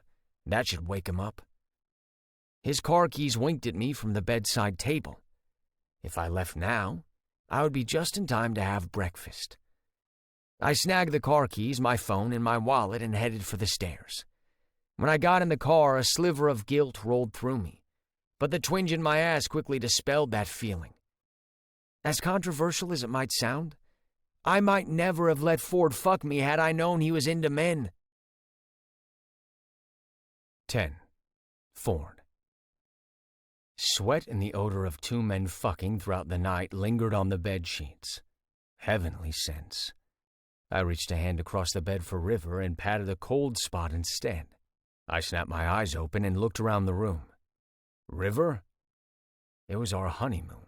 What was the point of being on one if my spouse left me alone in bed? Now that the whole sordid affair of a less than honorable wedding was behind me, I could relax. Pop could get off my case about being the only unmarried grandchild and dropping innuendos he'd cut my share in his will, since I had no family of my own to take care of. The money wasn't what I was after, but the family land. Growing up, I'd always expected the ranch would be passed down to me, until Pop told me a single man didn't need all that land. If I didn't marry, he would leave it to my brother instead. If he'd threatened to pass it on to any of my cousins, I wouldn't have minded so much. But Bentley? He had no passion for the land, and would only convince everyone it was better to sell it for a hefty profit, which would make everyone rich. Some things were worth more than money. I flung the sheets back and crawled out of bed, groaning as I stretched the kinks out of my body. My abs burned and my thighs ached. I hadn't fucked anyone the way I'd done River last night since... never. I'd always been a gentle lover with the women I got involved with. And even if the sex got a little rougher, I'd always held back, mindful of their smaller stature and more delicate disposition. Damn, River was the opposite of everything I admired in a woman. But he could sure take an ass-pounding. My cock twitched at the memory of the man laying under me, taking everything I'd given him. He'd been stunning. Where the hell was he? "River, are you there?" I walked over to the bathroom and knocked. A peek inside showed it was empty. I took care of my bladder, then went in search of him. Downstairs, I checked the kitchen and living room. Finally, I stopped in the hall and listened to the silence. He was gone. I glanced up at the clock mounted on the wall. Damn, it was later than I'd thought. Almost 2 in the afternoon. Maybe he got tired of waiting for me and went out. I ran up the stairs and grabbed my phone, but the battery was dead. Shit. I plugged it in and hurried to the bathroom to shower. When I returned to the bedroom, I called River. No answer. Son of a bitch. I called him twice more but got his voicemail. Was he avoiding me after what we'd done last night? Hell if I would let him. After last night, I had no idea how to go forward, but we couldn't ignore the chemistry between us, could we? I would be a fool to dismiss the way River and I'd combusted when we came together. That had been extraordinary. We could at least spend these 3 days fucking in bliss before returning to the real world. The car was gone. No surprise there. I walked back into the cabin and rang the number Colby had given us. They assured me someone would pick me up right away. Sue me if I didn't want to walk too far on my honeymoon. My husband liked it rough, so I should conserve my energy. A car drove up and a pretty brunette with her hair up in a ponytail got out. For the short drive over to the restaurant, she told me her name was Tammy, and Colby was her husband. She didn't stop talking about the resort and all the activities we could take part in. It's completely understandable if you and your husband would rather spend the time alone. There are lots of hiking trails. Thank you. I climbed out of the car. We haven't decided yet, but now I have a fairly good idea about my options. She laughed. I didn't mean to talk your ears off. If you want to ride back to the cabin, just ring and I'll come running. Well, driving. Thank you, or I may change my mind and walk back. Before I tried to find River, I needed something to eat. After last night's rigorous activities, I was famished. I shoved my hands into my pockets and entered the restaurant, which looked like a recent addition to the main building. A hostess seated me and handed me a menu. The restaurant was buzzing with families and couples laughing and chattering, but no River. Where the hell was my husband? A man shouldn't have to eat alone the day after he got married. The food was delicious, but I couldn't quite enjoy it. I called River several more times, but he didn't answer. All the calls went straight to voicemail. Had he deliberately turned off his phone to avoid me? Was he embarrassed about sleeping with me? We'd both wanted it, and if he was embarrassed, he should know we were in the same boat. River had disliked me from the moment I'd caught him stealing from me, as if it was my fault he'd been clumsy about it. When I asked Cameron out, he'd hated me, which had turned to loathing the longer we were together. By the time I proposed my marriage arrangement to her, he hadn't been able to stand the sight of me. All that was now water under the bridge as far as I was concerned, but maybe now that he'd slept with me, he abhorred me. I need to find him and explain. Where to look? I wandered through the restaurant, the lobby, and all the other public spaces, but I couldn't find River. I couldn't possibly search the entire property for him. The resort was spread over thousands of acres. He could be anywhere. Was he back at the cabin? I'd better wait for him there. He would have to come back eventually, wouldn't he? I set off on foot back to our honeymoon love nest, but the car wasn't parked in the driveway. God damn you, River. I entered the house and slammed the door behind me. Where the hell was he? Even if he didn't want to be near me, the least he could have done was tell me where he was going. Didn't he expect me to worry? He's probably ditched you, just like Cameron. But if he intended to leave me, why bother to go through with the wedding at all? Unless last night had pushed him out the door. My chest tightened at the thought of River disappearing on me. Despite my threats, I would never have forced him to marry me if he'd said no. There's something about how we fit together last night. Last night had been real. The first time he'd allowed me to see parts of him he'd never shown when he was with Cameron. And it hadn't been just the sex, but the raw, honest way he'd shared his emotions when I was inside him. How could he disappear after that? I paced the cabin like a madman, going nuts with worry. Again, I tried River. Again, he didn't answer his cell phone. At my wit's end, I called Omar. "Hey, man," he said. "What are you doing calling me from your honeymoon? Aren't you having fun?" Oh, I'd had fun last night. So much fun I'd forgotten the purpose of this marriage was to keep my inheritance, and not to see how far up River's ass I could make it before he moaned. River left me. "What? It's been less than 24 hours since you got married." He laughed. "How can you lose your husband already?" "I'm serious, Omar. He's gone." "How long ago?" "I don't know. I slept in. Didn't wake until after 2, and I think he might have been up long before me. It's now almost 4, and he still isn't back." "You tried calling him?" "Of course I have. It's off." "Shit. If it's off, then I can't track it."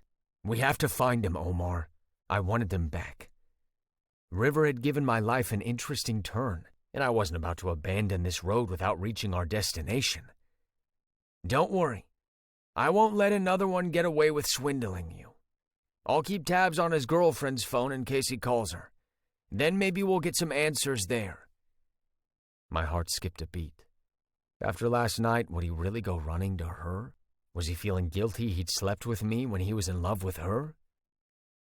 "Call me if you hear anything." "You too. If he returns, let me know." "You think he will?" "I know it seems like forever, but he hasn't been gone that long, Ford. Maybe he needed a break from all the bickering you two do." "Or a break from all the fucking." "Did something happen?" "No," I answered too quickly. Omar chuckled. "I read you loud and clear. If I hear anything, I'll let you know. In the meantime, go enjoy your honeymoon. Heard that place is really pretty." I ended the call, poured myself a glass of what River had left of the wine, and sat on the small porch. Tires crunching on gravel woke me up from my doze. River. I checked the time on my phone. It was after 5. He'd spent the whole day away from me. He couldn't have left a clearer message. The relief that had coursed through me at the sight of him bubbled into anger. He got out of the car. The clothes he wore weren't the ones I'd bought for him. Even his shoes were different. Had he gone shopping? "Where the hell have you been?" I got to my feet. River stomped his way past me. "Out." I grabbed his arm. "Out where?" "I went for breakfast, met some guys who invited me to hang out with them, so I did." "So you did? It never occurred to you to let me know?" "Let you know? What are you now, my keeper?" "Yes, I am for a whole fucking year. Or have you forgotten already?" He yanked his arm out of my grip and shoved me in the chest. "We might have fucked last night, Ford, but that doesn't give you the right to keep tabs on me. I agreed to be your husband in name only. Not your prisoner, and sure as hell not your fucking sex slave." "A sex slave doesn't have a choice." "Do I?" "You better not be fucking saying what I think you are, River. Are you? Are you claiming what happened between us wasn't consensual? Because you're the one who handed me the lube and condom." River's face turned red. "I'm not saying that. Obviously, I went temporarily insane because you fucked my brains out. But it was under false pretenses." "What does that mean?" "It means I wouldn't have challenged you had I known you were fucking gay or bi or whatever the hell you identify as." I opened my mouth, then shut it again. I'd never said the words aloud to anyone before, and I sure as hell didn't want to do it in a fit of anger. "What? Now you have nothing to say? So what are you, Ford? Are you straight, gay, bi? Or is there a category I don't know about that translates as just love to fuck with River? How does that fit among the letters?" "I'm bi." "And you never thought to share that with me?" His eyes flashed with so much anger that mine dissipated. He was really upset I hadn't told him. It wasn't important then. Why are you so angry about that? I'm angry because I wouldn't have slept with you had I known you'd been with other men. That doesn't even make sense, River. You slept with me when you thought I was straight, but you wouldn't have otherwise? He smacked his fist into his palm. The thing is, I never planned to sleep with you. But when I thought you were straight, it felt better, spontaneous. I could pretend it just happened out of the blue. Now I can't help wondering if I walked right into your trap. That all the time I was so sure that nothing would happen between us, you were laughing to yourself. Did you plan this? Of course not. I didn't plan to lay a finger on you until you challenged me.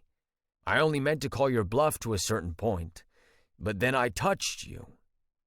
And what, Ford? I couldn't stop. I wasn't lying to you when I said I never had sex with another man. You just said you were bi. And I am. For as long as I can remember, I've had feelings for other men, but I've never acted on them. I thought it would be less complicated and less messy to stick with women. That's the stupidest bullshit I've ever heard. Maybe, but that's it. I scowled. I've never touched another man that way. Don't worry. You won't touch me that way again either. He stomped into the house and I followed him. Everything was spiraling out of control. He hadn't left me. I should have focused on that instead of where he'd been. He would have been less confrontational. But as always, around River, I lost self-control. I got heated for the slightest things. River, wait. What for? He marched up the stairs and I went after him. I'm trying to talk to you. Well, maybe I don't want to talk.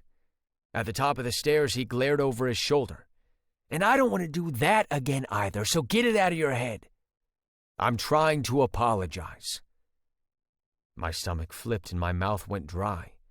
River was stripping off his clothes, every stitch. I still wanted every gorgeous inch of him. I'm listening. Do we have to do this with you naked? He shrugged and walked to the bathroom. Wait. Damn it, he'd spent all day away from me, worrying me, and now I was the one apologizing?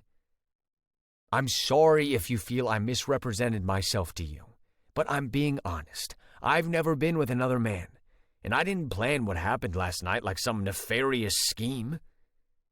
After a few seconds, he nodded. Okay. He opened the door. What about you? Don't you have anything to apologize for? I can't think of anything. Damn it, River, I was worried about you. You didn't leave any messages, wouldn't answer your phone, and I had no idea where you were. He glanced over his shoulder, the muscles stretching over his broad back, and... Nope, I wouldn't focus on that ass that got me into trouble last night. Better to keep my eyes straight ahead and focus on that back. You were... worried? Yes. Then I guess I'm sorry for that. I didn't imagine you'd be. Of course I'd be. We came here together. A honeymoon for a marriage that's in name only. In name only? How could it still be that after last night? I bit my tongue to stop any foolish words from spewing out of my mouth. Just let me know where you'll be, so I don't have to worry. Fair enough. The guys I hung out with today invited me for dinner. You're going? My chest constricted as if he'd dumped a boulder on me. He was leaving again so soon? Did he despise me so much that he couldn't even spare me an hour on our honeymoon? Of course. Unless there's a reason I shouldn't.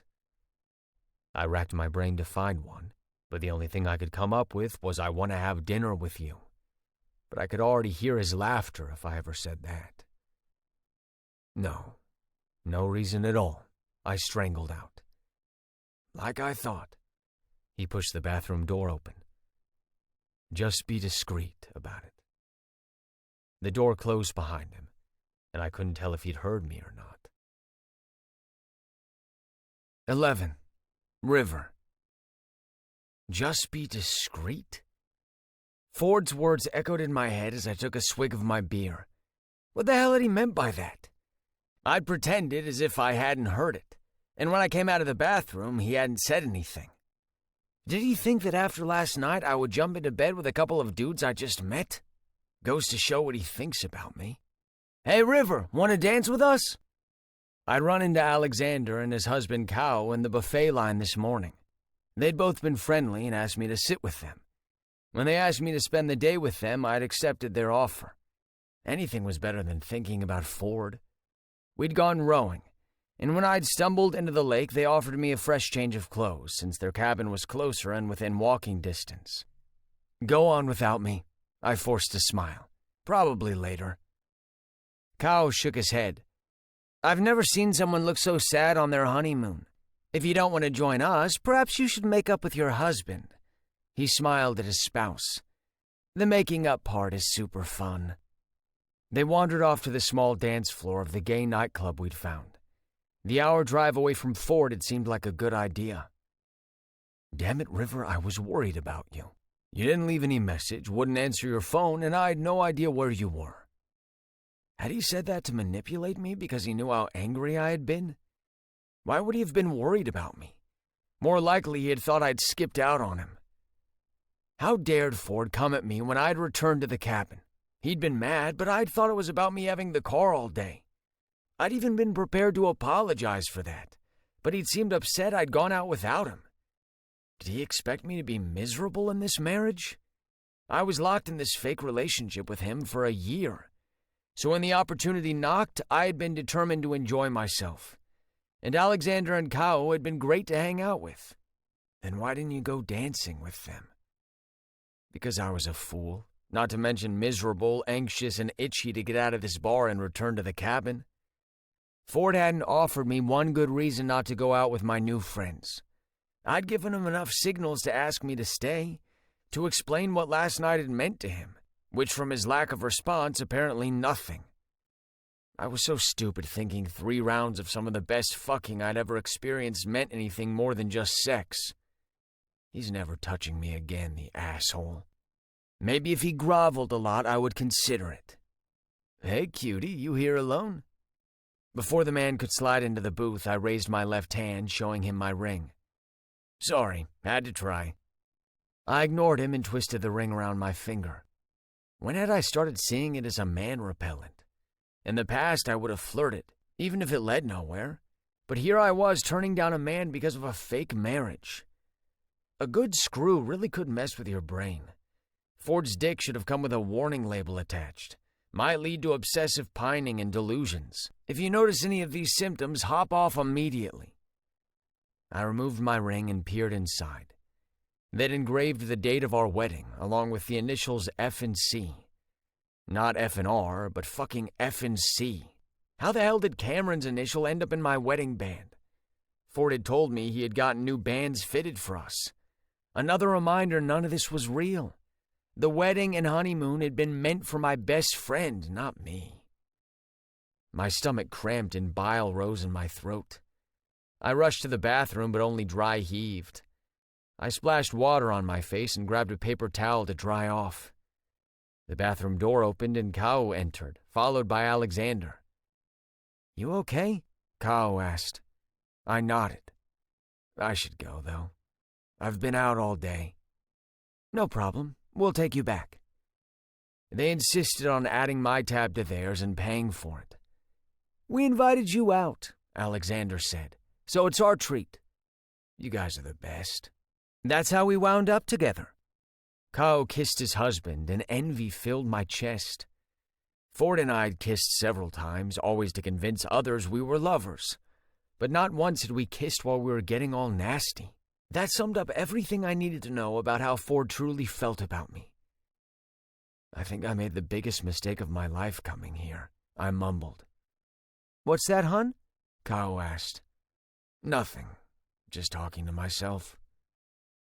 On the drive back, I dozed off until the car slowed down and continued on a gravelly road, then stopped.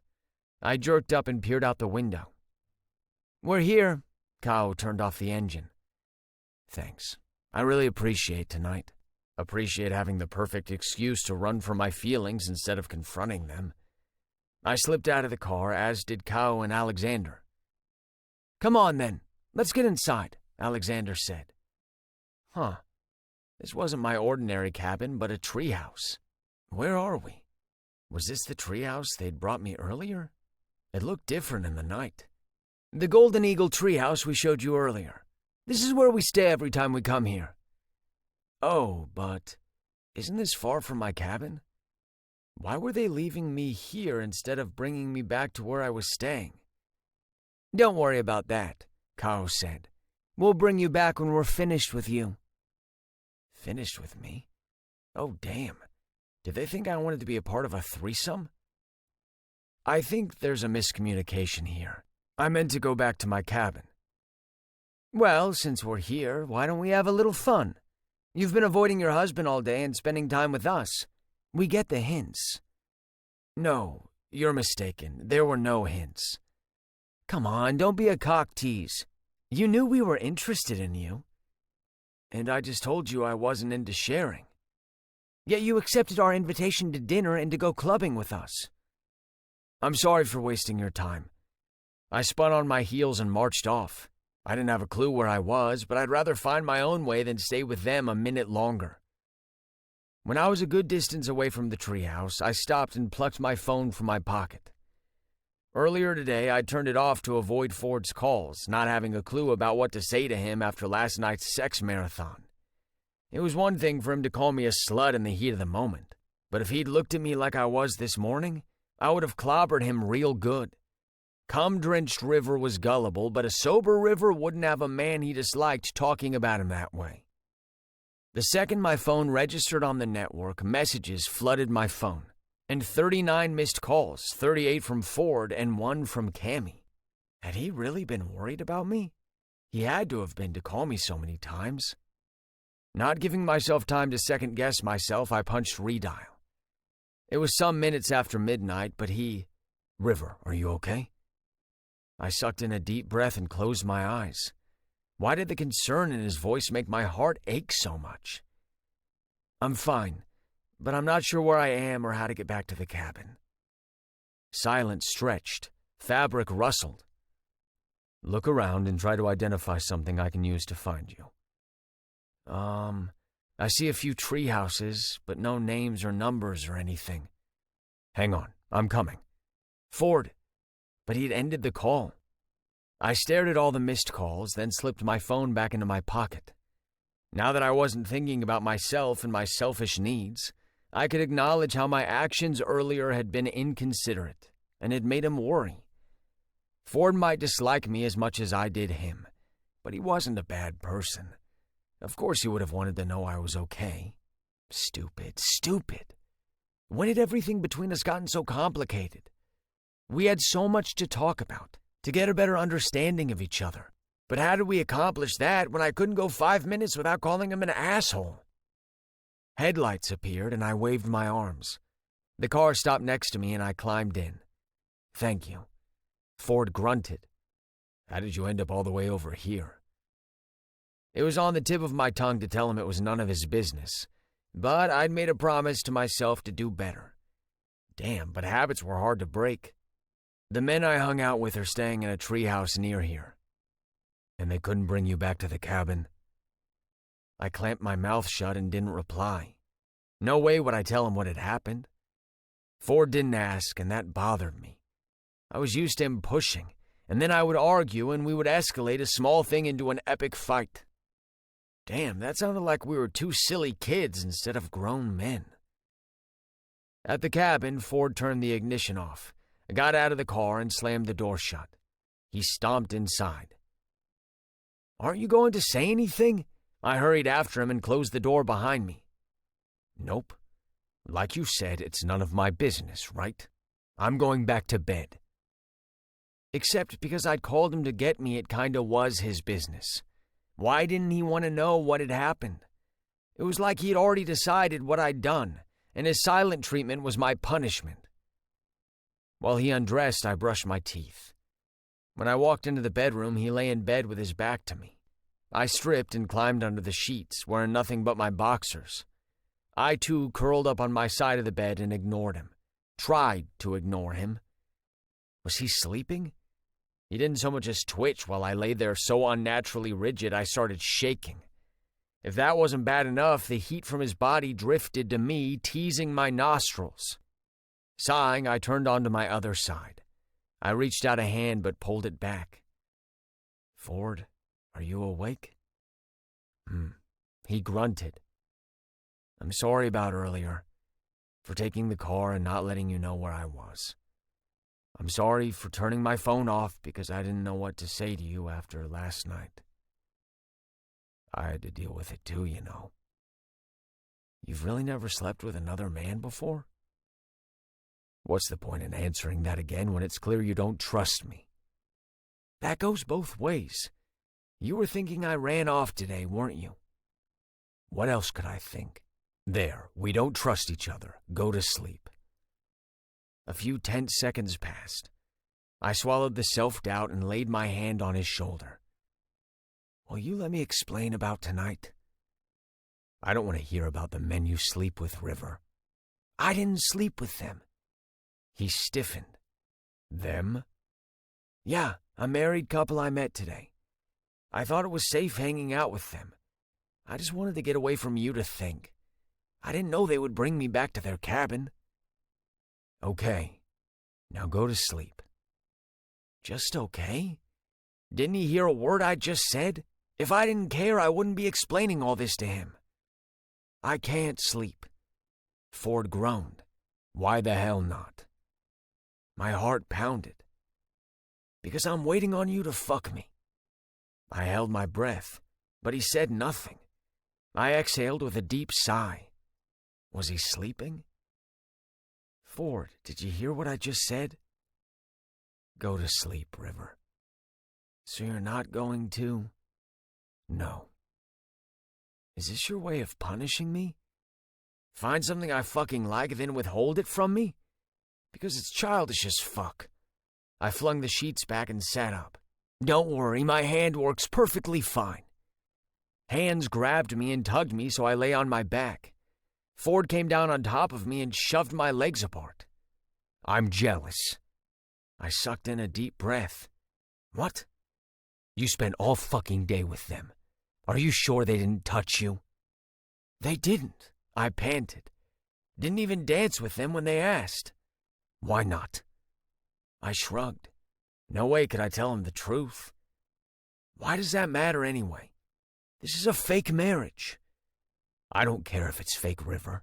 I know what it feels like to fuck you raw, and I'm not going to use a condom now or in the future, so I need to know you won't be fucking around with anyone else.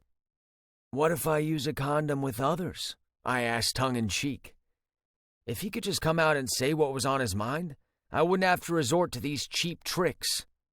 Ford slipped his hand around my neck, brushing his thumb over my Adam's apple. No one else, River. You're mine for a year, and I won't share you. Happy sparks went off inside me, and I had to bite back my grin to hide how smug I felt. I scowled instead. Were you always this possessive?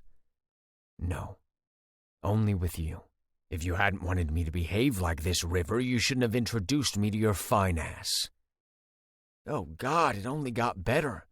A love confession this wasn't. Not that I needed one. This kind of talk was more addicting, more seductive, and my cock was so fucking hard. Are you still sore? He asked. Not as much. I was a little, but I wanted this cock and would have said anything to get it. Good. I'm going to fuck you until you scream there won't be anyone else but me. Ha, in your dreams. Ford released my neck and slipped 2 fingers into my mouth, almost choking me with how far he thrust them down my throat. That mouth of yours is what got you into this mess in the first place. Now look at you, shamelessly begging to be nailed. He tugged my boxers down. Are you going to be my slut tonight, River Lake Butler? I raised my hips and helped him to get rid of my boxers. Say it. No. He removed his fingers and slammed his lips to mine.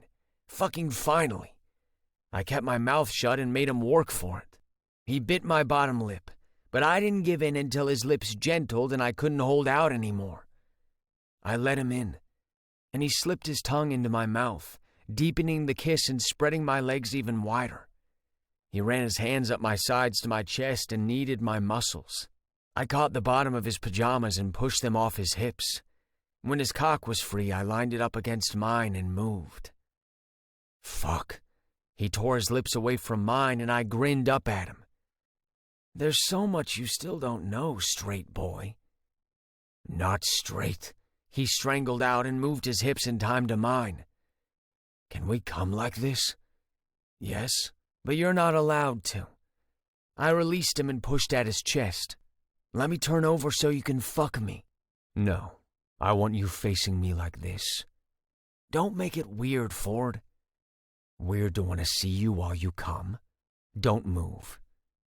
He hopped off the bed, marched to the bathroom, and returned with the lube completely naked. I should turn over. Let him take me on all fours, but I stayed where I was. He slathered a generous helping of lube, which I was grateful for, then climbed back between my spread legs. A hand on my hard stomach, he shoved his dick against my hole and slowly entered me. My sigh of pleasure and contentment morphed into a moan of pain when he bottomed out. You like that? He watched my face intently. I squirmed, but I couldn't look away. Say it. Yes, I hissed. I've never been stretched like this before. Let me tell you, being inside you like this feels amazing. He crouched over me on the bed, shoving my knees back to my chest. Ford slipped both hands behind my head and gripped my hair. His lips fastened to mine as he moved in that fast rocking motion with his hips I'd become obsessed with. Every time his pelvis rammed into my ass, I grunted. I clutched my legs, holding them back, and peered up at him. Drops of sweat trickled down his temple, and I opened my mouth to catch them. Jesus, River, he groaned. I released one of my legs and braced it against his stomach. Slower. He complied and ground at a more leisurely pace, feeding me every inch of him. Fuck. I dropped my hand to where we joined and felt around my hole how widely stretched I was. Do you want me to stop? He asked. No. You need to finish what you start. Every single time. It might take me a while. We have all night. I know what you need. What do you... Ford pulled out and scooted down the bed. Hands around my waist, he held me still and covered my hole with his lips. Ford! I'd never expected. Fuck! A deep, sensual kiss with his tongue fucking my hole left me shaking. I gripped his hair and stroked my cock. So close. I'd always been particular to having my ass rimmed, and now that it was Ford's tongue filling my ass, I blew. Cum spewed all over my stomach and landed on my face. Holding my trembling legs apart, Ford settled back between my thighs and entered me. He was quick but careful enough not to give me all his length this time. He fucked just inside my hole with the head of his dick, the movements of his hips shallow. Sweat dripped from his forehead onto his cheeks and chin, but he looked beautiful. He couldn't avert his gaze from where he was fucking into me. I clenched around him and he hissed. River, you. Fuck. He drove all the way inside and stiffened. I gasped. His eyes snapped to mine, staring right into my soul. Seconds ticked by, and then he released my legs and fell on his arms over me, his chest heaving. We need a shower, he said, but neither of us moved. His soft cock slipped out of my hole, and I squeezed my ass cheeks to keep his cum inside me. Let me up, then. Instead of moving, he dropped a kiss on my lips. My face grew hot. I pushed at his arms. Ford, don't be a dick. If we ruin this sheet too, you'll have to ask them for a new one tomorrow. I'm afraid it's too late, but I don't mind asking. You think I'm ashamed of what we're doing? You should be, I scowled. It took me years to accept that I was bi. I've had years to work through this. I was just waiting for the right time, the right man to come along. Right man, my ass. I slapped him hard in the chest and he grunted, but moved so I could scramble off the bed and rush to the bathroom and escape where this conversation was going. This was sex only, and being married to the guy I was sleeping with didn't change that. 12. Ford. This was it. I walked out of the reception area feeling refreshed and nostalgic, although we hadn't left yet.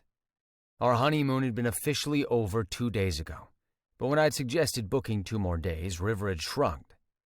He hadn't fooled me with his nonchalant response, though. I'd been able to tell he was pleased. In the time we'd been here, I'd learned a lot about my husband, but still knew so little. He loved sex, had no interest in topping, didn't like to talk about his feelings, but was very touchy-feely, even though he did everything in his power not to show it. I'd become quite good at reading his tells, though. The blushes when I kissed him, the glow in his eye when I copped a feel as I walked by him. There was a lot more to River than I'd initially thought. While we were out here isolated, he'd let his guard down somewhat. But which River would I get when we returned home? Whatever version he would present to me hopefully didn't dull his sassy personality. I liked that best about him, how he challenged me and disagreed just to be querulous. Smiling, I walked toward the car where I'd left River and froze. He was talking to 2 men who, from the way they held hands, were the couple who'd invited him for a threesome. Although they hadn't succeeded, it did nothing to squash my jealousy. Why was River even talking to them? I lengthened my stride and crept up behind River. When I was close enough, the 2 men looked right at me, and River half turned. Too late. I wrapped my arms around his waist and bit his neck playfully. "Ouch, Ford, you can't just bite me like that." He rubbed at the spot. "I can make it better." I shoved his hand away and licked the area. "There, all better. I thought you wanted to stay in the car until I checked us out." "Yeah, but Alexander and Cow wanted to apologize for coming on so strong the other night." "Coming on strong?" I snapped. "They left you stranded because you wouldn't sleep with them." I took River's hand. "Let's go." "It's not like that. We can explain." Ignoring the men, I opened the door, pushed River inside, slammed the door shut, and got in the driver's seat. "Well, that was rude," River said when I drove away. "Good. Why were you even talking to them? They're clearly trying to persuade you to change your mind." "We weren't likely to see each other again," he shrugged. "So what did it hurt just hearing them out?" "Some people you don't give the time of day, River." "If I hadn't done that to you, we wouldn't be in this position now." "That's different. You didn't have a choice." He grunted and reclined the seat. "I'm going to take a nap. Wake me up when we get there, will you?" "Tired?" I smirked. "You know damn well I am. If you need to take a nap too, just pull over and wake me up. I'll drive the rest of the way." "I'm good. The work at the ranch keeps me up for long hours. Sleep. Your services may be required tonight." "No, Ford. No. I need a few days to recover from that fuckfest of a honeymoon." Chuckling, I reached across the seat and kneaded his thigh. Poor baby. He pulled a face. Yeah, he hated endearments. But the more he showed his distaste, the more I wanted to find one that made him smile. I had a year to work on it. I let him sleep, peeking at him every now and then to make sure he wasn't slumped over at too much of an unnatural angle. He would wake up with a crick in his neck. Since when do you care? Ah, shut up. Halfway home, I laid my hand on River's thigh. "River? Want to stop and get something to eat? I can hear your stomach grumbling." He stretched. "That's because you made us miss breakfast." "I'm trying to make it up to you. Would you have to be so cranky all the time?" "My stomach's empty, my ass feels like a cherry bomb erupted inside me, and you won't let me sleep." A smidge of guilt streaked through me. Was he really hurting that bad, or was he being River and exaggerating? I had no experience of taking dick up the ass, so I wouldn't know. "Why did you let me keep at it if it was that uncomfortable for you, "Because in the moment, the pleasure overshadows the discomfort. But now I'm all achy and sore." "Should I look for a drive-thru then?" "Nah, I'd like to stretch my legs." "Okay. You can sit in the jacuzzi when we get home." At a popular restaurant chain, I turned off and parked. I held the door open for him. He shuffled inside, his movements slower than I'd seen from him before. My neck grew hot. Fuck, I really had ridden him too hard. I gestured to a booth, and he gingerly sat, sliding over on the bench. "What's with you?" he asked. "What do you mean?" "Your face is all red." "Because you're walking funny. I'm sorry." Now his face was turning red. Just stop drawing attention to it and let's eat. He snagged a menu and unfolded it. I took the other one. River? I know you don't want to talk about it, but next time just tell me if I want it too much. I rubbed the back of my neck. This is a new area for me. Relax, if I can't handle you, I'll tell you. Would he, though? He was so damn competitive and always had to prove he could manage anything I did to him. What had made him that way? Will you tell your family about our marriage? No. Just no? What if they find out? Would they be upset? Nope. The waiter appeared at our table and took our order. We both got burgers. He asked them to hold the onions and pickles, something for me to remember. He laced his fingers on the table. What happened to your wedding ring? It's in my pocket. Why? Put it back on. I didn't like seeing his bare finger. How would other men and women know that he was already taken? For just a year, but still very much taken. I don't feel like wearing it. Why the hell not? I'm wearing mine. He snorted and slid out of the booth. I'm going to use the bathroom. River? But he walked away, his hands thrust in the pockets of his hoodie. How long had he not been wearing his ring? I hadn't noticed until then. My irritation with him was mounting again, and I hated it. I wanted us to get along. Our relationship would be easier, but he was pulling away from me and we weren't even home yet. Was I suffocating him? Maybe I needed to step back and give him space. He took a long time to return. He swaggered to our table, looking so damn fine he turned a few heads.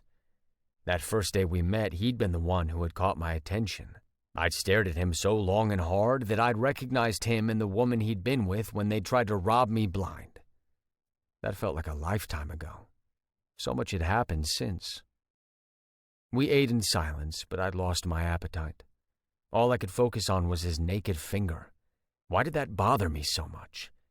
I put down my half-eaten burger and pushed my plate away. He was quick to grab it and wolf it down. You're creeping me out with all the staring, he mumbled around a mouthful. I know I have a pretty face, but damn. I shot him a glare when I fished my phone out of my pocket. I'm sending you the pics we took during our honeymoon. Post a few to your social media, will you? That's why you took those pictures? Yeah, we have to make this marriage look convincing. I tried to tag you but couldn't find you. Because I'm not on social media. Why not? Think about what I do for a living. I frowned. What you did. I don't expect you to do that anymore now that we're married. I'll buy you clothes and feed you. As long as I'm your obedient little bitch. What the fuck, River? He shrugged. Say it ain't so. It's not. What's with the attitude today? Nothing. Let's just go. But something was wrong. I could sense it. He didn't even wait for me to pay our bill, but stalked out of the restaurant.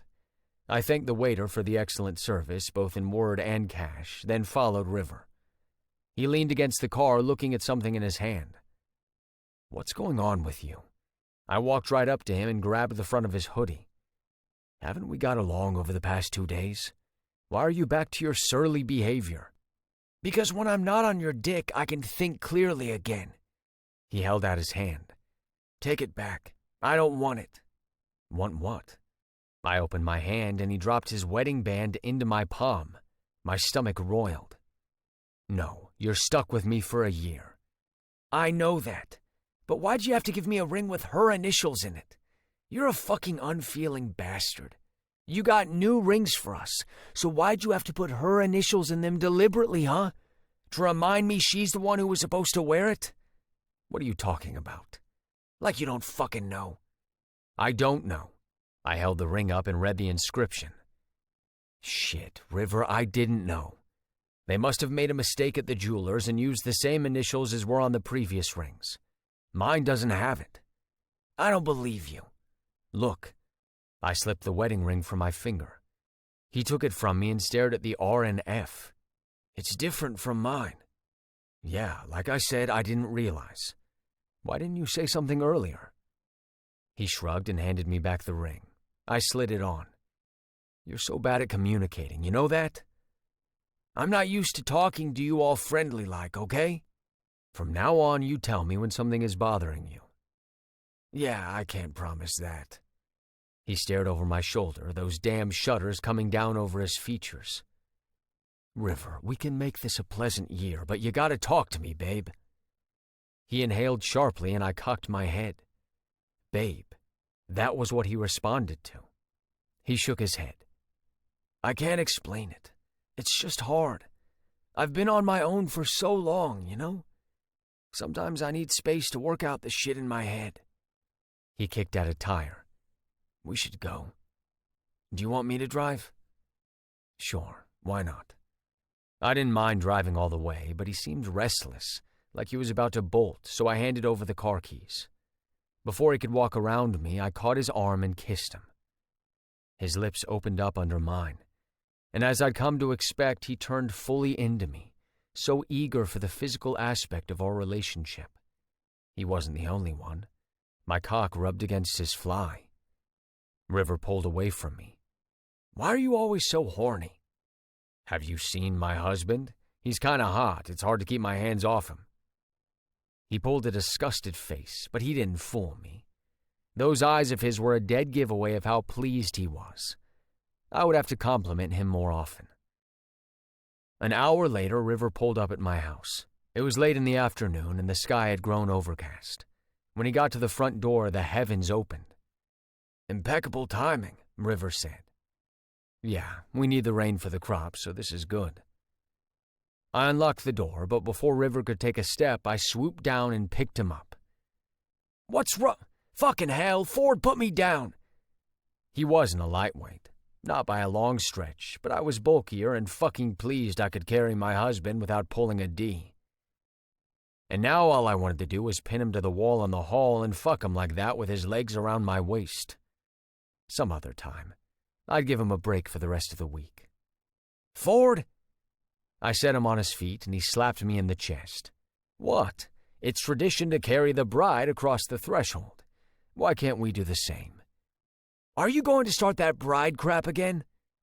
You're so hot when you're irritable. He nodded. So that's why you keep pissing me off. I knocked my shoulder into his. Admit you love it. I can't. It'd be a lie. Nah. When we argue, you get all mad and horny, and then we end up you-know-where. He rolled his eyes and walked off. He'd been here before with Cameron, but he peered around like it was his first time. When the rain stops, I'll get the suitcases, I said. He glanced over his shoulder. What about my things from the apartment I've been sharing with Cammy? I had someone bring your stuff over. He groaned. Couldn't even wait for me to pack my shit. You have a very capable husband. You don't have to do anything but be pretty. So I'm a trophy husband. Does that bother you? People will think I married you for the money. Well, didn't you? No. I married you so you wouldn't go after Cammy. Because he was so damn protective of her. Damn him. I'll still pay you what I agreed on with her every month for the next year. He spun around. You'd still do that even after what she did? You didn't know what she was up to, did you? No. Then why should you pay for the consequences of her actions? He cleared his throat. Like me having to marry you? That's different. I needed a husband. Sensing an argument brewing, I made a beeline for the kitchen, River hot on my heels. You really believe your grandfather would cut you out of his will just because you're not married? Believe me, he would. Rich people are so weird. Must be a lot of money involved if you needed to go to this extreme. What about your family? I opened the fridge and smiled at the covered dishes. Great, Mom came through. She loaded our fridge with food. That's nice. You're very close. I took 2 cans of beer and passed him one. It hadn't escaped me he hadn't answered my question about his family. We are, despite everything. Despite?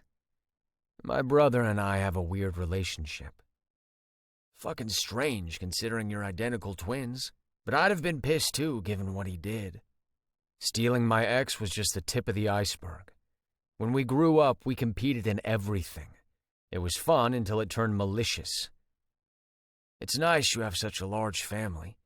I didn't expect them to be so understanding about our marriage. They worked the shock out of their system when my Uncle Ralph came out like a decade ago. So why did you take so long to acknowledge your bi? I just didn't think it was worth the trouble since I didn't have a problem dating women. Yet you married me out of spite. It wasn't out of spite. What then? I needed a spouse. You were available, and I knew you wouldn't say no because you'd wanted to save Cameron's ass. What hold does she have over you? I took a long gulp from my beer. You wouldn't understand. My stomach clenched. I knew better than to bring her up. Now his lips had gone all tight on me again. I know nothing about your family, I said. Should have thought about that before you married me. Show me to my room, will ya? Sighing, I downed my beer, threw the can into the recycling bin, and led him up the stairs. At the end of the hall, I opened the door to the master bedroom and stepped aside.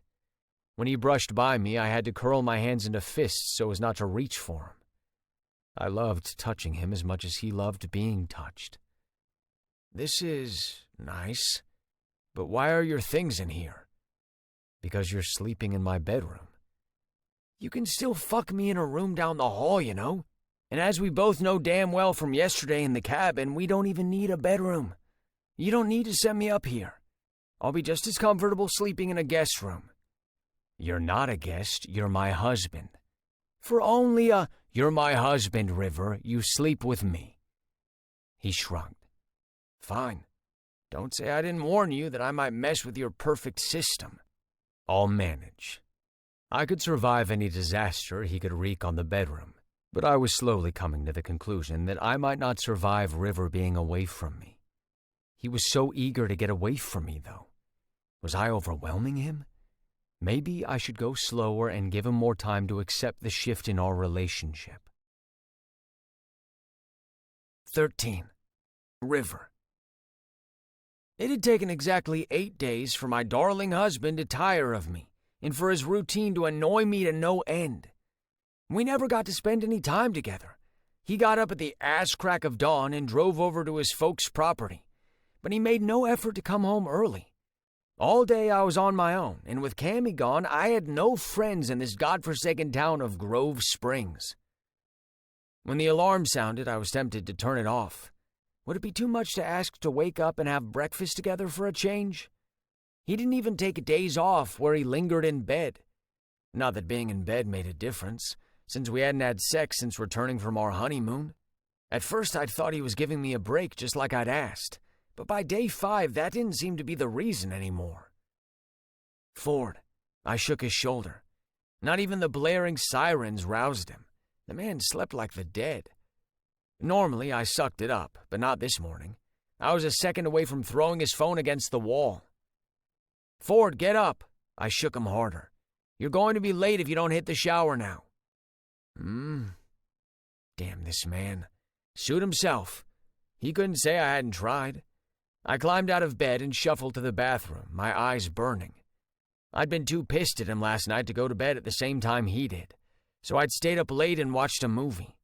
Did he get the hint that he should come down and order me to sleep with him? Nope. His snores drifted down from the bedroom. The last time I was the one who'd begged him to sleep with me. I didn't want to beg him again. He was sure as hell not shy about going after what he wanted. So if he wasn't even giving me a kiss, that meant he was officially tired of me, right? After using the bathroom, I was too awake to go back to sleep. He still hadn't stirred, so I turned his alarm off. If he was that tired, then he deserved to sleep in for one morning, didn't he? I pulled on a pair of sweatpants, not caring who it belonged to. A perk of being married to a man who wasn't that much bigger than me. His clothes hung on my frame, but they were all right to wear. And they always smelled nice, not of cologne, but his earthy, natural body scent. I held his sweatpants to my face while I jerked off, which I'd done yesterday. I'd fished his underwear he changed before going to work out of the hamper and beat my cock to the heady scent of him. He'd never know my dirty little secret. In the kitchen, the extravagant kitchen, I dumped cereal into a bowl and opened the fridge. Damn, we were out of milk. I scribbled it onto the list on the fridge. It was getting longer, and he hadn't mentioned anything about going grocery shopping. Did he want me to do it alone? I had no idea what he ate. I'd been living off the food his mother had left us in the fridge, but I'd eaten the last casserole yesterday. I'd have to cook or order something later. I dimmed the light in the kitchen and sat in the rocking chair on the wide porch. The sun wasn't up yet, and there was a bite in the crisp morning air. Would Ford be angry when he woke up and discovered I turned off his alarm? What did I care? I munched on the dry cereal and placed the empty bowl on the floor. With my foot propped up on the balustrade, I tipped my head back and gazed at the stars twinkling in the dark sky. It was peaceful. No neighbor close by, no birds chirping, no rodents squirreling for food. River! I bolted upright, rocking the chair, and almost fell out. My feet hit the floor and I winced. Damn, the sun had risen. That explains him bellowing my name. River! The front door banged open and Ford, dressed in his customary jeans and plaid shirt hanging open over a dark blue t-shirt, stomped out. His hair was still damp from his shower and his eyes were blazing. Now don't start with me. I held up my hand. You were tired and wouldn't wake up, so I turned the stupid alarm off. It was that or throw it against the wall. Forget the alarm. What are you doing out here? I looked everywhere for you. I thought you'd... I folded my arms across my chest. You thought I'd what? Left? I promised you a year, didn't I? As much as I don't want to be here, I made that promise and I won't break it, so you can relax. You've got yourself a model husband for the year. But can I trust you? He stepped in front of me. You have no other option. Like I said, I gave you my word. I'll stay here even if you treat me badly. I treat you badly? He raised his eyebrows as if he was seriously surprised by my answer. Is that what you think? Why you've been sulking all week? Heat crept up my cheeks. Who's sulking? Even now you are. It's sort of adorable. I lashed a foot out and kicked him. Take that back. I don't sulk over any man. I'm not that kind of guy. Ford only grinned like it was word opposite day. If you're not mad, then kiss me. Why would I want to do that? Come on, River, I'm going to work. Do you know the accidents that can happen on a ranch? Maybe this will be the last time you're seeing me. I wanted to say good riddance. I really did. But the words refused to come out of my mouth. Ford placed his hands on the arms of the chair and leaned forward. Open up, River. It's been a while since I've had that sweet mouth of yours. And whose fault is that? It's been 8 days. Ford barked out a laugh. You've been counting? I'm insulted you haven't. It looked like you had completely forgotten I exist. I didn't. I was trying not to be a horny bastard like you accused me of. And you couldn't even kiss me? Babe, if I'd kissed you, we would have ended up in bed. I'd have fucked you silly, but your body needed a break. So I thought it best to keep my hands off you. When I touch you, I'm not going to stop until we at least go a few rounds. Nobody likes a braggart. Not bragging, babe. You know from experience that it's nothing but the truth. He leaned even closer and teased my lips with his. Open up, River. I bit his lip hard, but instead of pushing me away, he moaned. When I released his lip, his mouth came down on mine, gentle but firm. I pushed my hands against his chest, intending to shove him away, but my hands gathered up fistfuls of his shirt and I hung on, allowing him to plunder away at his will. Kissing him felt so good. He hadn't shaved this morning, probably from being late, and his scratchy beard pricked at my skin. Even that was more pleasant than I cared to admit.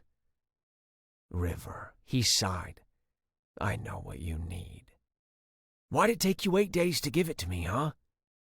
Let me make it up to you. He grasped the waistband of my sweatpants and peeled them and my boxers down my legs. Ford, anyone driving by can see. Who? Our closest neighbors live half a mile away. And if they do, let them. What are they going to do? Report me for making love to my husband on my porch? Groaning, I grabbed the back of his head and pulled him down so I could kiss him again. You have work. I'm already late. You're going to be later. I'm the boss. Shouldn't the boss be responsible and... River? Please shut up. Well, since you asked politely. I tugged his head lower still so his mouth was hovering over my hard cock. Suck me off. Say please. No. Then I'll just walk away. I dare you. Ford, please. He smiled and went down on his knees. Being nice will get you everything from me, River. Anything you want. Except my freedom for the next year. He caught my cock in his mouth and sucked all the way down to the root. Fuck, what freedom? What was freedom when I could have this? Lounging back, I tossed both my legs over the arms of the chair and ran one hand through his hair. With the other, I teased my sensitive nipples. Fuck, Ford. I thrust up into his mouth and he slurped his way back to the tip. Ford wrapped his hand around my cock and stroked me while spitting on my hole. With his right hand, he stroked my hole and hissed. There it is. That fuckhole I've been dying to get into all week. What's stopping you now? I wanted to be fed. I'd never been as desperate for cock before as I was for Ford's. But he didn't give me his cock. He slipped 2 fingers inside me and slowly worked them in and out of my body, hitting my prostate from this angle. He engulfed my cock again, sucking me off at the same pace his fingers opened me up. It was sweet torture, and I squirmed in the chair, panting and straining. A hoarse cry tore from my lips, and I white-knuckled the arms. My head spun like I was falling. Ford sucked harder, and I cracked an eye open. He licked a bubble of my cum from the corner of his lips. When he released my cock and removed his fingers, I moaned and slumped in the chair, boneless and sated. Ford looked satisfied with himself as he got to his feet. That should do it until later. He winked. Don't move. I want to see you like this in the rearview mirror of my truck, all sprawled out with your legs spread and your hole still quivering from me fingering you. You're a sight for sore eyes, River Lake Butler. He pressed a kiss to my lips and strode from the porch. My heart thumped inside my chest. I shouldn't do what he'd asked. He'd already thought he could use sex to mellow and control me. I just needed to close my legs and pull my sweatpants up.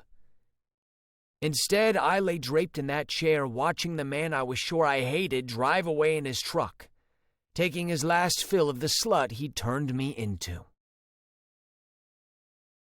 14. Ford. The image of River sprawled out in the chair stayed with me for the whole damn day. Tagging 50 new cattle that arrived on the ranch didn't dispel the alluring picture, and when I finally finished for the day and drove back to my parents' house to shower and eat, it was right there, front and center in my mind again. I ate with the other men like I usually did in the newly renovated barn a few yards away from the house. Our operation had grown exponentially over the years, and we'd built several barns on the property. I'd reserved the smallest one for a dining hall. It had always been my family's tradition that no worker went home with an empty stomach unless they chose to. We paid our employees an above-average salary and offered them additional benefits. In return, we expected them to work hard, and the investment had paid off. The ranch flourished, and the workers were comfortable and happy to work for us. If more companies treated their employees like partners instead of slaves, they would fare so much better. People thrived in a positive working environment. Chatter and laughter filled the barn as we unwound from a grueling day. It might not have been the right time to get married, given all the work that needed to be done on the ranch. Once we got all our new livestock settled, I could take it easier. In a couple of weeks, things would slow down a bit so I could give River more of my attention. My husband.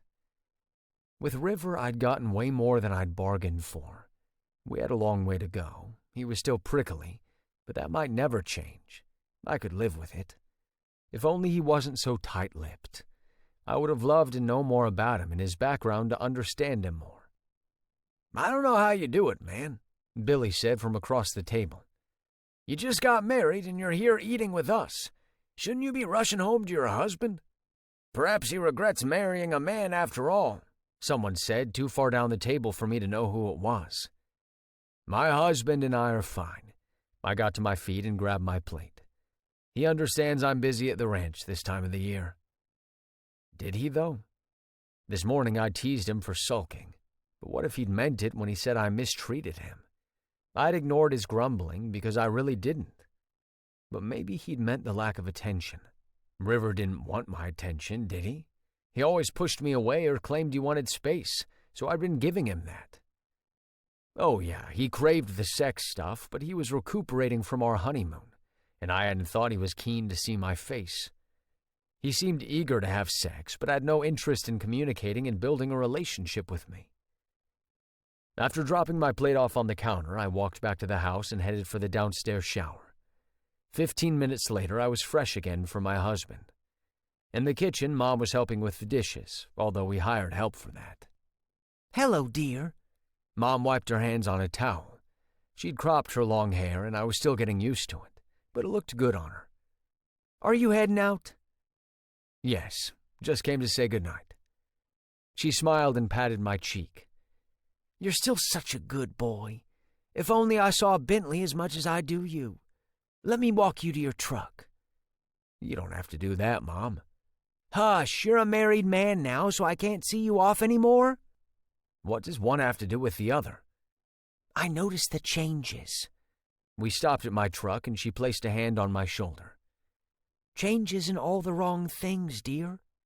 "What do you mean?" "Do you really have to take a shower before you go home in the evenings?" My face burned. "Mom, please." "You have your reasons to want to smell fresh as a daisy when you go home to your husband. And I'm not saying that's a bad thing, but you're obsessed with it. People talk, you know." I frowned. "Talk about what?" "Your husband not liking you working on the ranch, which is why you change before you go home every evening, and why he hasn't been here yet, even though you've been back from your honeymoon for over a week now." "Mom, it's not that. We haven't had much time to talk about anything. We never talked. It was all sex, but how long could that last? I'd given him a break, and now he'd gotten the wrong idea." "No one expects you to spend so much time on the ranch, honey," she said. "You didn't even take a week off for your honeymoon. Come in late, go home early. Spend some time with your husband." Well, this was rich. My mother scolding me about my marriage. "River and I are fine, Mom." I interjected more confidence in my voice than I felt. "I'll take him to Sunday brunch soon. We're just trying to find our footing with each other."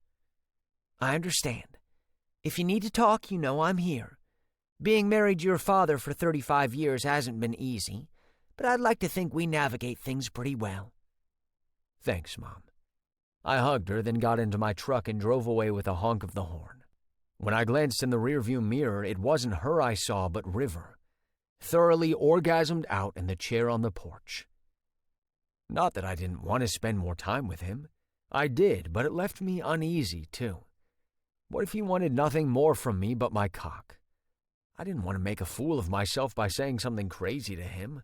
Like, why not rip the contract up and see where this marriage would lead? River wasn't too good at communicating. Hell, I wasn't any better. He bottled everything up, and I had no clue what he thought. If he'd given me even the tiniest sign. But so far, River was only interested in me making him come. He shut down for everything else. What if I made the first move? I could take a day off. We still needed to go to the jewelry store to get his ring sorted out, but he hadn't mentioned it again. Did that mean he didn't want to wear a ring at all? He seemed just as happy without one, while I couldn't even take mine off. What did that say about me? I was in deep shit. I parked the truck and inhaled deeply. I would ask him about the ring. His reaction could give me a clue about how he felt. If this was just sexual attraction for him or if he sensed more. After I closed the door behind me, I put my shoes away and walked along the hall. Funny quivers in my stomach. Were those butterflies? They fluttered every evening when I came home to him. My husband. Laughter followed by mumbling came from the living room. Frowning, I opened the door.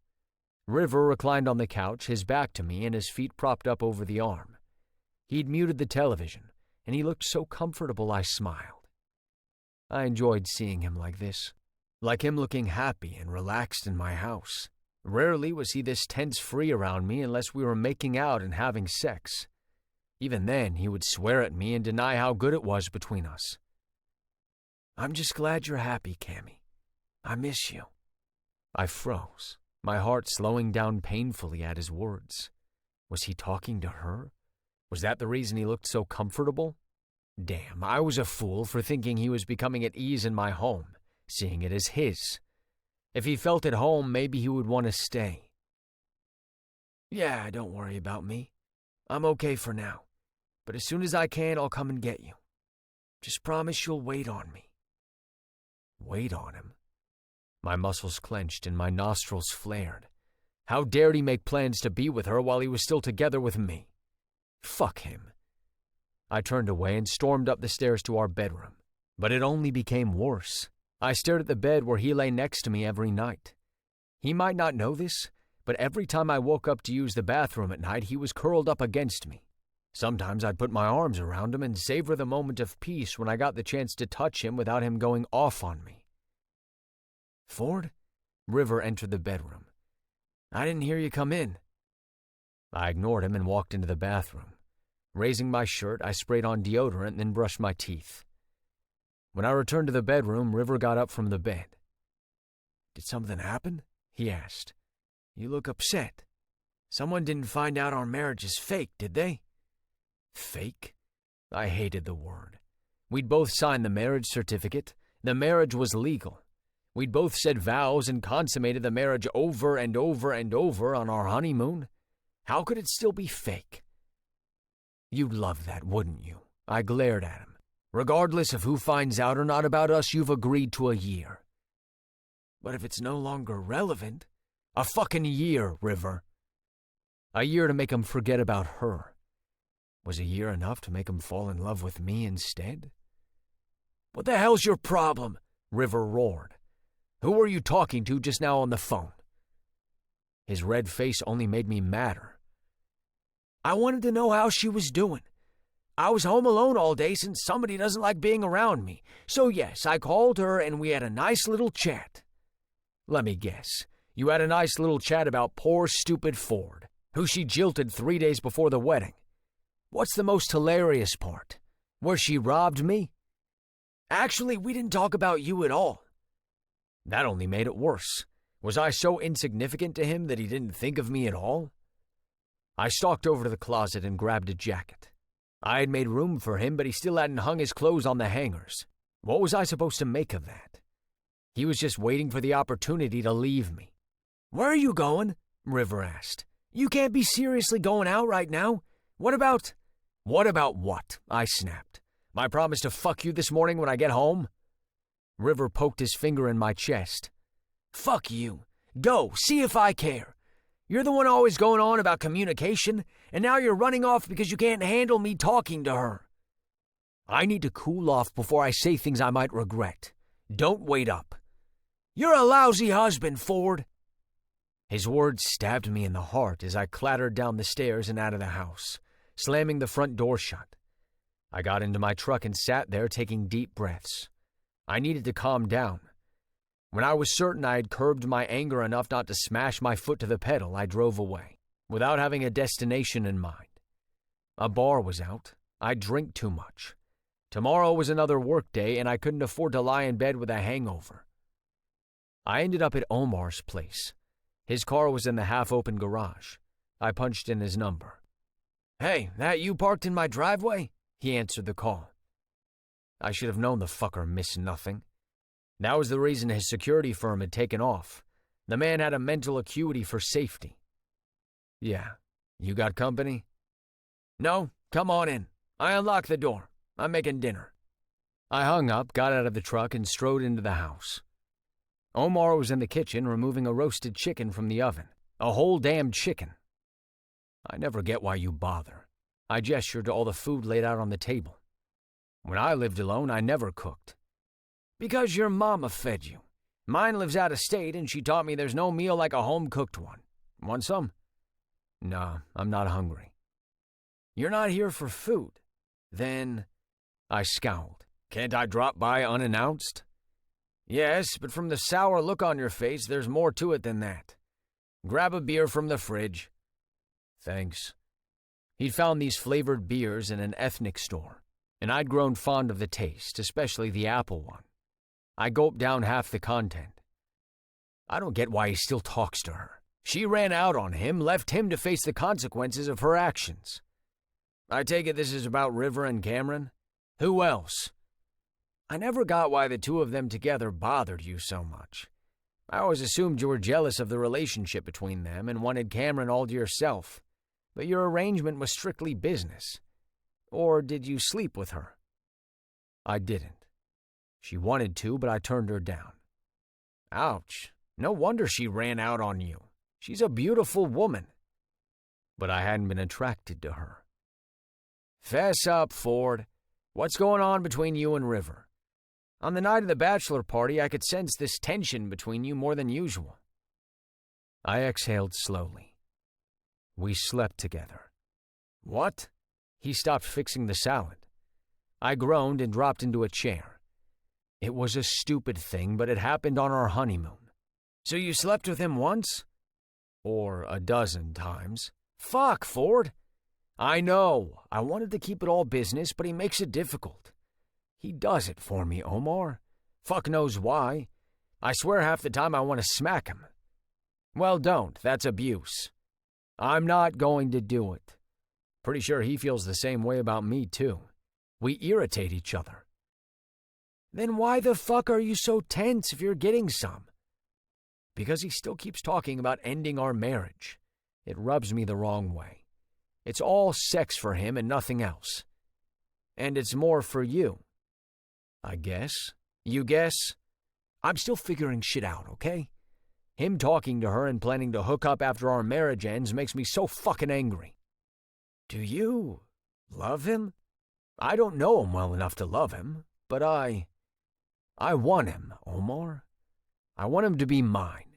I want him to stop talking about the divorce and how fake our relationship is. I want him to open up and talk to me. Tell me how he's feeling, about his family, his life before me. And I assume you do the same? You talk to him about your feelings? I fell silent. Whose side was he on anyway? How can I talk to him?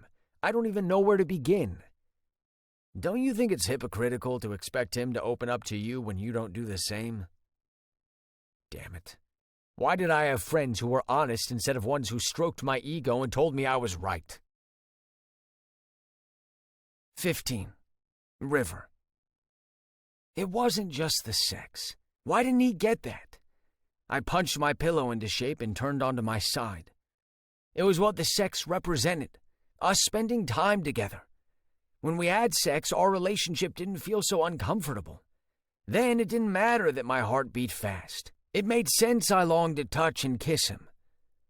These things were expected when having sex, but how could I sit in his lap without making things awkward?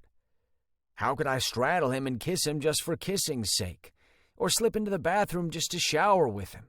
After he just emptied a load inside me, he didn't bat an eye when we took a shower together. But he would have questions if I did that at random. I fucking hate him.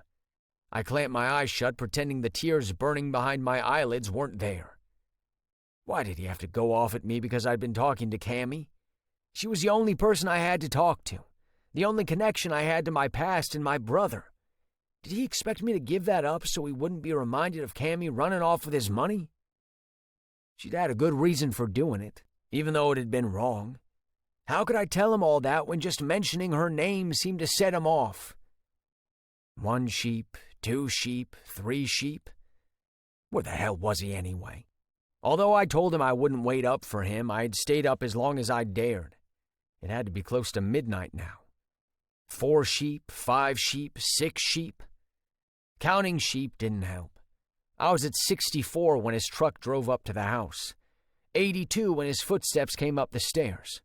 He wasn't particularly loud, but at this time of night, everything was so quiet I couldn't help hearing every little peep. I turned onto my side and threw my arm over my face to hide the fact that I wasn't sleeping. My heart beat too fast, and I tried to even out my breathing. Here I was, a grown man pretending to sleep to avoid his husband. How pathetic. But what could I say to him after our stupid argument? The bedroom door opened and closed, rustling of clothes being removed. Then Ford walked over to my side of the bed. A second later, his hand was in my hair. River.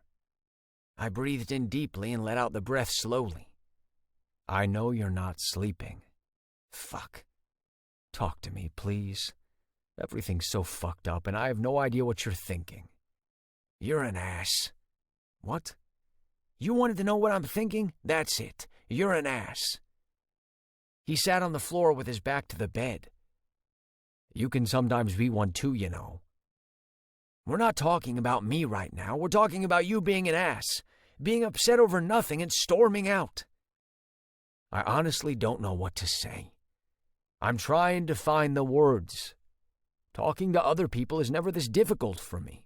Why is it near impossible with you? I never can say what I mean, and the only time we get along is when we... When what? Ford scrambled up, crawled onto the bed, rolled me onto my back, and straddled me. When I do this. This is the only way we seem to communicate well, River. His lips came down on mine in a soft kiss that made me groan. We should talk before we do this again. I gasped as his lips wandered down my neck. Ford. Jesus, why did he know all the right places to kiss me? Yes, babe. Fuck. I hated when he called me that. Hated it so much I wanted him to say it every time. But we really needed to talk, damn it. Ford, stop that. I pushed him away half-heartedly, but still clung to his hand. I didn't want him to stop. He'd caught the waistband of my shorts and was pulling it down. My hips rose for him of their own volition, and he chuckled. Say whatever you want, River, but you can't stop this any more than I can. I'm still so fucking pissed at you for earlier. I know, and I'm sorry, but I'm trying to make you like me again. His hand closed over my erection and my hips involuntarily bucked. I never liked you. How about now? He sucked my cock into his mouth. I don't like it, I don't like it. Fuck.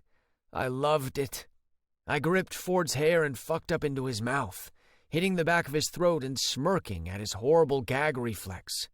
But I liked that. Liked that he choked on my cock, even though I'd never sucked his dick before.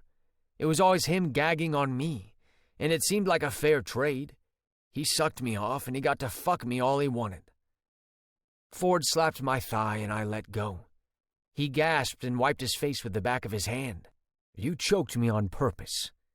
It's hard hearing you gag. It's no different from you loving to hear me scream in pain. He moved away from me, shucked off his clothes, then opened the drawer and returned to me.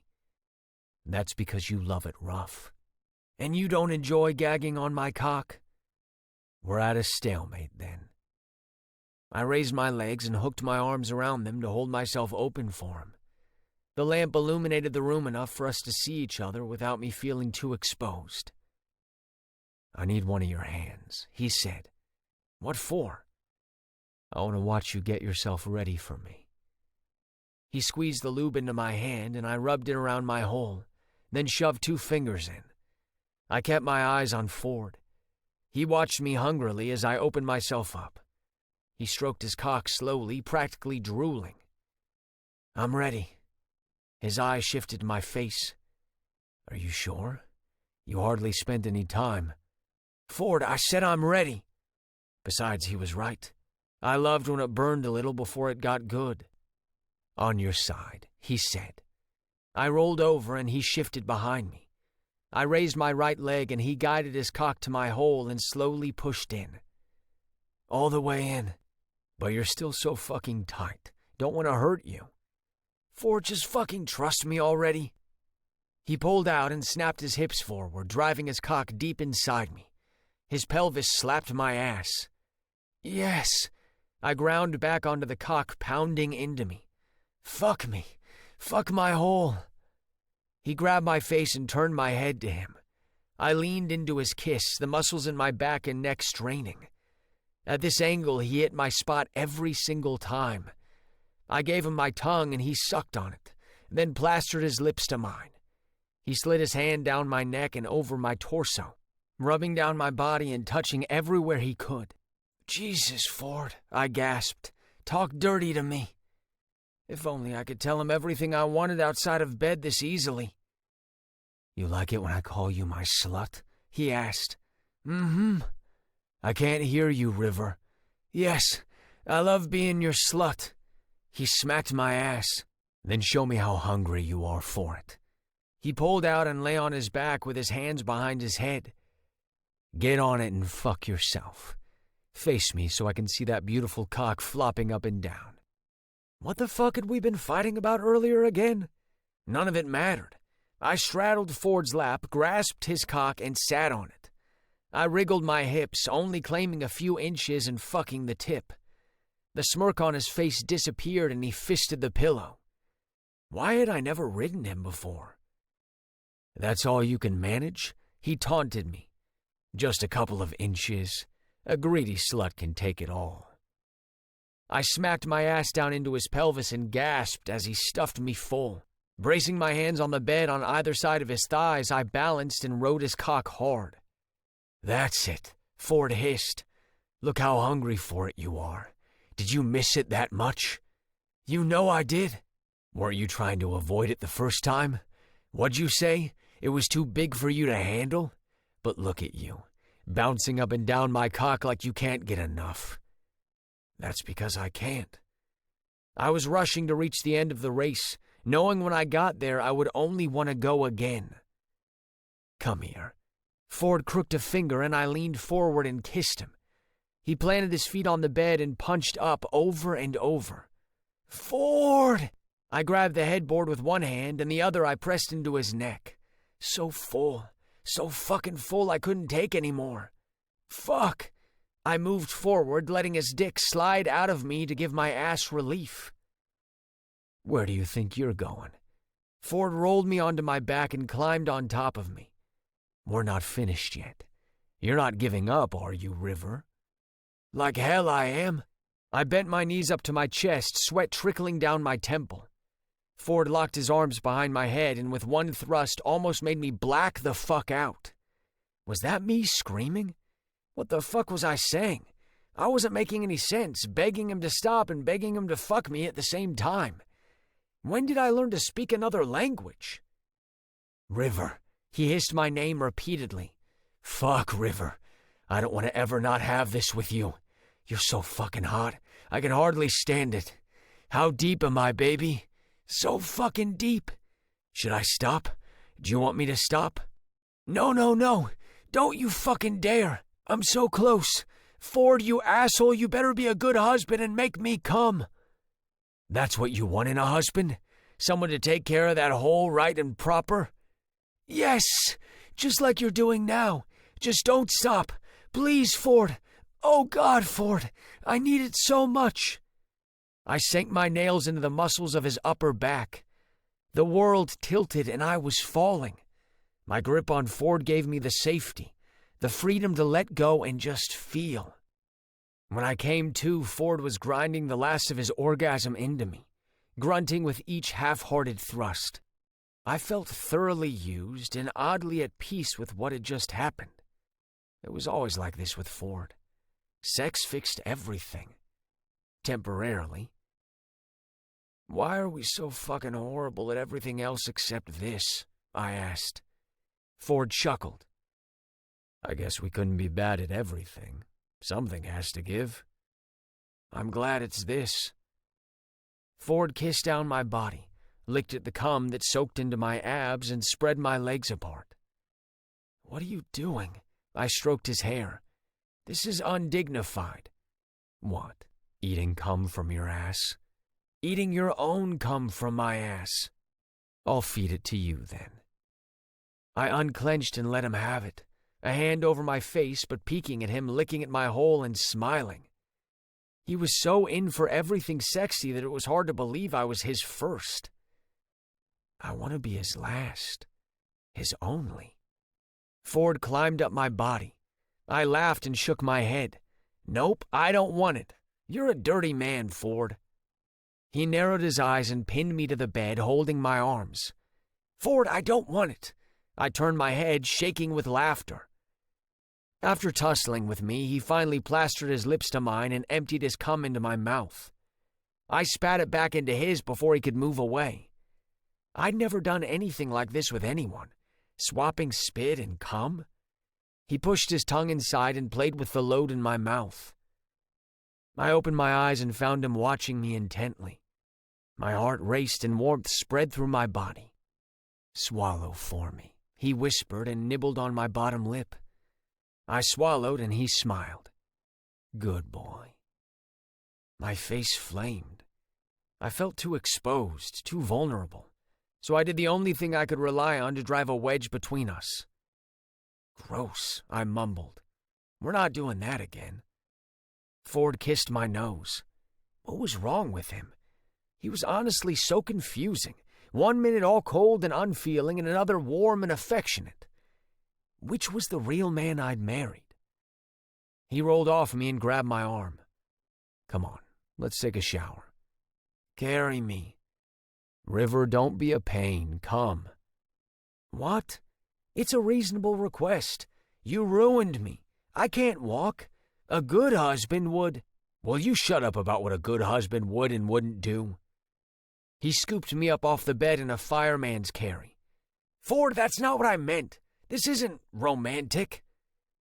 He shook his head and headed to the bathroom. Maybe I'm not a bad husband, but my husband's just too damn hard to please. He kind of had a point there. 16. Ford. I scratched the back of my head. The island in the kitchen was laden with an assortment of fruits: orange juice, coffee, blueberry waffles, donuts, potato hash, nuts, yogurt, muffins, and breakfast burritos. This was way too much. I hadn't known what River liked to eat, so I'd gotten some of everything, but I'd gone a bit overboard. He was going to look at me as if I were insane, and maybe I was. After last night, I'd wanted to do better. I meant the breakfast as a peace offering, but now I was sure I came off as an over-eager, lovesick fool. "Ford, what are you still doing here?" I held in my groan and turned to face River. The dark blue shirt he wore was mine, and underneath he only had on a pair of boxers, which cupped his cock too temptingly. I looked away. I'd always found men attractive, but the way River pulled at my senses was extreme. "I wanted to get you breakfast." My face burned as he surveyed the island. "That's a whole lot of food." He opened the box with donuts and took out one coated in sugar. I shouldn't be surprised. River had a sweet tooth. That much I'd seen. "Are you staying for breakfast?" He took a bite of the donut. Sugar clung to his bottom lip and he licked it off. "Ford?" "I asked if you're staying for breakfast. You're usually already at work by now." I returned my attention to his face. When our eyes clashed, he glanced away. "Interesting." "Do you want me to stay?" I asked. He shrugged. "It's your house." I caught his wrist before he could take another bite. "Do you want me to stay? Be honest." A few seconds ticked by, but I waited. He nodded. "We haven't had many meals together since we've been married." I smiled, the tightness in my stomach loosening. "Then I'll stay. Let's sit. If anything went wrong, they could always call me." We sat opposite each other and helped ourselves to the food. I wanted to make breakfast, but I found we had little groceries. That's when I saw the list you've been keeping on the fridge. "I wasn't sure if you wanted me to get the groceries." He buttered a bagel. "In fact, I'm not sure about a lot of things." "What do you mean?" "My role here. What do you want me to do besides sharing your bed? I made dinner a couple of times. Clearly, I'm not an expert, but when you didn't eat it after you got home from work, I figured you didn't want to eat it because I made it." "What's that supposed to mean?" "You don't trust me. Maybe you thought I'd poisoned the food or something." "River." I reached for his hand. "He actually thought that? I never once thought that." "Then how come you never eat what I cook?" "Because I always leave in the morning before you make breakfast, and I have dinner at my parents' house every evening after I finish work, just like I've been doing since I started working on the ranch." "Oh." "Yeah, we provide meals for our workers after a long workday, and I've always joined them. This helps them to see me as more than just their boss. I didn't want to change that after I got married." "I see." I squeezed his hand, then released it. "I also don't want you to think you have to cook for me if you don't want to. I didn't marry you to make you a maid, River. But a sex slave? He smirked. I grinned. As long as you don't have a problem with it. I haven't heard any complaints from you yet in that department. What about you avoiding me all this time? I swallowed the piece of donut I'd bitten off.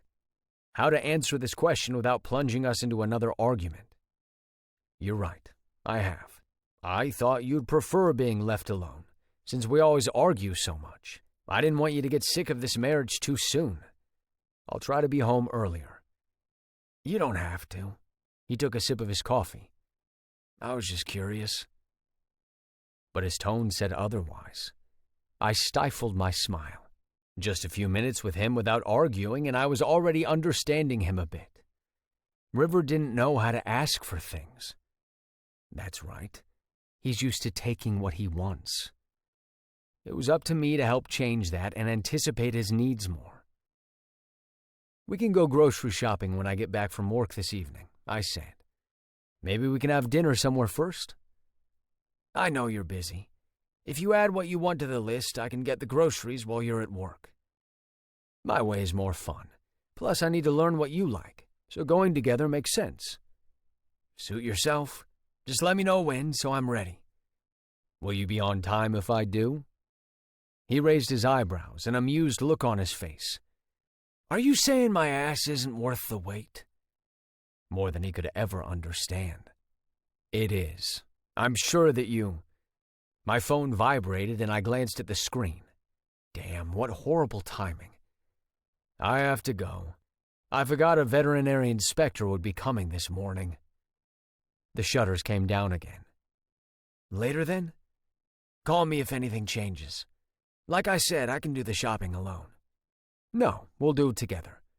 I walked around the island, took the cup of coffee out of his hand, and placed it on the surface. Ford, why? I cupped his face in my hands and kissed him.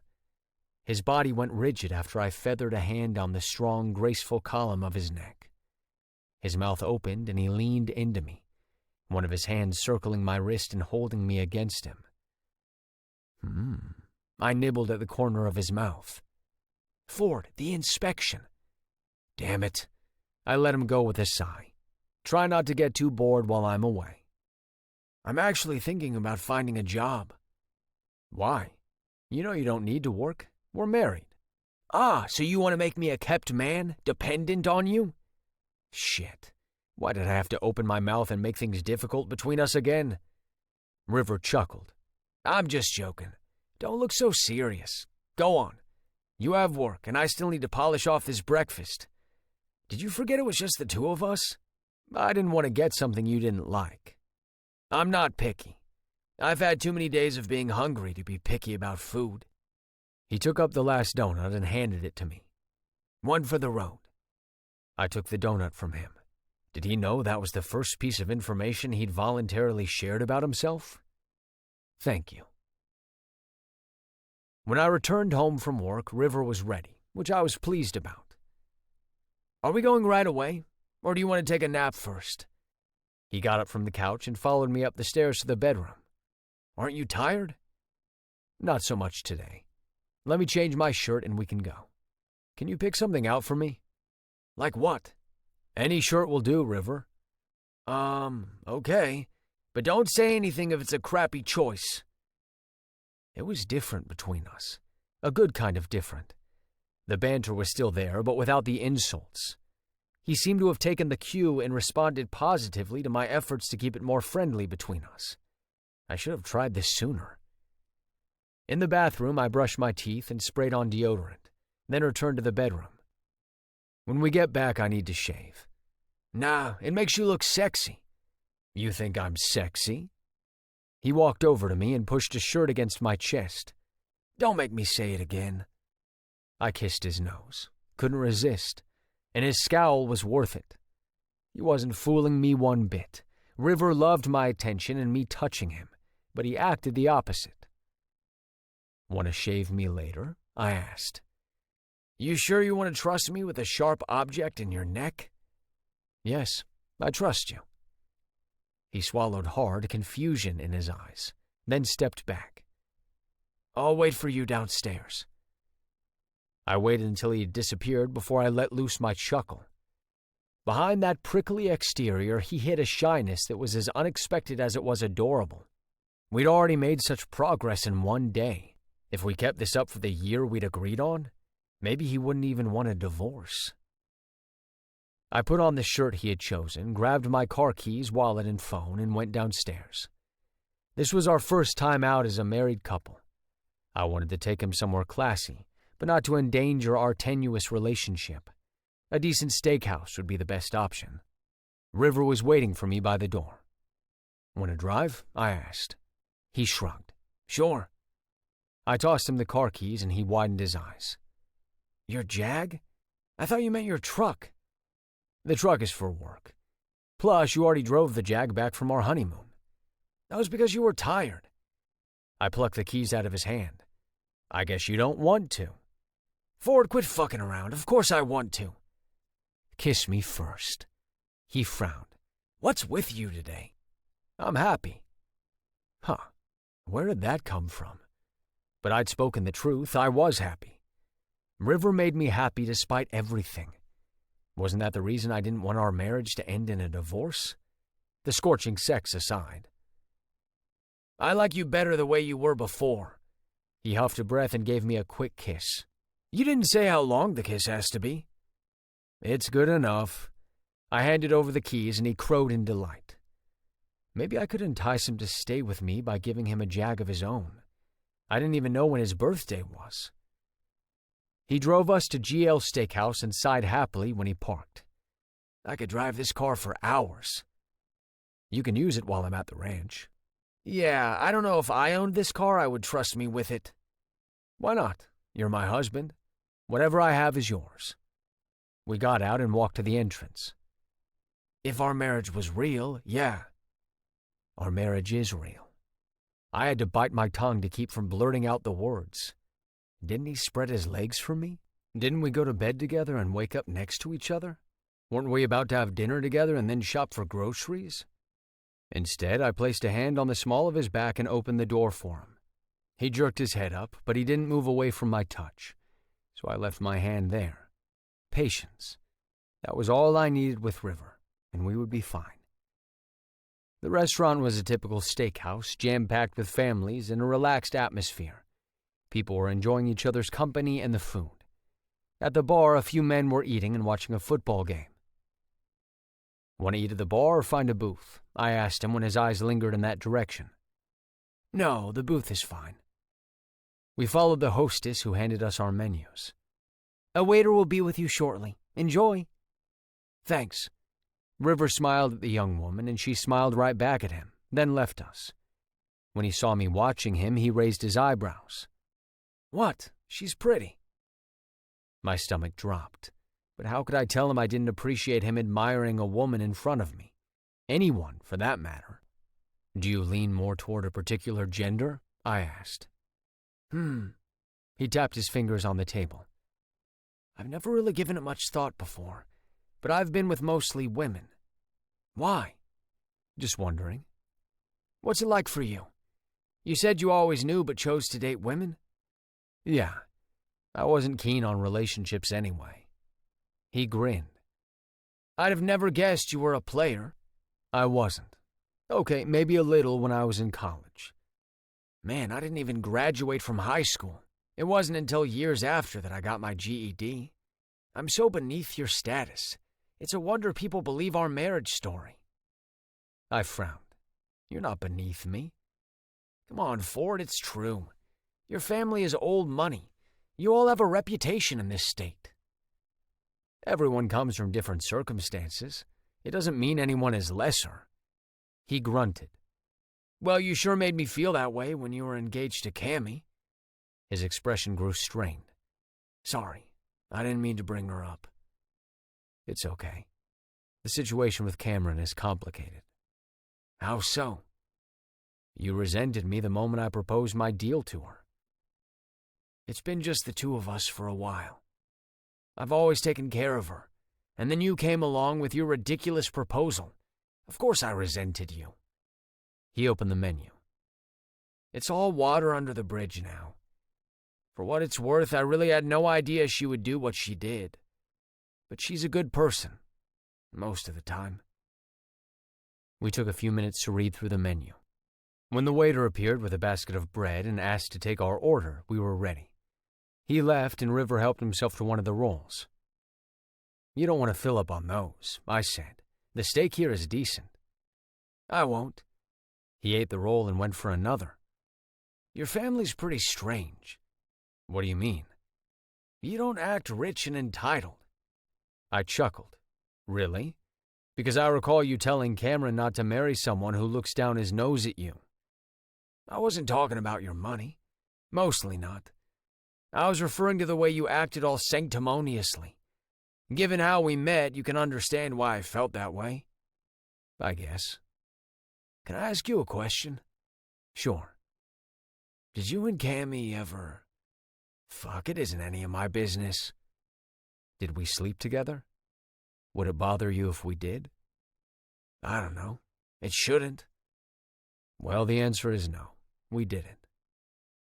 The look of relief made my chest ache. Did he love her that much? How could he be so open with me in bed while he loved another? "But if you ask my opinion," I said, "you could do better than someone who ran off and left you behind to handle the consequences of her actions." "You don't understand." "What's there to understand? She treated you poorly." "It doesn't matter. I promised my brother I would take care of her." He scrubbed a hand over his face. "And I've done nothing but fail him over and over. She shouldn't have had to resort to marrying someone she didn't love for money. That's why I was so pissed about it." "Your brother? You have a brother?" "Had. He passed away. He took care of Cammy and me for so long until he got sick. She was devastated when we had to bury him. They'd planned to get married and have 2 kids. "Wait, what? Your brother and Cameron were together?" "Yeah. They were together for 6 years before he died." "Fuck. I'd been wrong. How could I have gotten everything so wrong? I thought you were in love with her." River frowned. "Whatever gave you that idea?" "The way you two were so close, inseparable. You were possessive of her." "Wait a minute." River blew out a huff of breath. "That's why you didn't like me? You thought I was in love with the woman you were marrying?" I nodded. "Does this mean you were actually falling for Cammy? Was that the reason you hated me for being that close to her?" My heart skipped a beat and galloped in my chest. Omar had said I should be honest with him. But what if he didn't feel the same? Maybe it didn't matter. Maybe all that mattered was me telling him how I felt.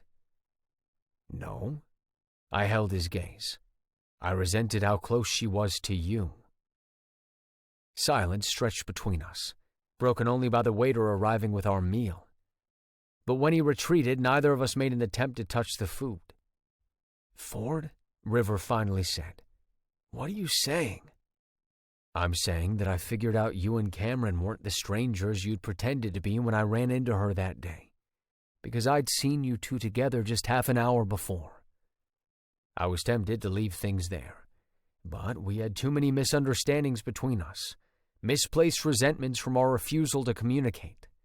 For once, I wanted to get it right. The first time I saw you, you were alone, and I couldn't stop staring at you. Then she met up with you and you hugged. Do you want to know the thoughts that ran through my mind then, River?" "What?" he asked softly. I reached across the table and touched his fingers with mine. If only the smile you gave her that day was directed at me. "Ford." I shook my head. "No, you don't need to say anything. Let's eat. It's good we're finally getting things out in the open and we're actually talking. We've cleared up so much already." "But there's something I want to say." Did I want to hear it? I changed the rules by confessing I'd liked him from the first time I'd seen him. "Ford, don't you want to know?" He smiled, his eyes mischievous, and I relaxed. "I'm not sure." "Coward."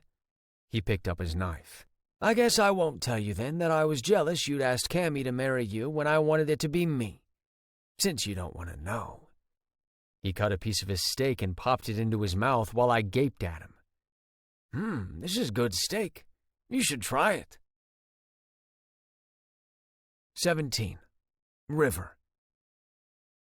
A week after our dinner date, I sat in the kitchen staring at a recipe but not seeing the words as I replayed our conversation in my head. I often did that these days, thinking about the night that changed our perspective of each other. Who would have thought that open communication could solve so many issues? Since that night, Ford and I had become closer. It wasn't all roses and candy. We still had arguments, but we talked about them when we were calm enough.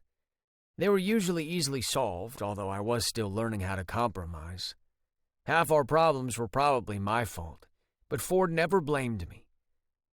Half the time I provoked him too, because of the sex. Angry sex with Ford was addictive, and if he'd noticed we ended up in bed after or during every fight, he hadn't said anything. I smiled. Just yesterday we'd argued about football, and when I told him to stick to ranching because he clearly knew nothing about the sport, he'd fucked me right here bent over the island. After, we'd relaxed in the hot tub, and I'd explained to him why he'd been wrong. I squirmed in my chair. Too bad the intensity had worn off. My body was getting used to how rough Ford could be. But as much as I loved the sex, I was craving more. He spooned me in bed now, and he held me against his chest.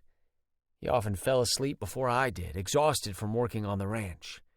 And sometimes I would lie in the circle of his arms and imagine us lying like that when we were old and gray. We talked about a myriad of topics, but still hadn't discussed our marriage and what we would do about it. Best not to worry about it. I tapped the screen of my tablet, expanded it, and read the recipe. Again. We should have the ingredients I needed to make a nice chicken piccata.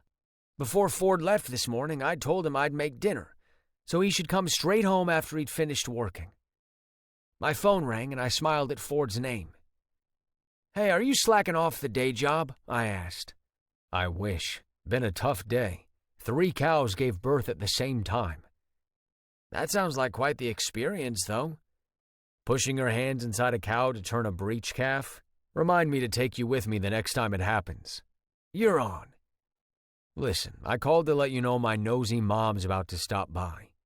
What? I jerked up. What do I do? He laughed. Nothing. It's just in her nature to pry. She's held off long enough to give us privacy as newlyweds, but I knew it would only be a matter of time before she was coming over to get to know you. But without you here? That's how she operates, divide and conquer. I've endured my fair share of grilling for the last 3 weeks. What should I do? Don't worry, she won't badger you too much. Just try not to let the truth about us slip out. The truth? Of why we married, or that our relationship had an expiration date? Ford might be attracted to me, but that didn't change my past. He might not want to stay married to someone with my reputation. River, are you still there? Yeah, don't worry. I won't say anything to make her suspicious. After all, I got you to like me, didn't I? If I can do that, I can endear anyone to me. If you need anything, call me. I have to get back to work. I'm looking forward to dinner with you tonight. Can't wait to eat. His laughter just before he ended the call was telling. He wasn't talking about food. But when had I ever denied Ford the chance of eating me out? Some of the best times we had were him rimming me with his cum in my ass. I could go for hours, satisfied with just Ford's tongue fucking me. I swirled through the house like a tornado, cleaning every surface and tidying the mess. The last thing I wanted was to give Ford's mom the wrong impression. She seemed like a genuinely nice person, and she was Ford's mother. Hell, I wanted her to like me. When the doorbell rang, my stomach churned and my palms were sweaty. If we stayed married, this woman who Ford adored would be in my life forever. I opened the door and she gave me a wide smile and a hug. "River, I hope you don't mind me barging in on you. How are you, my dear?" "I'm fine, thank you. Come on in." I'd planned to lead her to the living room, but she was carrying several dishes, so we headed into the kitchen instead. "Would you like something to drink, Mrs. Butler?" I asked. "Just some water, please, and call me Faith. I brought you some meatloaf and banana pudding." That sounds amazing. I stored the food away in the fridge, then grabbed a bottle of water. She pointed to the chicken I had thawing in the sink. Are you cooking, dear? I scratched behind my ear and laughed self-consciously. Trying. I told Ford I'd make us dinner tonight. Good. I swear he's a man of habit just like his father, but I've been reminding him that he's married now and can't eat with the rest of the ranch hands every evening like before. He's been mostly home for dinner this week. 2 nights we had gone out, and once we'd ordered pizza and eaten in front of the television while watching wrestling. Good. I won't beat around the bush. I didn't just drop in to bring over food. Your marriage to Ford was so sudden that we never had a chance to talk. I wanted to correct that. I understand. Do you want to sit in the living room? Actually, here's fine. And if you don't mind, I can help you with dinner if you tell me what you're preparing. Oh, no, I couldn't ask you to do that. You're a guest. Nonsense. I've used this kitchen more times than Ford has. Please let me help. We can talk, and this way things feel more natural. I hate barging in like this, but Ford hasn't even brought you to our family brunch on Sundays. That's my fault. I needed some time to adjust, and Ford's been indulging me. Understandable, dear. Faith was a tremendous help, and I appreciated that she didn't do it for me but guided me along. She had been right about our conversation feeling much more natural this way, too. It didn't feel weird at all talking to her while we worked side by side. River, there's something that's been bothering me. She put down the knife she used to cut the lemons.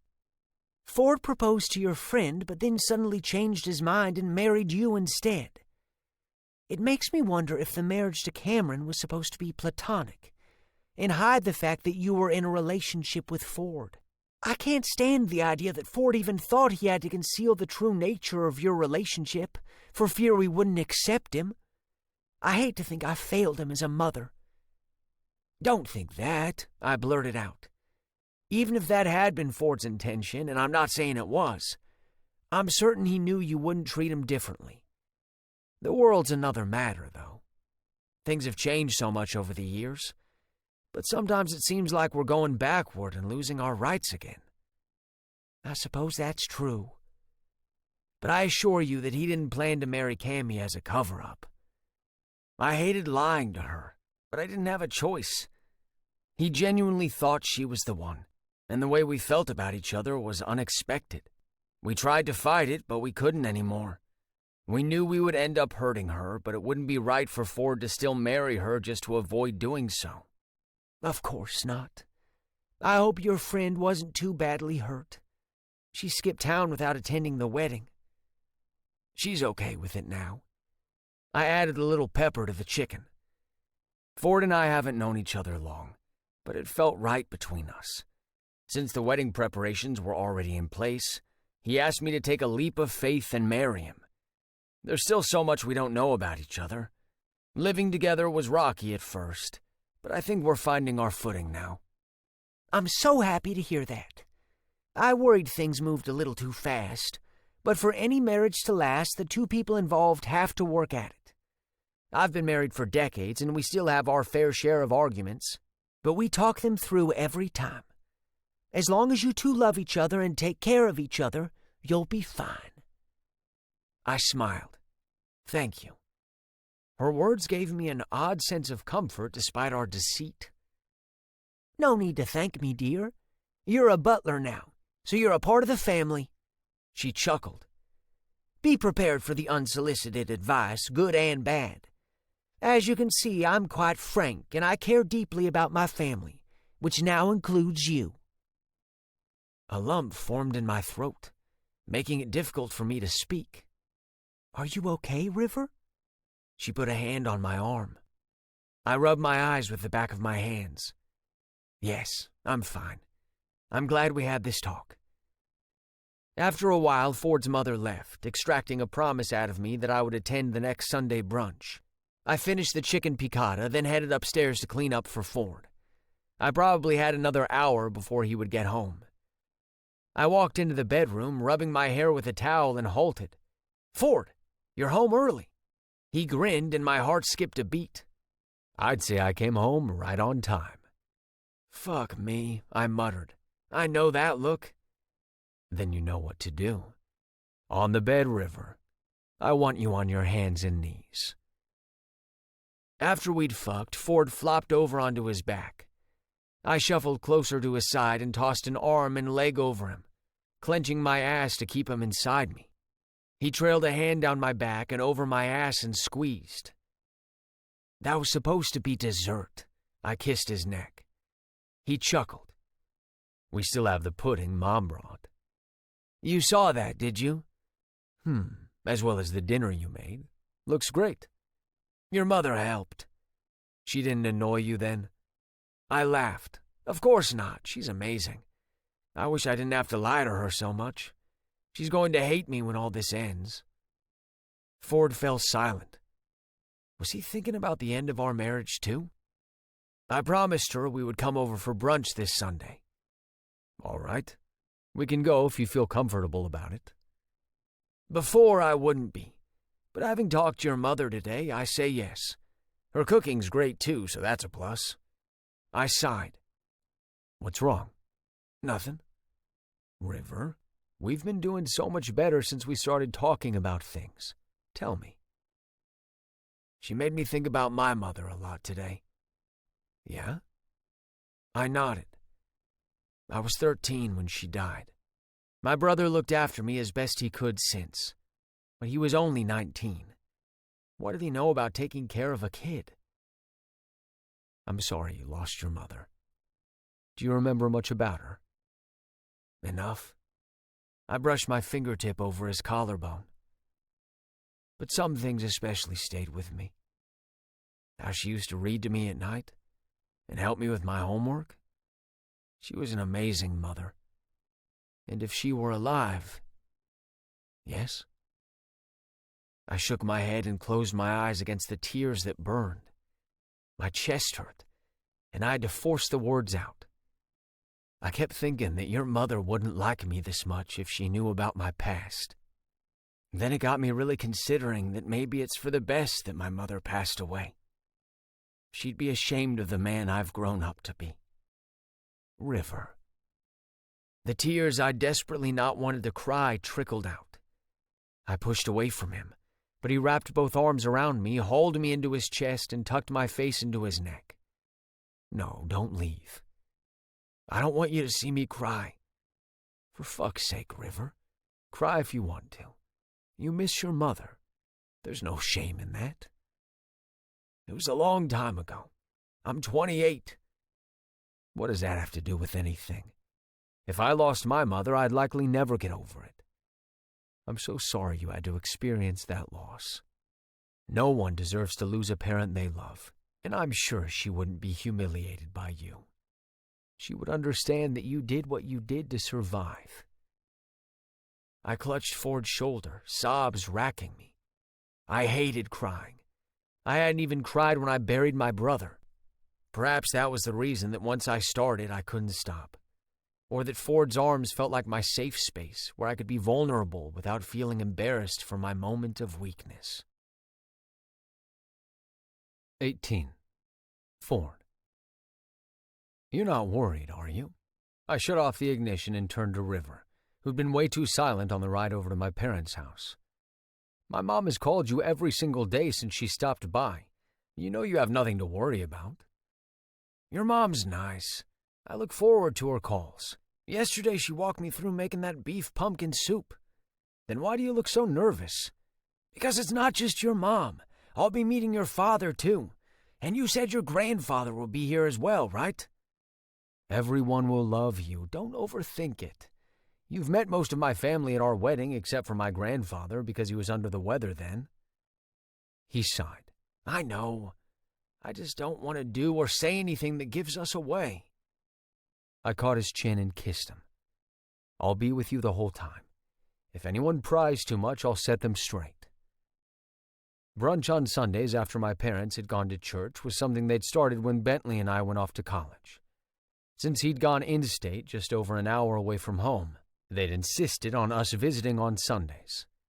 Mom would do our laundry and send us back with food to last the week so we could concentrate on our studies. I took River's hand and guided him along the courtyard. His hand trembled in mine, and his gaze flitted to his surroundings.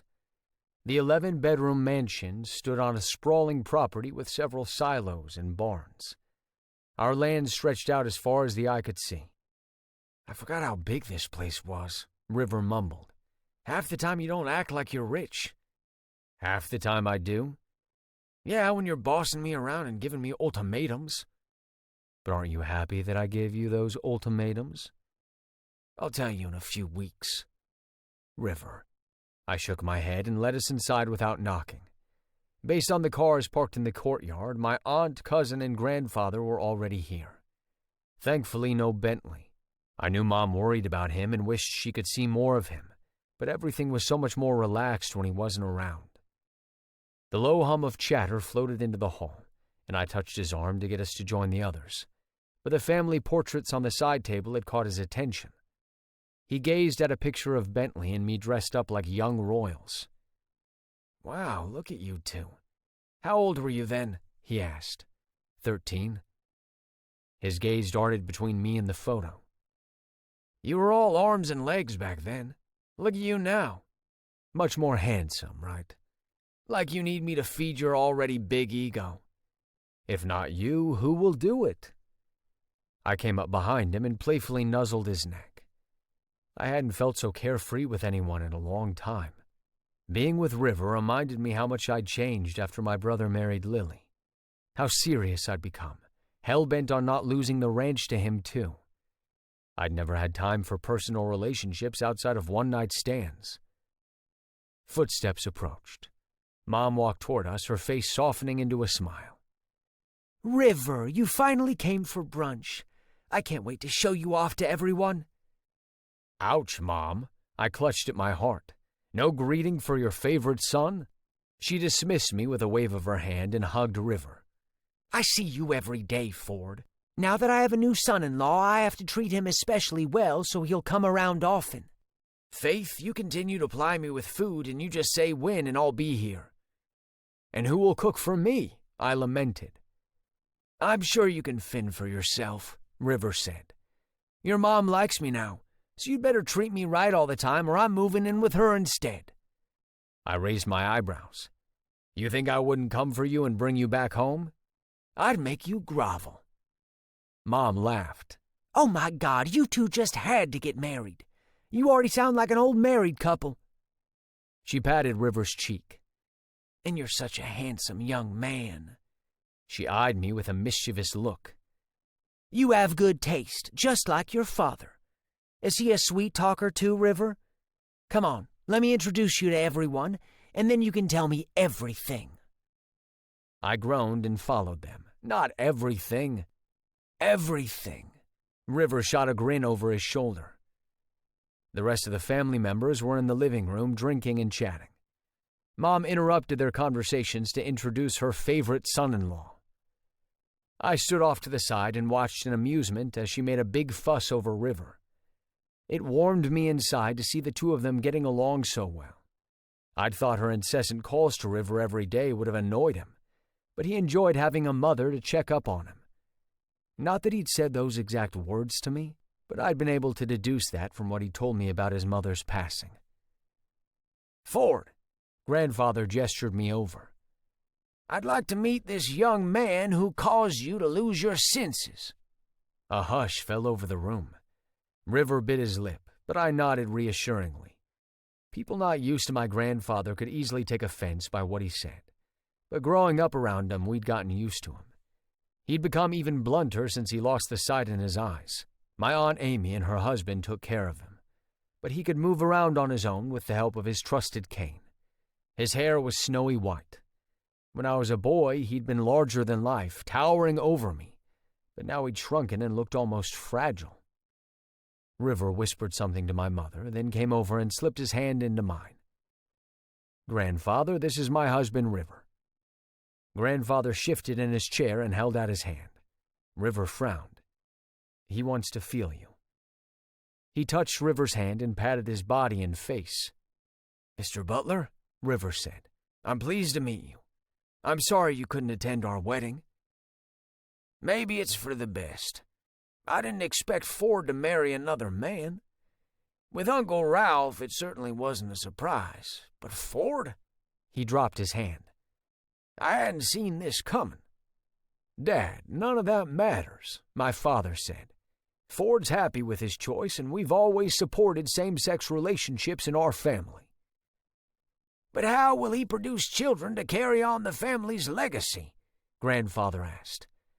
I'm not against him being with the man he loves, but if he'd married the young woman, he'd at least had a chance to have an heir. I squeezed River's hand, showing him my support. That's not... Well, Mr. Butler, River beat me to it.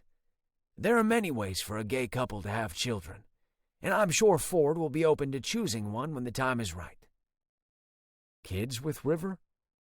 I'd never thought that far ahead. Our marriage was supposed to last for 1 year. If we had a child, it would have to be much later when we were more settled and stable as a couple. When we didn't fight over small things and had learned how to fully open up to each other about our insecurities and doubts. At least you're bold enough to speak up, Grandfather said. I admire that in a young man. It tells me you won't stand aside and allow people to take advantage of you. He felt alongside his chair and picked up his probing cane. I could do with a walk outside to gain some fresh air. You, young man who's married to my grandson, walk with me. Perhaps you can tell me more about your and Ford's plan to have children and help me not to be so ignorant. River gave me a panicked look. Grandfather, maybe I should go with you. I was aware of everyone watching us. I've spoken to you all my life, Ford.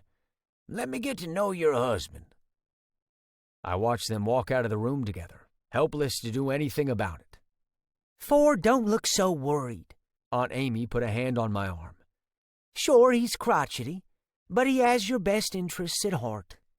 Except it hadn't felt like that when he'd informed me he would expect me to get married and settle down within the year, or he would leave the bulk of my share of the family's inheritance to Bentley. I'd meant to walk away when he gave me his ultimatum, but when he mentioned my brother, I knew I would do anything to meet his conditions. Amy is right, Ford. Mom patted the sofa next to her. Come and have a seat. They'll be back soon enough. I cast one last lingering look at the door River and Grandfather had gone through. If he says something to offend River, Mom, I'm leaving and taking him home and not coming back again when Grandfather is here. I sat on the couch. River's already been through too much. He doesn't need to marry into a family who doesn't accept us. I get it you're feeling protective of him, dear, but I assure you we're all supportive of him. Right, hon? Your mother's right, Dad said. We're with you and your husband 100%. 19. River. Ford's grandfather and I had been sitting next to each other on the patio for over 10 minutes, and he still hadn't said a word to me. Was he expecting me to break the ice? I'd been nervous about meeting him. After all, Ford had rushed off to marry a complete stranger because of him. In my head, he had to be someone mean and scary. He didn't look mean and scary. Instead, he seemed fragile. I didn't want to say anything to offend him and make Ford upset, so I kept my mouth shut. He was the one who'd wanted to talk. Young man, you are young, aren't you? How old are you? I'm 28. A wonderful age to get married. He tapped his fingers on his cane. River is what Ford said your name is? Yes, sir. River. I sensed I've offended you. Deny, be courteous and just let it go. To be honest, you kind of did. Sounds like you aren't so sure. Have I offended you or not? Damn, I never expected him to be so blunt. You have, I said, clearer this time. You're making things difficult for Ford and me because we're both men. That's a bit prejudiced, don't you think? I don't have a problem with whom my grandson loves. I'm being practical. How so? He fell silent, then cleared his throat. My fondest memories of him are when he used to run after me, eager to learn everything about the ranch. He was just a tiny boy, but he wanted to be involved in everything. Even at such a young age, he had a love for the animals and the land, and that didn't change when he grew up. It took me a long time to retire, way longer than it should have. But after all the sweat, blood, and tears my great-great-grandfather had put into this land when he started, I needed to ensure our family's legacy would live on for generations to come. Wow, I can't even imagine what that would have been like for you. I only knew my mother, and not really much about her parents. Family is important. He stomped his cane on the ground. Legacy is important. It doesn't matter if it's a little or a lot. It should be carefully handed down to each generation, guarded and shaped for future generations. I see that responsibility in Ford. He's passionate about the land. Unlike his brother, who would do anything to move on.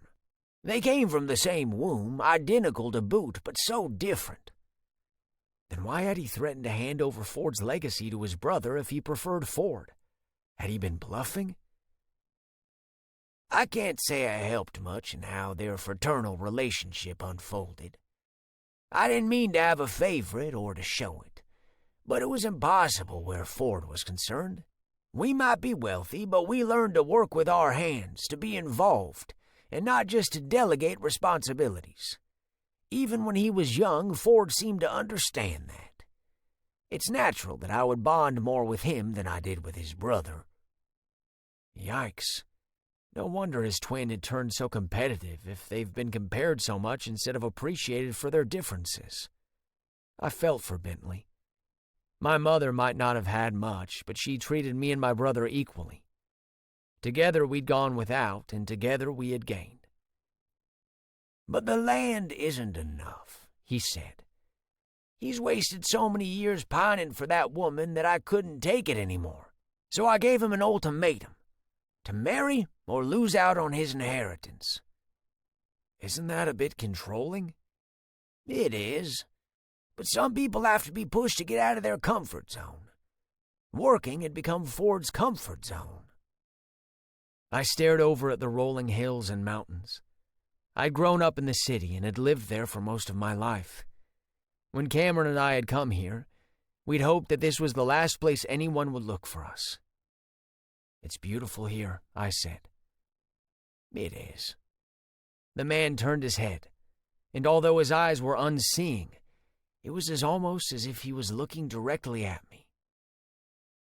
I told you all this to ask you, River. Are you with my grandson because he wants to keep his inheritance, or do you actually care about him? I care about him, more than I could ever have imagined. I hadn't allowed myself to get this close to anyone in a long time. Hell, maybe never. I had nothing to offer someone, ever. That's good enough for me. When will we meet your family, River? I don't have any family. No family? No. Then you're in the right place. The side door opened and Ford and his aunt walked out. Ford looked so serious I smiled to reassure him. Ford, you needn't have worried about him. He handled himself rather well, his grandfather said. He must have known Ford would be anxious and join us soon. I hope grandfather didn't badger you too much. Ford stopped next to me. He means well. Off with you two, then. I'll sit here and rest for a moment. Before I could bid him a proper farewell, Ford took my hand and practically dragged me away. Where are we going? He stopped and cupped my face in his hands. What'd he say to you? I shrugged. Nothing much. He rambled on about the importance of family, the feud with your brother, and your inheritance. And? I think he might have suspected you only married me to get your inheritance. Shit. Not to worry. I convinced him that our relationship was real. You did? I nodded. I could just kiss you. He planted his lips on mine and did just that. Closing my eyes, I opened my mouth for him. Shit, his aunt could see us. I peeked over Ford's shoulders. Sure enough, she was watching us, and by the way her lips were moving, she must have been telling his grandfather we were kissing. Come. As if he sensed how uncomfortable I was having our makeout session turn into a play-by-play, Ford took my hand and led us out of their sight. After sharing a brief look, we followed a well-used trail. "Where are you taking me?" I asked. "Don't forget you still need me for 11 more months." Ford chuckled. "Don't worry. You're too valuable to get rid of you." He winked. "Just yet. I'm taking you to one of the ponds. Can we swim in it?" "No, it's too shallow, and you wouldn't want to swim with the fish now, would you?" "Won't it be rude of us to abandon the rest of your family?" "No, Mom said I should show you around, which is what I'm doing." "Okay." The pond was indeed too small for wading, but someone had constructed a small bridge to cross over to the other side. We stood next to each other on the bridge and watched the water. Big yellow fishes swam close to the surface and seemed to peer right back at us. "What do you think of my grandfather?" he asked. "He's sharp, but he's not so bad." Ford placed a hand on my waist. Lately, he touched me more often. Had he noticed? I never drew his attention to it in case that would result in him touching me less. I swear the older he gets, the more controlling he becomes. Ford pulled me a little closer. We humor him because we know it's difficult for him to let go and hand the reins to others. I guess that's understandable. I placed my hand over his and caressed the skin. "Ford?" He kissed my hair and I hesitated. I didn't want to ruin the stability we'd found. "What is it?" "Tell me about you and your brother. You said you two were competitive as children, but I can't understand how two people sharing the same DNA could have such a horrible relationship." "You'd have had to grow up with us to fully understand. The competitiveness was okay, but it got unhealthy when he would take things too far, be unscrupulous, do anything to come out the winner. Boundaries were crossed."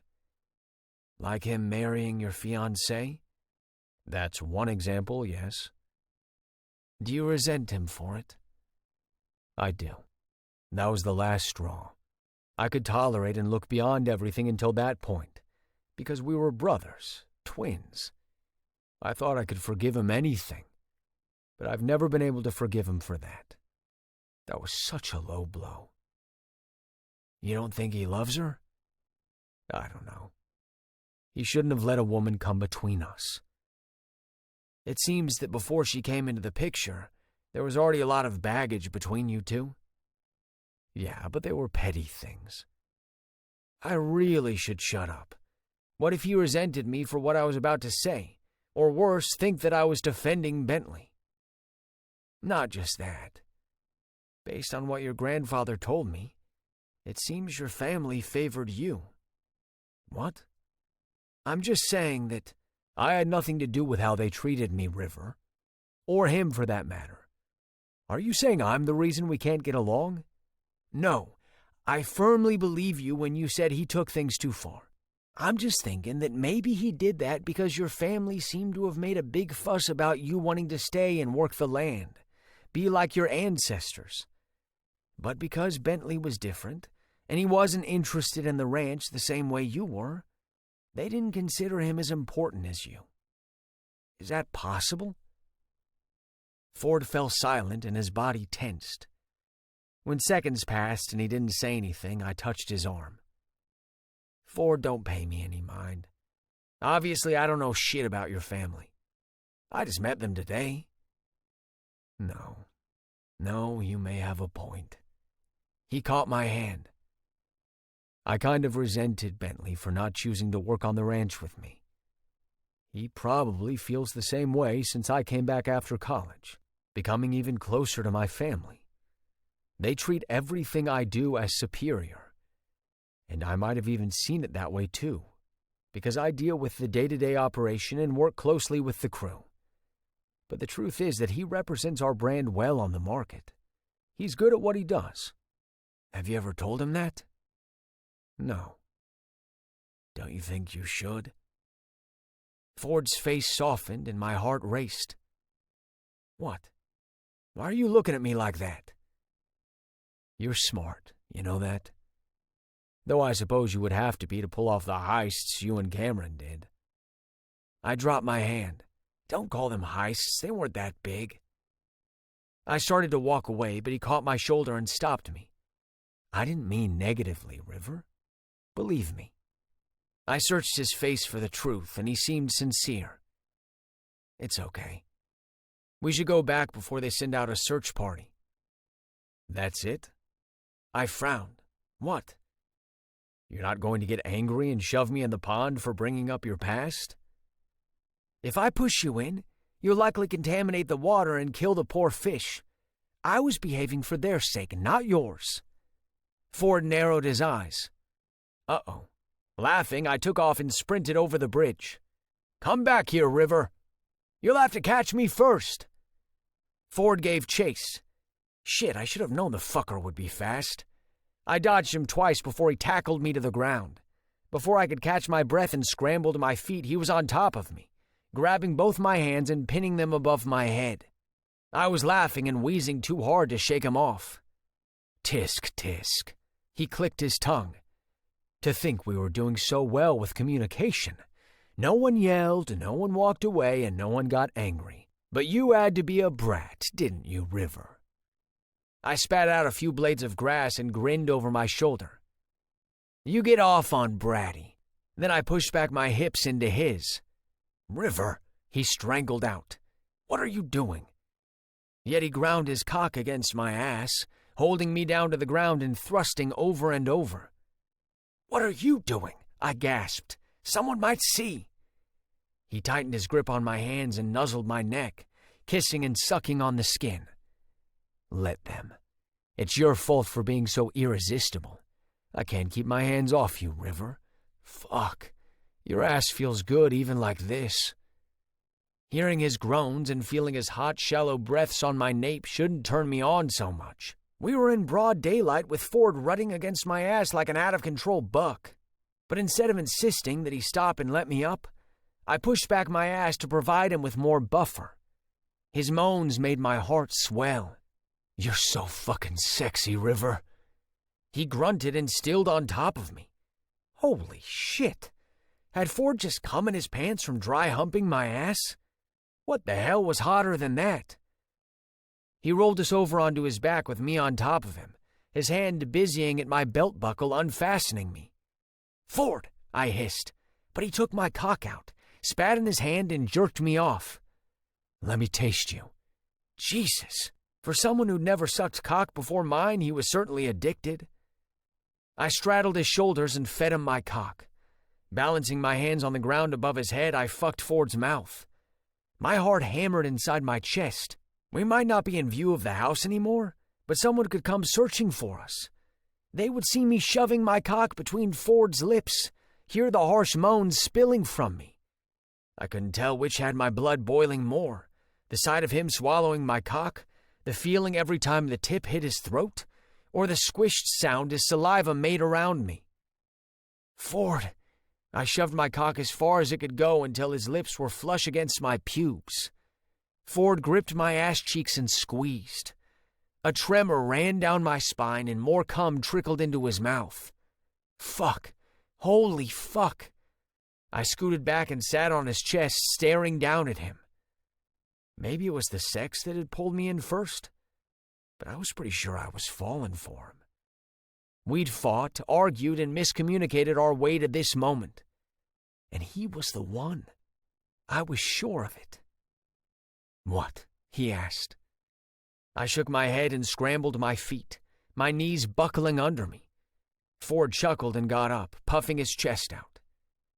I got you weak in the knees, huh? Screw you. You have underwear full of cum. What'd you do that for? Don't worry about it. I keep spare clothes here. I'll grab something. But then they'll know we did something.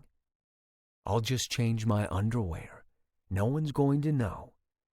He cradled my face and kissed me hard. We should go back before someone comes looking for us. He brushed the grass from my clothes, but he couldn't do anything about the grass stains on my shirt. They were on the back of his shirt, too. Hey, we're newlyweds. It'd be strange if we didn't sneak off somewhere to make out. Don't let it bother you. They'll think I'm a hussy. For having sex with your husband? For not showing restraint. Ford took my hands in his. Are you being serious right now? I nodded. They're your family, Ford. I don't want them to think badly of me. They won't. They're more open-minded than that. And I mean it, River. If anyone says anything unkind to you, we'll leave. No questions asked. He cupped the back of my head and kissed my forehead. Does that make you feel better? It did. Damn, I hated that I was the one worrying about this. Ford should be upset about it. I just wanted to stay in his family's good graces, and I would need all the help I could get if I meant to stay with Ford after our year was up. We ambled back to the house in silence, but it wasn't tense or awkward as it had been before. Ford's presence was comforting and made me happy. As we stepped onto the patio and opened the doors, Ford whispered in my ear, "And for your information, I really like this hussy." 20. Ford. I didn't tell you this before, but your nails looked really nice for our wedding. River curled his fingers to hide his fingernails, which no longer bore the polish he'd gotten done for the wedding, and his face tinged a bright pink. Ford, why are you fucking with me now? Seriously, I'm not. They were a surprise, but a very pleasant one.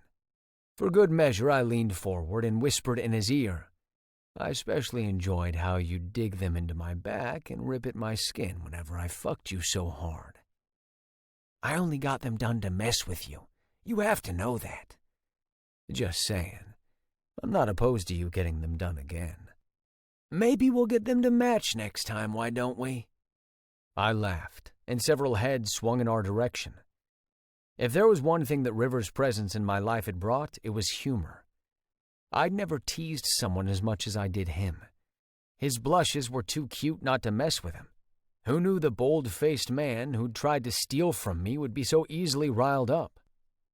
That should be everything. A medium-built woman with ample hips approached us and extended a small bag to me.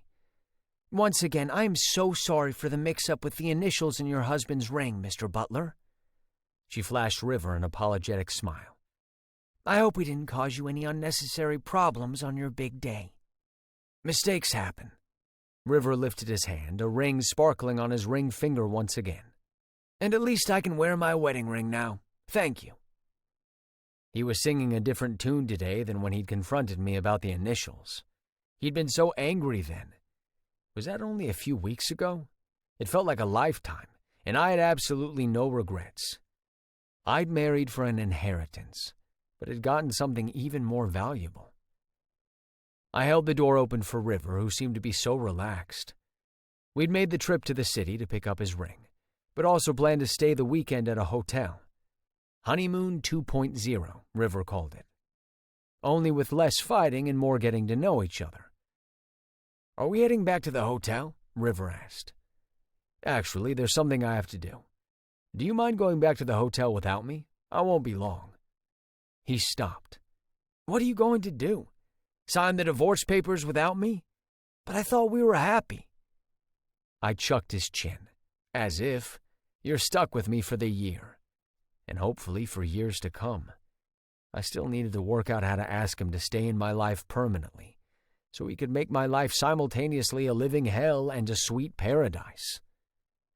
You still didn't say where you're off to. To have a chat with Bentley. I took his hand and squeezed it. I've thought a lot about what you said. We're both grown up now and should be able to get along. River smiled. Good. I hope it works out. Thanks. If it doesn't, I'll get creative consoling you tonight. But if you give it your best effort to make the relationship better, I'll blow your mind. I'll settle for you blowing me, period. He grinned. I've been saving that for a special occasion. Didn't know you wanted me to so badly. I scowled. What special occasion? There's no time like the present. We were standing on the sidewalk, people hurrying around us. His eyes glinted with mischief when he looked at me. The present? As in right here and right now? Okay. My mouth went dry and I stared in horror as River went down on his knees. What the fuck are you doing? River, get up! I grabbed him by his shoulders. Fucking him on our porch was one thing. That was private property. Having him fuck my throat when we were at my parents' house was okay. No one had been around. But here, on a street full of people walking by us? What? River batted his eyelashes. Your shoelace is untied. I lowered my gaze. The lace of one of my sneakers had indeed gone undone. The tease. He knew what would go through my mind seeing him on his knees. You're clearly wanting to have your butt smacked. River quickly tied my lace and rose to his feet. I don't know what you mean. You couldn't have expected me to blow you right here. Is that your kink, Ford, public sex? He quirked his eyebrows. Holy shit, it is, isn't it? I mean, the porch and in your parents' yard? Now it makes sense. Why didn't you tell me? There's nothing to tell. I think there is. He kissed me swiftly and took the bag from the jewelry store from my hand. Talk to your brother. I'll bring this back to the hotel. Probably take a nap, so tonight I'll be wide awake. He sauntered away, swinging the bag back and forth, and I watched him for a long while before someone jostled me. Are you okay, sir? A middle-aged woman asked. My face heated and I nodded. I am, thank you. I hurried to the west end of Richmond, where my brother's office was located in the Cecil Billiard Center. Last night I'd left him a message that I wanted to have a meeting with him. He told me he was in his office all day and I could drop by whenever. How many times have I actually been by his office? It had been such a long time. I'd always judged Bentley for moving away to live in the city, for not working alongside me at the ranch. I'd thought long and hard about River's words the other day, and I had realized how selfish I'd been over the years. It hadn't been just me either. How many times had the family expressed their disappointment in him simply because he'd wanted something different altogether? Not to say Bentley was without his faults. He was unscrupulous at times, but that was his baggage to carry. Today, I could get rid of mine and move on. Forget about our past, the ways we wronged each other over the years, and his marriage to my ex. I had no reason to hold on to my grudge. Not anymore. The 3-story building overlooked the river. At least I knew his office was on the 3rd floor, and I took the elevator up. His secretary informed me he was on a call, and to give him 5 minutes to wrap things up. It took 10, but I waited patiently. When she nodded at me to go in, I knocked once, opened the door, and walked in. For the first time, I entered Bentley's workspace, so different from mine, with its floor-to-ceiling glass wall, the abstract art on the wall, the comfortable-looking seating area, and his wide desk with the 2 computer monitors. He took his reading glasses off and placed them on the desk. Ford, what brought you to the city? You usually have to be dragged away from the ranch. Had to pick up my husband's wedding band. He chuckled and rocked back in his chair. Can't say I'd ever expected those words to come out of your mouth. Why is it so hard to believe? Because we're twins. Shouldn't I be into men as well? Are you? Not in the least. He grew serious. What are you doing here? I wanted to talk to you about a couple of things. I took the chair across from his desk. First of all, to apologize. And second, to let you know officially that I've forgiven you. Bentley stared at me, then burst out laughing. What? I've been thinking a lot lately, and I'm not comfortable with our relationship. You're my fucking twin brother, and we don't call each other unless it's something to do with the family business. That's not good enough anymore. What exactly do you want? For us to bury the hatchet and be better brothers to each other. I apologize for all the times I made you feel you weren't a part of this family because you focused on a different aspect of the business. Hell, I can't even tell if you work for the family business because we guilt-tripped you into it. Where the hell's all this coming from? To be honest, River wanted to know why there was so much tension between us. It made me think about the part I played in it. Really? Because the family has always seen me as the black sheep. Like everything is my fault. At one time, I would have vehemently denied it, but now I listened. I had no idea you felt that way. It's water under the bridge. We've never talked about it. It may be too soon to build a bridge, but that's why I'm here, to lay the foundation for one.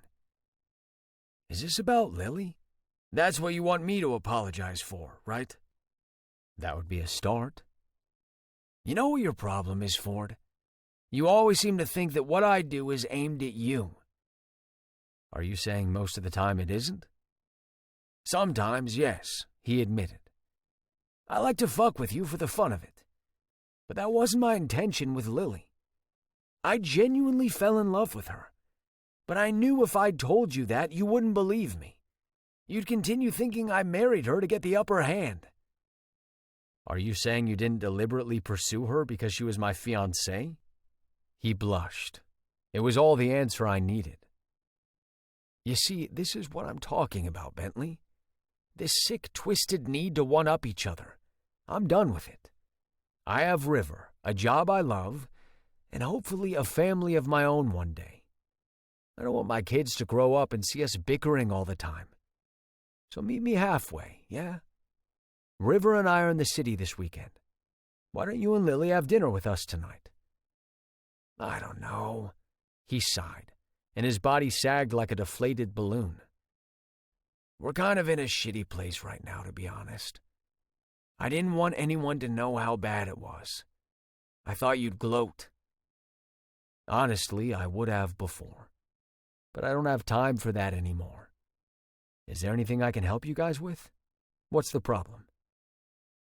For the last 2 years, we've been trying to have kids, and it's not happening. It's taken a toll on both of us to the point that all we do is fight. She cries, and I feel bad, so I drink. Then she accuses me of being a drunk. It's one big mess. I didn't know that. I've done everything the doctors advised, he said, head hung. But I'm shooting blanks. It's all my fault for not being able to give her the one thing she wants. I'm sorry. That's tough. Are you guys trying alternatives? She doesn't want to adopt. I can't wrap my head around her using a sperm bank. So of course she's mad at me for vetoing that idea. We're trying to figure things out. Okay. I understand if you can't make it tonight. But call me sometime, yeah? We can have a drink, or something, and come to brunch. Mom wants to see more of you. She has you, so... Yeah, but she doesn't have one kid, she has 2, and she misses you. Grandfather's getting sickly. It's time to be together as a family. You don't have to go through any of this alone. 21. River. River, you came! I brandished the bottle of wine I'd brought Faith. Not empty-handed this time. She laughed and gently slapped my arm. None of that, you're welcome any time. Can I have that back then? Nope, you already brought it, but we can share a glass. Come on in. I followed her inside the house. How far away was Ford? I knew their land stretched farther than the eye could see. He didn't know I was stopping by. I meant it as a surprise, mostly because I'd been bored at home alone, and I'd gotten an idea I couldn't wait to tell him. If he agreed, we would see more of each other, and I wouldn't have to sit at home twiddling my thumbs until he returned home from work. Even reality TV shows were losing their appeal. You're right on time, Faith said. The crew should finish up and return to the house any minute now. I think it's so cool you provide meals for your employees. That must save them quite a lot of money. We pride ourselves in offering great working conditions, which ensure our workers are loyal. We retain most of them because they're pleased with their benefits. Could this family be any more perfect? As wealthy as they weren't self-centered or capitalistic as I'd expected. Quite the opposite, in fact. And not that they didn't enjoy the finer things in life. Ford's theater room had become my favorite place, the jacuzzi a close second. But the family wasn't afraid to get their hands dirty and get involved in the day-to-day operations. I followed Faith to the kitchen where a flurry of activity was underway, and the delicious aroma of food wafted up to my nostrils. My mouth watered. Emma, Faith called to a tall, thin woman who seemed to be in charge. "Let me introduce you to Ford's husband, River. River, Emma holds down the fort in the kitchen." Emma flashed me a smile. "The fastest way to that man's heart is through his stomach. What did you cook for him to have him fall in love with you so quickly?" I laughed, my face burning. "Nothing at all. The only cooking I'd done was in the bedroom, but she might not appreciate that answer." "Then it must have been love at first sight. Although looking at you, that's understandable. You're a good-looking young man. No wonder the missus is intent on showing you off." Faith chuckled and hustled me out of the kitchen. "We'll get out of your way and let you get back to work." She led me to the living room with patio doors overlooking a well-kept garden. "Emma's been with us for over 2 decades. She's been our cook since we had the boys." "Wow, and she's still going strong?" "She loves it. It was hard convincing her to work every other week. Now she stays with us and visits her family the week she's off, which is why you didn't see her when you were here the last time. It was her week off." "I see. Faith, can I ask you something?" "Sure. What's going on?" "Ford hasn't said anything about me working. He seems content with me not having a job. But I want to pay my way, get involved. Do you think he'd have a problem with me working on the ranch?" "Goodness, you know you don't have to do that." "I want to. If not for anything else, then to keep my sanity. I'm bored being all by myself day in and day out." She smiled and gave me a knowing look. "You can work anywhere else, but you want to work alongside Ford. Is that it?"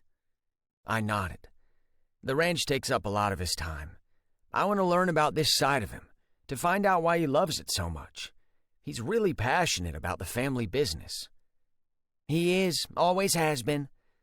As for working here, I don't see why not, but that choice will be up to Ford, dear. He does all the hiring, but if it's any consolation, my son adores you. I'm sure he won't mind having you around. In fact, I hear them coming in now.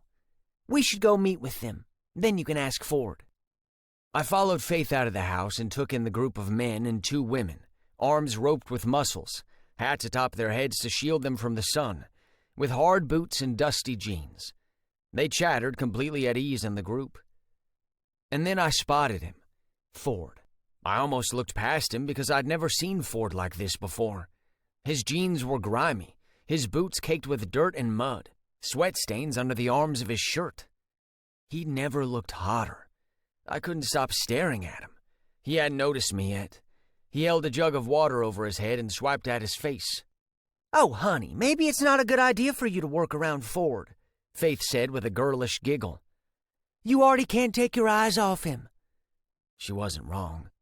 The man Ford was talking to nudged him and pointed at me. My smile fell as he furrowed his brows. He didn't seem pleased at all to see me here. Uncertainty wove its way into my mind. This standoffish Ford was the Ford from before we connected, before the sex, the communication, and before he admitted he actually liked me. "Oh dear," Faith said. "What's gotten into him today?" So I wasn't the only one who had noticed Ford's cold demeanor. The urge to run away like I always did kicked up. The old me would have flashed him the middle finger and told him to fuck off before I raced for the hills to lick my wounds. Instead, I swallowed down the lump in my throat and strode toward him. The closer I got, the more uncomfortable he seemed to grow. What the hell was wrong with him? He was pissing me off. I had to bite back the sharp words I wanted to hurl at him. If his mother had noticed his frostiness, the other workers surely must have done as well. How could he treat me this coldly in front of everyone? "Hey," I stopped in front of him, hands on my hips. "I thought I'd surprise you."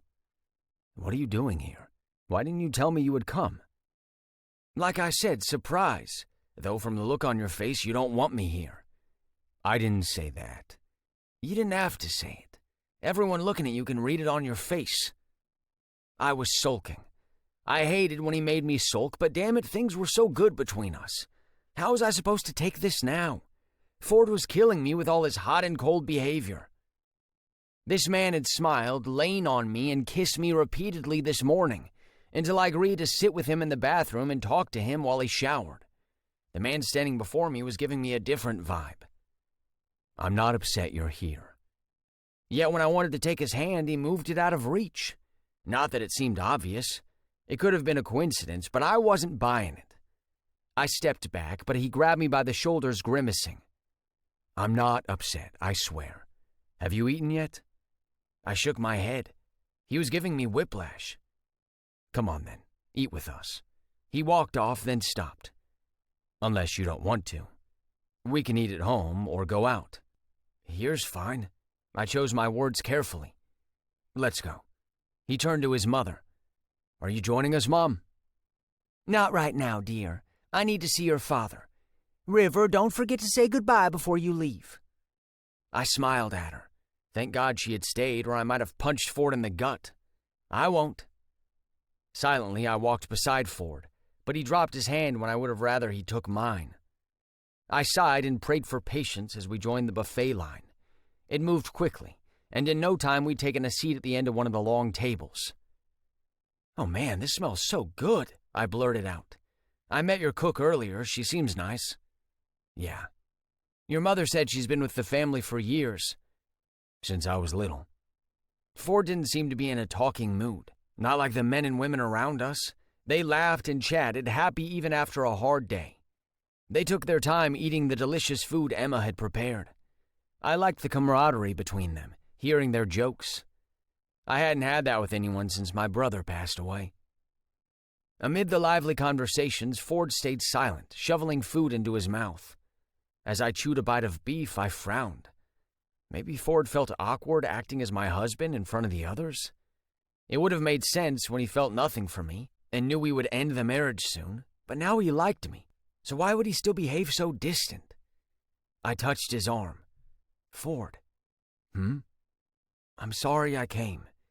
I should have told you so you could have explained that you didn't want to make things awkward in front of your work crew. What? That's why you don't want me here, isn't it? No, you're wrong. I put down my fork. Then what is it? Will you talk to me, please? You really want to know? I nodded. Ford got to his feet and took my hand. Where are we going? Somewhere we can talk privately. Curious eyes turned in our direction, but Ford kept walking, almost dragging me with him. I struggled to keep up with him. Once we were out of the barn, he turned left, stalked past the house, and headed toward a metal-framed, clear-span shed. What's this? I asked. We store machinery and carry out repairs here. I followed him inside. The interior was clean, crates and equipment. I had no idea what they were used for, stacked neatly against the walls. 2 tractors stood to the far left. River. I turned to Ford, who shuffled his feet, uncharacteristically hesitant, almost shy. Yet another personality shift. What's going on with you, Ford? He inhaled deeply and let out a huff of breath, then spread his arms. Can't you tell? You're looking at it. Looking at what? I assessed him from head to toe. I'm going to need a little more help than that. Have you ever seen me this way before? Unkempt, sweaty, smelly? After we fuck? I shrugged. Was that what this was all about? He was self-conscious that he wasn't exactly Mr. Clean, well-put-together billionaire right now, but looked like a regular ranch hand? That's different. It is? I shook my head. Ford, none of what you're saying makes sense right now. I'm really trying to understand why you looked like you wanted me anywhere but here when you first saw me. I felt humiliated. What? No, I'm sorry. I may have to start from the top. Please do. Have you ever noticed that I always shower and change before coming home to you in the evenings? You mean you've been doing that because you don't want me to see you like this? He nodded and leaned against the wall. Deep down, I know it's stupid, but someone I cared about once hated seeing me all dirty. Your ex-fiancée? Yes, we had a nasty breakup. At first, she didn't want to give me a reason why she was calling off our engagement, but I kept pressing her, so she told me. She had a problem with me getting too hands-on at the ranch, arguing that's why I had workers. That's why I started showering here and changing before I got home. If you'd seen the way she reacted to me coming home after work, you'd understand. Like I'd been rolling in a horse shit for the fun of it. I didn't want you to feel the same way about me, especially when things between us started so shaky. Well, you dodged a bullet right there. That's the dumbest thing I've ever heard. You work hard in the heat of a ranch. Of course you get dirty and sweaty. I should have been concerned that you came home smelling all rosy, like someone who's just cheated and washed the scent off. You've always seen me at my best. He crossed his arms over his chest. When I'm well put together. So, that's the guy you like on top of you. Ah, that was what this was all about. I smiled. Are you sure about that? Hasn't it ever occurred to you that I love the way you fuck me so much because you lose all sense of control and become your basest self? Whether you're dressed in a designer suit or torn jeans and buttons popped off your shirt, it doesn't matter how I feel about you. I love you, Ford. There, I'd said it, and almost threw up. Maybe now wasn't the right time to blurt that out. What did you just say? I clamped my lips shut and shook my head. He can't make me repeat it. I'll only ever say it once. Please say it again. Ford grabbed my shoulders. You heard me. My face burned and I dropped my gaze. I was kind of hoping you felt the same way. Fuck yes. He reversed our position, so now I stood with my back against the wall, and he pressed up against me with his mouth on mine. The answer is yes, River. I've fallen for you. I wrapped my hands around his back and fisted the material of his shirt as he kissed the side of my face. Are you sure? Because I'm sure. Now you can say it again. I love you. I know we haven't been together long, and we started this for all the wrong reasons, and we've banged each other's brains out more than we've communicated, but yeah, I stupidly fell. Hard. He kissed my forehead, my nose, my chin, my neck. I inhaled deeply, breathing in his unique odor of sweat, musk, and Ford. The scent hit me deep in the belly and my groin tightened. You fucking idiot, I murmured, licking his neck. After every filthy thing we've done, you think you being dirty bothers me? Now you make me feel silly. You should be. I shoved my hands beneath his shirt and caressed his muscular chest. When I saw you, my first thought was how hot you were. Yeah? Yeah. In fact, I peered at the closed door. What's the likelihood of someone coming in here right now? He swallowed hard. Slim. They're all eating. I spun us, pushing him back against the wall, then dropped onto my knees in front of him and quickly undid his buckle. Now don't take long. I know we do this in risky places, but I don't really want to be caught on my knees with your dick stuffed in my mouth. River, we can do this when we get home. But I want to now. When you're like this, all sweaty and dirty, I want you to fuck my throat until I'm hoarse, to have your cum in my belly, Ford. Christ, River. Chuckling, I dipped my hand into his tight boxers and pulled out his cock. So fucking big. You think I can fit all of you into my mouth, Ford? Let's make a bet. Yeah? What do I get if I do it? You don't leave me. I sucked in a deep breath and glanced up. Did he mean, I'm waiting, River? Fuck, he was. I'd spoken with confidence before, but it had all been bullshit. He was bigger than anyone I'd ever sucked off, but I was determined to win our bet.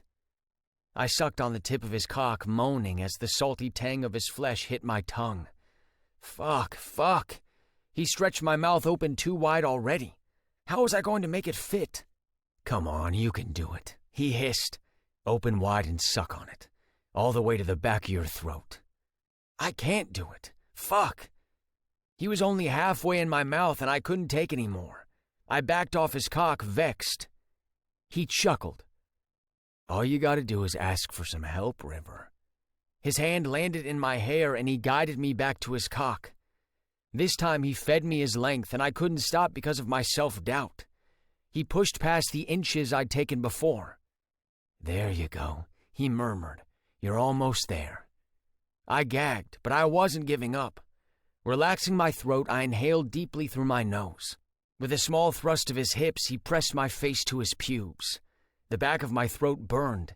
Tears welled up in my eyes and spilled down my cheeks. Saliva pooled from my mouth onto the ground at my knees. That's it. Look at me. I raised my eyes and blinked back the tears. He moved slowly, pulling out only a couple of inches, then hitting the back of my throat again. Fuck, River. He drew back and I gasped for air, my chest falling and rising rapidly. My throat hurt, but in a good way. I licked my lips as he stroked his cock. I sucked on the head of his cock while he moved his hand faster and faster. He panted above me, one hand resting in my hair and the other jerking himself off. Fuck, so close. Open up, River. I opened my mouth and slid my lips back down his cock. He grunted, pushing my face against his pubes. I gagged and grabbed his thighs, trying half-heartedly to pull away. But he wasn't done with me yet. His cum flooded my mouth and spilled directly down my throat. Ford released me and slumped against the wall. With shaky legs, I rose to my feet and clutched the sides of his jeans to right his clothes. But he tugged me into his chest and slammed his mouth on mine hard. I forgot his jeans and clutched his shoulders, moaning into him. Would I ever have enough of this man? River, he said against my lips. Did you mean it? Will you stay? Didn't you see how hard I struggled to swallow your dick, man? I croaked. Of course I'm staying. Ford laughed and buried his face in the crook of my neck, hugging me to him. Yeah, I was eager in more ways than one to get you to that goal, too. What if I'd failed? I would have found another challenge until you got it right. Does this mean? Yeah, until death do us part. That's what we agreed on, right? I smiled and kissed his cheek. I'm so happy, Ford. Me too. Since you're in a cheerful mood, can I ask you something? What's that? I want to help on the ranch. Think you can find something for me to do? Maybe put me on your team or something? Ford scratched his head. Babe, if I have you on my team, you're going to distract me silly. I won't, I promise. It's not something you can control. I just see you and my brain migrates south. He palmed my ass. You should know by now I can't keep my hands off you. And then I can work with someone else. Let me think about it. Is that okay? For now, but don't take too long to decide, or I'll just show up one day wearing overalls and a straw hat. 22. Ford. Ford? One of my workers marched over to the end of the table where River and I sat, having our meal after another long day. Except they were shorter now, with him working beside me. I got through each task as quickly as I could, eager for a break so we could chat. Lucky Denning placed an envelope with my name on the front written in neat handwriting on the table. What's this, Lucky? I asked. Went to see my daughter yesterday. Amber wanted me to give you this. Beside me, River jerked up. Not a minute ago, he'd been almost falling asleep in his food. I put my hand reassuringly on his knee, knowing what he was thinking, and he couldn't be any more wrong. Thank you. How is Amber doing? I asked. Great. His face softened. She's received another academic award. To think that in a year she'll be finished with college. I have your family to thank for that. No need, Lucky. It would have been a shame had she not been able to attend. She has a brilliant mind, and I have no doubt she will go far. Has she talked about her plans once she finishes her final year? She's coming back to open her veterinary practice. So she's not staying in the city? Oh no, she wants to return home. Good for her. Wherever she goes, she'll be an asset for sure.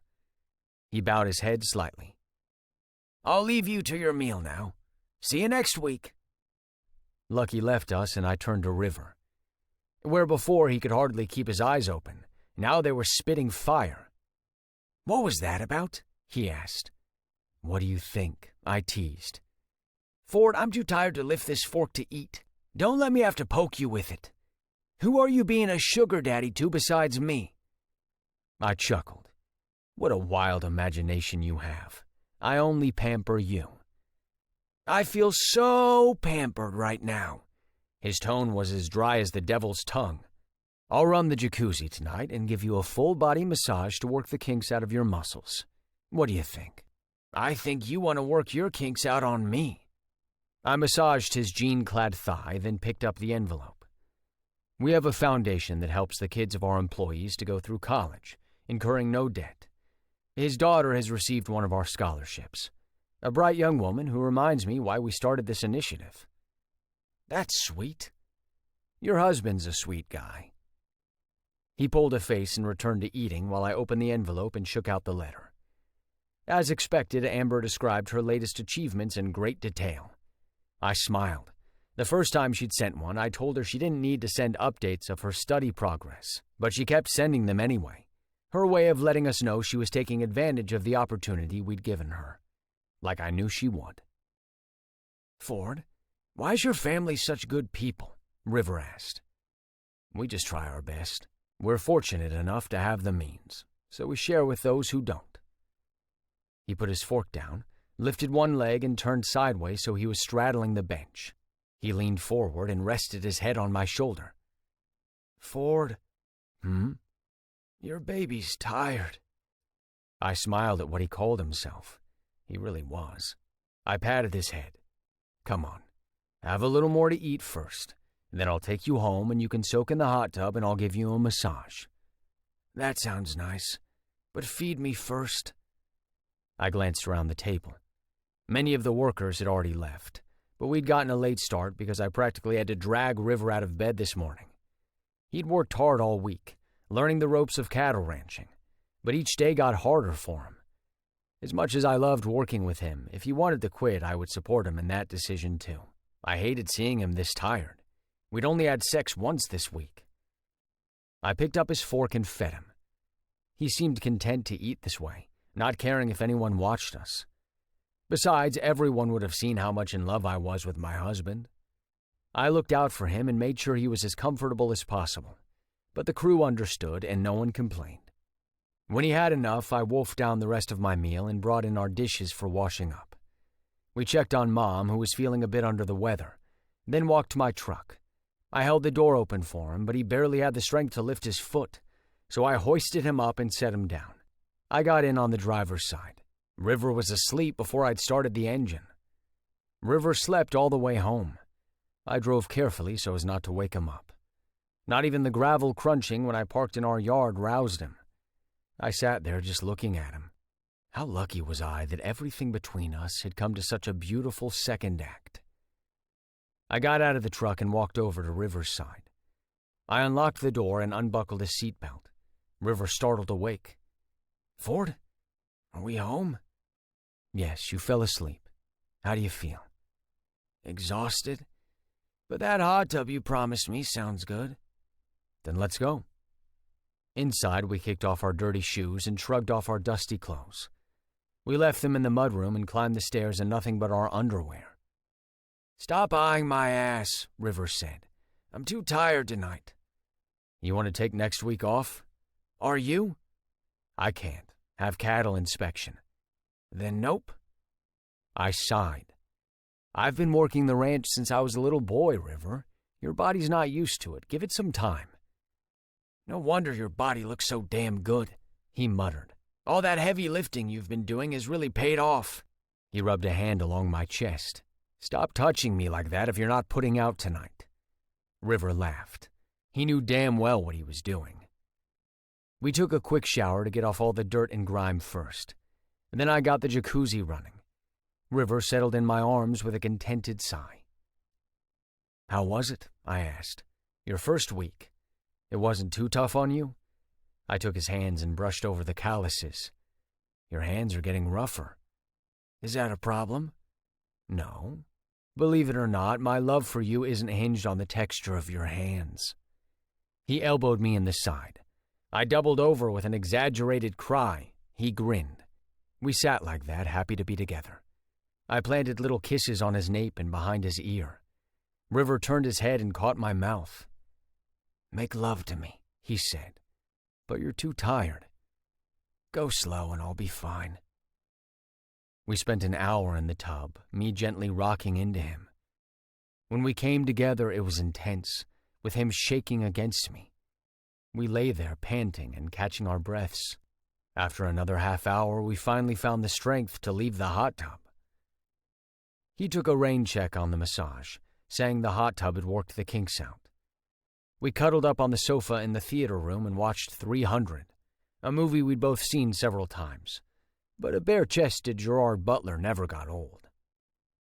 It wasn't long until River's head bobbed and he sagged against me. Little shivers ran through him. He must be cold after the hot tub. I grabbed the throw and pulled it over him. He felt good in my arms. I was one lucky guy I'd found River. I might have bullied him into marrying me, but it had turned out fabulously. We couldn't be any happier. At some point, I must have fallen asleep as well. I woke up to River stirring against me. Ford? Hmm? The screen timed out. Let's go to bed. He chuckled. We were too ambitious to think we'd last through the movie. Speak for yourself. Pfft, like you didn't fall asleep too. We bickered all the way upstairs about how much of the movie I'd seen before falling asleep. Once we were in bed, he slipped into my arms with natural ease. I reclined on my back and he lay half on top of me, cuddling me with an arm around my waist and a leg over mine. His head rested on my shoulder. Sleep in tomorrow, I said. I don't have much to do at the ranch, so you don't have to come in until late, or at all. Okay, thank you. He agreed so readily he must still be exhausted. I smiled. You're welcome. He was out in a matter of minutes, softly snoring. He never used to snore before, but since working on the ranch he did. It didn't bother me, though. The soft puffs only reassured me he was here in my bed, right where he belonged. I hadn't missed the chance of making him mine, although I'd come pretty damn close. 23. River. The wind howled around the house and rain battered the windows. I'd made it back to the house in time to avoid being caught in the torrential downpour, but Ford was still out there. How was he managing in this weather? In the last few weeks, the sun had beaten down on us, but today the sky blessed us with rain. Ford would be happy it would refill the watering holes. That was nice. What wasn't so nice was pacing the porch, hands tucked in my pockets, watching for his truck. "River, dear." Faith battled her dress as a gust of wind plastered the skirt to her legs. "Come on in. I'm sure Ford will be fine. He knows what to do in this kind of weather. He's probably hunkering down somewhere, waiting for the rain to let up." "Thanks, but I'll wait right here." How could I go inside and be comfortable when he was probably soaked through to the skin? He'd need dry clothes to keep him warm. I didn't want him to get sick. I'd restrained myself until now, but I couldn't do it any longer. I got out my phone and sent him a text message asking him if he was fine. My phone lit up. Ford, thank fuck. "I didn't mean to bother you," I said in a rush. I was worried. "We're all good," he shouted. "But I can't come back to the house right now. Some of our cattle broke the fencing and got out. We're going to have to find them before we head back." "Do you need more help? I can—" "No, River, stay put. You're at the house, right?" "Yes, stay there. I'll head back as soon as I can." "Okay, Ford?" "Yes, babe. I love you." Lightning streaked across the sky and the call disconnected. Thunder boomed, shaking the balustrade. Please be okay, Ford. Although he'd said he wouldn't be returning soon, I sat on the porch and waited, listening to nature taking its course. The change in weather was welcome. It had been so damn hot. The rain brought much-needed water and coolness, but the continuous lightning and thunder worried me. "River, at least have something to eat." Faith came back out on the porch and handed me a can of Terrapin beer and a plate with BLT sandwiches. "Thank you," I smiled at her. "Some days you remind me so much of my mother. Have I ever told you that?"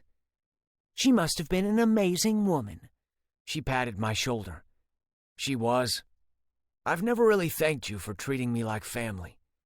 Like one of your sons." I swallowed the lump in my throat. The weight of my lies to this family especially heavy today. Would she still treat me the same if she knew how I'd met Ford? That I tried to steal his wallet? I didn't know if I could bear the disappointment on her face and the judgment. Ford didn't even know why I'd resorted to swindling people, and why I'd needed that much money. "River, you married my son. Of course you're one of my own now. That'll never change. As soon as you get bored watching out for Ford, come on in."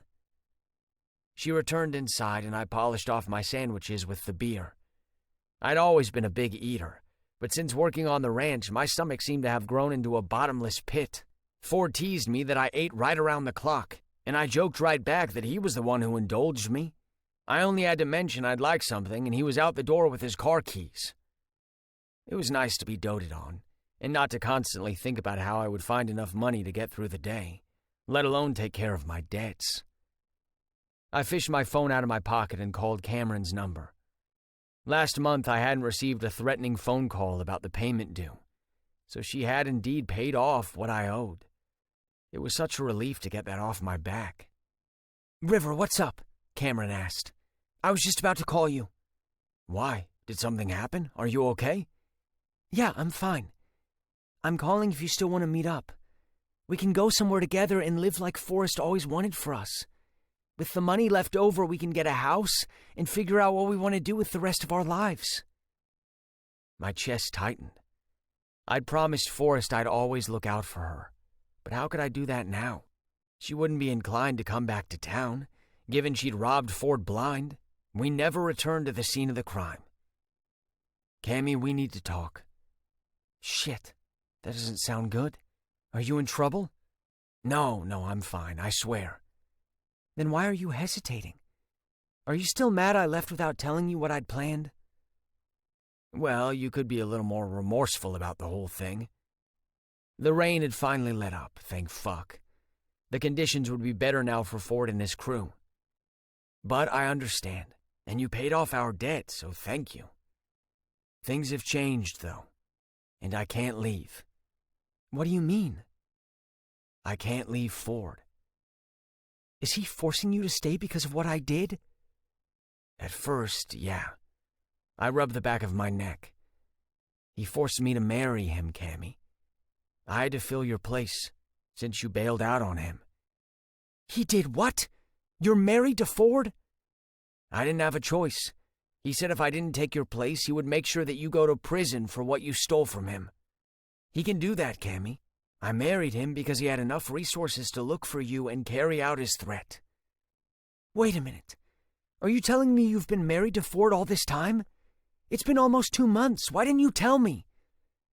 "At first, I didn't want you to feel guilty. And then I fell in love with him. And everything's been so good between us. But I didn't know how to tell you." "You're in love with Ford? But you hated him. You always complained that he was an uptight prick."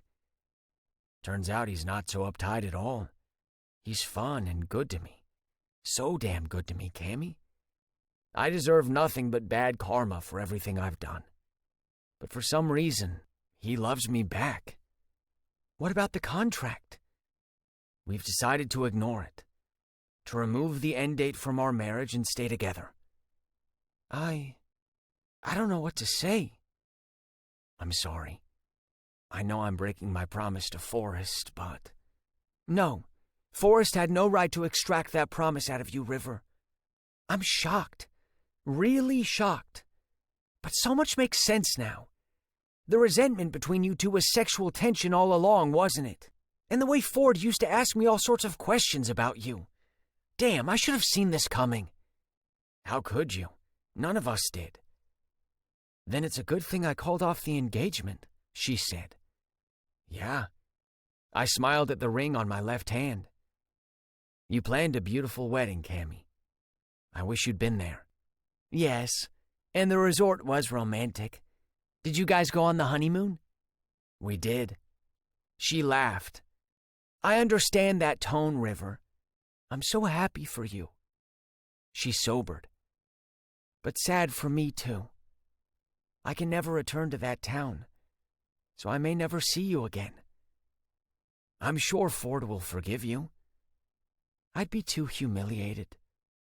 We can figure something out later. I have to go now." After saying goodbye, I pocketed my phone and walked inside, put my plate in the dishwasher and threw the can into the recycle bin, then went to look for Faith. I found her in the living room working on a colorful quilt. "Faith, I'm going to find Ford." "I can't stop you, can I?" "Not this time. I just need to see him and make sure he's okay. My son has really found himself a great guy. I can't tell you how pleased I am that you care about him so much. Let me walk you out." She stood and laid the quilt on the chair. As we stepped onto the porch, two unfamiliar cars drove toward the house, a police cruiser right behind them. I frowned. What the hell was this? "That's Bentley's car," Faith said, worry filling her tone. "Oh my God, is he in some sort of trouble?" "Don't think the worst yet. Let's wait for what he has to say." Ford's twin got out of his car. Since he and Ford had their heart-to-heart, they'd called each other a couple of times. The door of the other car opened and a man climbed out. My breath hitched, and my stomach cramped so forcefully I almost doubled over. My knees buckled under me and I had to grab the railing to keep me upright. I knew him. The police cruiser was here for me. My worst fears were coming true. I couldn't run, wouldn't run.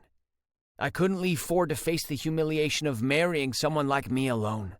I'd deny him ever knowing about my past to protect him if it came to that. "Bentley," Faith said, "what is the meaning of this?" "Is Ford around, Mom?" Bentley asked. "It's better if you're all here when you find out the truth." He touched the shoulder of the man next to him. "Is he the one?" The man's frigid blue eyes bored into mine. I remembered him as if it were yesterday I'd last seen him. I had made an effort to remember the faces of all the people I'd swindled. In the back of my mind, the thought always lingered that if I would ever get the chance to repay them, I would. I duped him into thinking I was a life insurance agent. He'd invested in a non-existent policy that had helped pay my debt that month. After my loan shark had clobbered me real good for missing the deadline, I'd been desperate and extorted a huge amount out of him. "Yes, that's him," the man spat. "I want him arrested, officer." "Arrested?" Faith asked. "What'd he do? That's my son's husband." "I'm sorry, Mom, but he's duped everyone, including Ford," Bentley said. "He's a con artist who manipulates people and helps himself to their money." "River," Faith took my hands. "is this true?" Her devastated look cut me deep. Ford. I need Ford. Where was he? No, I couldn't implicate him in this mess. It was better this way. "I'm sorry," I whispered, then turned to the police officer with my hands extended. "Just take me," before Ford got back and had to witness the humiliating spectacle. What had I been thinking that I could be happy and find love after everything I'd done? How could Ford have fallen in love with a con artist? We should have known better. We should have known this couldn't work. Hopefully he wouldn't suffer through the embarrassment. Please let people be kind to him and not talk behind his back. 24. Ford. After the rain stopped, we had to round up the cattle that had broken loose when the lightning had spooked them. Lucky for us, most hadn't wandered too far from the herd, but half a dozen had made their way toward the ravine, which wouldn't normally be such a problem if the rain hadn't turned it into a wild stream. I hopped off the four-wheeler, as did the three men who had come with me, and scoped out the situation. The cows were grazing lazily like they didn't have a care in the world. Except for one, that looked as if it were contemplating crossing over to the other side. Cows could swim, but I'd rather not lose one to the strong currents. With a bit of patience, we got the 5 rounded up. The stubborn one was inching farther into the water. Lucky and I waded into the frigid water to divert the cow from its intent. But instead of moving back, the cow stepped forward, tripped, and went down hard on its front hooves. "I got her from around this side." Lucky slapped the cow's side and shoved at it to get up. A loud moo rented the air as the cow struggled to its feet. The fall seemed to have done the trick. After another smack, it turned and plodded out of the water. Thank fuck. "This is the last one, right?" I asked. "I think so. They shoot the others back to the pasture." "Good. Let's get her settled with the others and call it an evening." I couldn't wait to get back to River. He had been repairing fences this morning and had been able to get back to the house before the rain started. We drove the cows back to the pasture where they joined the others. To my surprise, Dad was waiting for me. He didn't often come out in the field. "Dad, you've chosen the wrong time to visit," I gestured at his muddy boots. "Ford, we need to talk. You're wanted back at the house." "What for?" "It's River." My heart skipped a beat. "What's wrong with River?" "He's not hurt or anything, but let's go. We need to talk." I nodded and fired off instructions to Lucky to finish up for me, then hurried after Dad to where he'd parked his four-wheeler next to my truck. I jumped into my truck and pulled away before Dad had properly closed his door. "What happened to River?" I asked when he buckled his seatbelt. "He was taken into custody." "Custody?" "Yes, by the police. Something to do with fraud and financial crimes. Bentley can explain it better." I sucked in a deep breath. Amid the echoing of Rivers in jail reverberating in my head, one name stood out. Bentley. What does he have to do with this? "I don't know the full details. I'd just gotten home when I saw the police cruiser leaving. Your mother told me to find you to let you know what happened. Bentley is back at the house with your mom, and there was some guy who claims River stole from him." Bentley was behind this? What the fuck had he done now? Ever since I'd visited him to clear the air between us, he'd been acting differently. He'd called me twice this week, mostly venting about his marriage. Each call had ended on a pleasant note and a promise to meet up sometime soon. What had he done? If he'd exposed River's past and was the reason he was in custody, I would never forgive him. He'd gone too far this time. "I have to say, Ford, you're taking this better than I'd expected. Did you know about it when you married him?" "Bentley has no right," I whispered. "He's your brother. If he found out someone has stolen from you, of course he has a right to call the police." "Then why didn't he talk to me about it first? Why get the police involved? I swear if anything happens to River..." Nothing could happen to River. He was my everything. I had to find a way to get him out of this mess. I didn't know how long Cameron and he had run their scam, or how much they had stolen, but he had never given any sign he wanted to go back to that life. He'd been comfortable with me, but never asked for extravagant things or money. He even wanted to work on the ranch. That didn't sound like a man desperate for money. I had to believe it was something he'd felt pressed to do, not something he would have opted for himself if he had a choice. "Naturally, your mother's devastated to learn the truth," Dad said. "She feels taken advantage of. Did you really not know about his past, Ford?" I didn't answer. It wouldn't change anything. River was in jail. He would be fingerprinted and get a record. I needed to fix this. I parked next to my brother's car. I hopped out and stalked inside the house, mud be damned. "Bentley!" I roared. "Ford!" Mom called. "Thank God your father found you." She rushed out into the hall, her face pale and her eyes red. Behind her was Bentley, the poser. He'd done all this. "What the hell did you do?" I punched him in the chest. "Why are you so hell-bent on ruining my life?"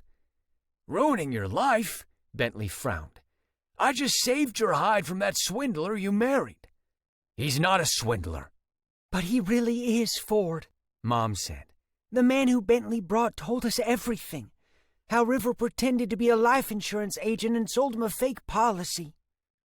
"But that was in the past. He's not that man anymore." I snapped my gaze back to my twin. "Why couldn't you have left well enough alone? What the hell did you do? Go digging into his past to find something to one-up me?" "You mean you knew?" Mom asked. "Not now, Mom, please. I need to find out exactly what he did so I can undo it." "It's not like that." Bentley held up his hands. "Yeah, after we met at the bachelor party, I had someone look into his background, because I didn't believe you actually dumped your fiancée for her best friend. I was sure you done it for the inheritance because grandfather tried to force your hand." "What does father have to do with this?" Mom asked. "He threatened to cut Ford's inheritance if he didn't settle down and marry," Bentley said. "I'd already suspected Ford had gotten engaged to Cameron for that reason, but I had little proof. But when he made the switch to River, I knew the bride didn't matter to him. He just needed someone to marry him so grandfather wouldn't carry out his threat." "But that's a despicable thing for father to do." Mom put her hand on my arm. Ford, is that why you married River? I thought you two loved each other. We do. Yes, I might have married him for all the wrong reasons, but we fell in love. He put his past behind him, and if Bentley hadn't stuck his nose where it didn't belong, none of this would have happened. You love him? Bentley asked. Of course I do. Fuck. I thought I was helping. I narrowed my eyes. What kind of help is ruining a man's marriage and sending his husband to prison? I swear it's true. Bentley took a step toward me. If I'd wanted to hurt you, I would have kept this from you and told grandfather. That's not what I did. I genuinely thought you didn't know. You can't blame your brother for this, Ford, Mom said. He has his flaws, but you hurt him. He came to you to tell you the truth about River. And that's why you brought in the police? I asked Bentley. You couldn't have told me this over the phone? After I found out that man's story connected to River, I reached out to him so we could talk it over, and I wanted proof. If I'd mentioned this to you without proof, you wouldn't have believed me, Ford. You'd have thought I was set on ruining your marriage and making stuff up. We planned to meet up today and come to the ranch to expose him. He decided he wanted the police here as well because he wanted to press charges against River. Ford, this whole situation sounds like it's your fault, son, Dad said. If you had been honest with us, then maybe this could have been avoided. Maybe. If what Bentley says is true, River must have swindled quite a few people. Sooner or later, someone he stole from would have found him. This isn't the man you want to be married to. He's exactly the man I want to be married to, I snapped. How can you not get it?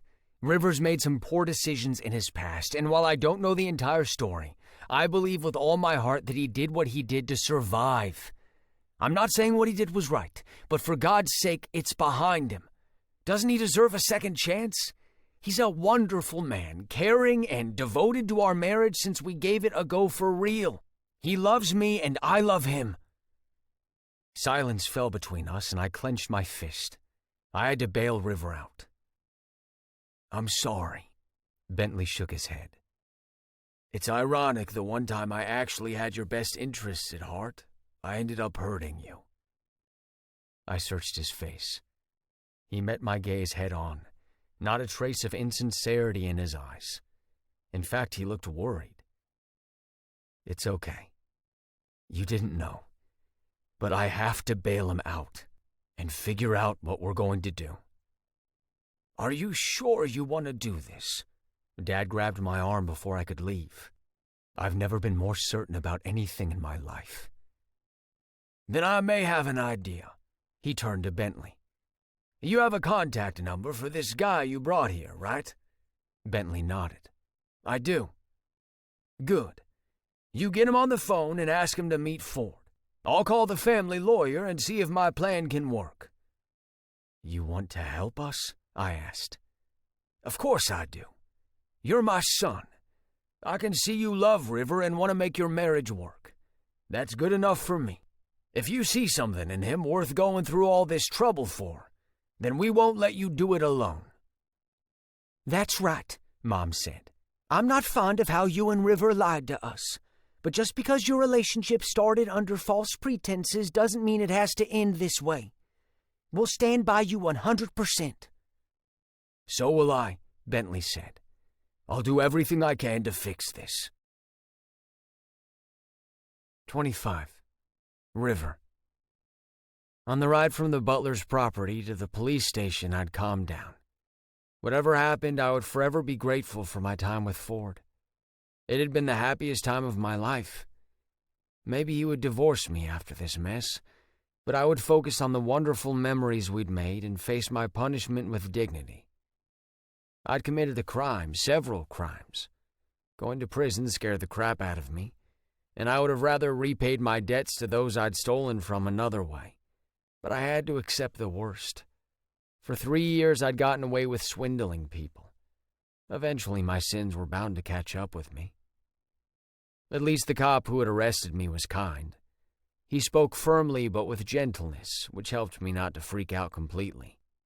The man I'd conned was asked to formally file charges against me, and they led me toward a desk for booking.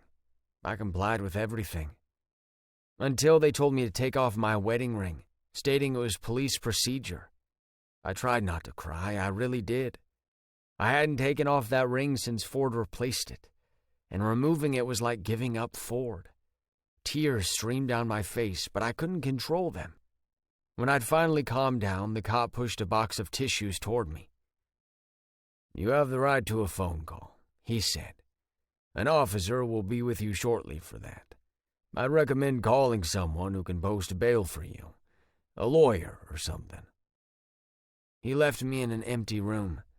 I rubbed at the indentation my wedding band had left on my third finger. To think that 2 months ago I'd been single, and now the absence of my wedding band was about to send me into a frenzy. My finger felt too bare, but I couldn't beg for them to give it back. I'd landed myself in enough trouble as it was. Finally, a police officer came for me and led me to a phone. Hand shaking, I punched in his number. Would he still want to hear from me? "Yes," Ford snapped. It had been a long time since I'd heard him being so rude. I almost hung up, but I inhaled deeply. "Ford, it's me. I'm so sorry for the embarrassment and everything that happened in front of your mother." "River." My name came out like a sigh. I clamped my eyes shut. "Baby, I'm getting you out. I swear I'm working on it." "You shouldn't do that. People will think you're involved, and I've already shamed your family. You should never have married me." "River." "Yes?" "I never want to hear you say that again. Is that clear? You're my husband and will always be. We'll get through this, I promise." I wanted to believe him, I really did. "My father should be there to post bail for you," he said. "Your father? How could I face him? By now everyone would know that Ford married a thief." "Yes, he knows. They all know everything. I had no choice but to come clean. None of it matters, you hear me, River? We're a family, and we're going to handle this as a family." "Okay, I have to go." A cop signaled it was time to wrap up my conversation. "I love you." "I love you too, babe. Hang in there." It was only after I hung up the phone that I realized I hadn't asked him why he couldn't post bail himself. Why did he have to send his father? Damn it, I should have called Cammy and not bothered his family. They deserved better than this hurricane ruining their lives. They led me to a holding cell where I plopped down on a long bench and kept my head down. I lost track of time. When a cop called my name, I shot to my feet. He opened the cell and informed me someone had posted bail for me. I collected my wallet, phone, and belt and slipped on my wedding ring. The cop escorted me to where Mr. Butler and Bentley were waiting. My heart galloped in my chest. They had to think the worst of me. Or maybe not if they'd posted bail. Maybe Ford forced them to do it. River. I shuffled toward the two men, feeling like a little boy who'd been caught with his hand in the cookie jar. It's okay, son. Mr. Butler squeezed my shoulder. "Let's take you home." Home. A lump formed in my throat and tears threatened. I nodded. Bentley didn't say anything, his gaze intense but not unfriendly. I climbed into the back seat of Mr. Butler's car, trying not to feel too happy yet. I still had to appear in court. But at least I'd have some more time with Ford, if he still wanted me. "Where's Ford?" I asked when Mr. Butler pulled away from the police station. "He's with our lawyer and the man who pressed charges against you," Mr. Butler said. "Trying to work out an arrangement so he drops the charges." Oh. They were bribing him to let me off the hook. It might work if he only wanted money. But what if he wanted me to be punished for my crimes?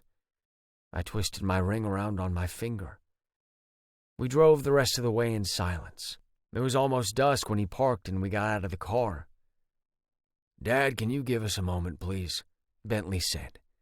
"I'd like to talk to River alone." Mr. Butler nodded. "Don't take too long. Your mother's anxious about this whole situation." Left alone with Bentley, I shoved my hands into my pockets. remembering Ford's warning to steer clear of his twin because he always had an ulterior motive. To think we'd stupidly believed he'd changed after Ford had offered him an olive branch. I'm sorry. I raised my eyebrows. What? I didn't know you and Ford were serious about each other, and that he knew about your past. I thought you were pulling one over him like you did others.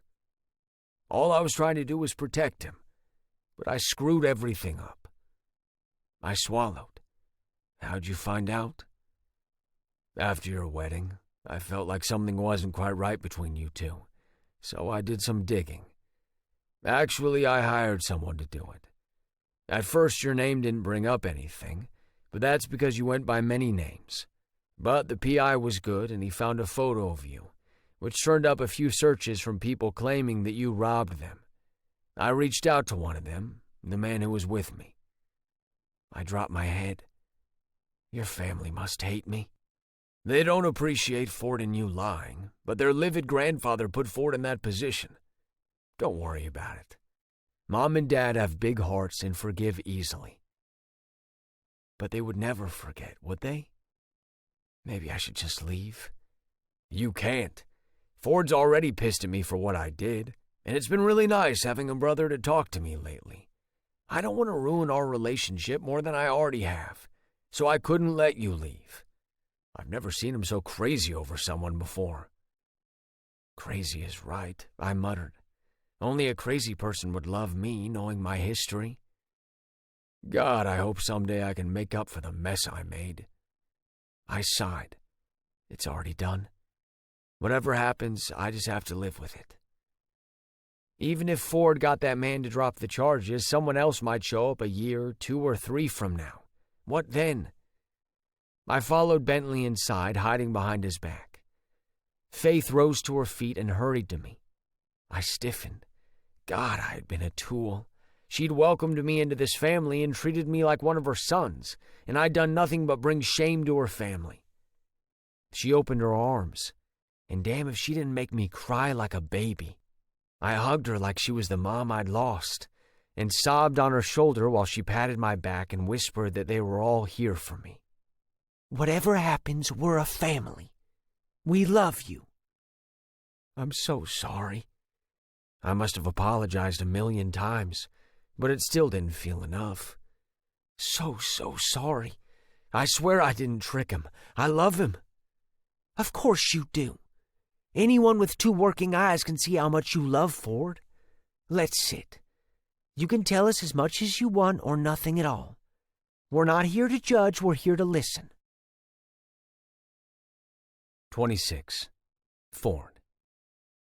Ted, thank you. I shook the hand of my family lawyer. After hours of back and forth, we'd reached an agreement. I'm not sure thanks are in order. The man shook his head at the retreating back of Sinclair Pitter, who'd pressed charges against River. The man was scum, and I was glad to be rid of him. He agreed to drop the charges. That's what matters. At the expense of how much you agreed to pay him? You might have had a better chance taking it to court. What just happened here is highway robbery. I know, but I needed them to sign the damn papers. Once he saw how much you loved your husband and would do anything to keep him out of prison, he had the upper hand. He was right. After he'd stubbornly refused to drop the charges if we paid back what River had stolen from him with interest for inflation, I'd offered him an enormous sum, basically bribing him. He'd not only turned it down, but had made a counteroffer. Thankfully, he didn't know how wealthy I was, or he could have seriously done some damage. $250,000 to free the man I love? Money well spent, and no one could convince me otherwise.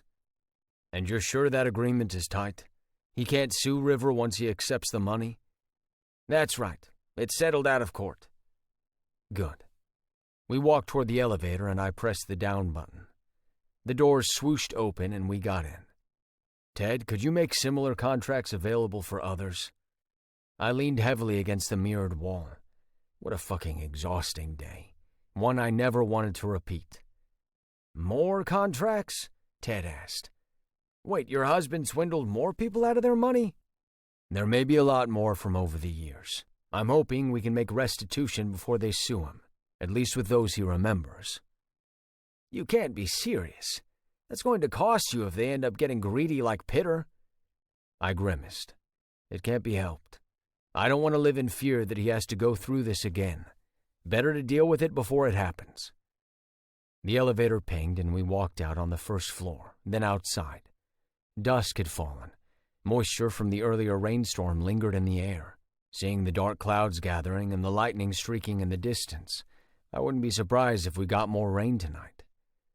Hopefully, I had River at home in my bed before that happened. Ted stopped, took his glasses off, and brushed at them with the hem of his shirt. I'm only asking you this because I've been working with your family for over 2 decades, Ford. Is all this trouble worth it? Losing all this money for a man? Not just any man, Ted. My husband. He's my husband, and I'd give it all up in a heartbeat if it means not losing him. We parted ways, and I drove back to my parents. I'd meant every word. The land, my inheritance, the money, they meant nothing at all if River wasn't in my life. I wouldn't let the penal system take him away from me. I didn't want visitation rights and to talk to him through a phone. Damn it, I wanted him next to me. Needed him next to me. I parked my car and shut off the engine, but didn't get out. I had to take a minute to get my bearings. My hands were trembling and my knees felt weak as I finally allowed myself to process everything that had happened today. I'd pushed my feelings to the back of my mind. Instead, I'd gone into business mode, getting that contract drafted up, negotiating with Pitter, and having him sign it. Now that it was all over, I gave in to the fear that had gripped me when Dad told me River was taken away from me. My eyes burned and my throat felt dry. I couldn't lose him. Ever. I unlocked the car door and stepped out. Damn, I needed the shower. I was still in my work clothes and muddy boots. I kicked them off inside and padded barefoot along the quiet hall. Where was everyone? Afraid that River would panic and leave if he was on his own, I'd asked Mom to stay with him until I arrived. She sat in the living room working on her quilt. River lay under a throw on the couch next to her, fast asleep. My heart melted. That someone would care so much for him that they'd thought to cover him with a throw would mean so much to him. He'd never had anyone he could depend on. Damn, if he wanted my mom permanently, he could have her as long as he wished. That was all I wanted. A smiling, sassy-mouthed River with a sexy, mischievous twinkle in his eye. Not the scared man I talked to on the phone when he was in jail. Shh. Mom rose to her feet and came over to me. He was exhausted, poor thing. It's been a tough day for everyone. Why don't you stay the night? I should take her up on her offer, but selfish as I was, I wanted him in our bed. I wanted the comfort of our home for us. We'll go home. Thank you, Mom, for everything. For being there for him. If you only knew how much it means to him. As long as my boys are happy, so am I. She gave me a hug. Did it go well? I nodded.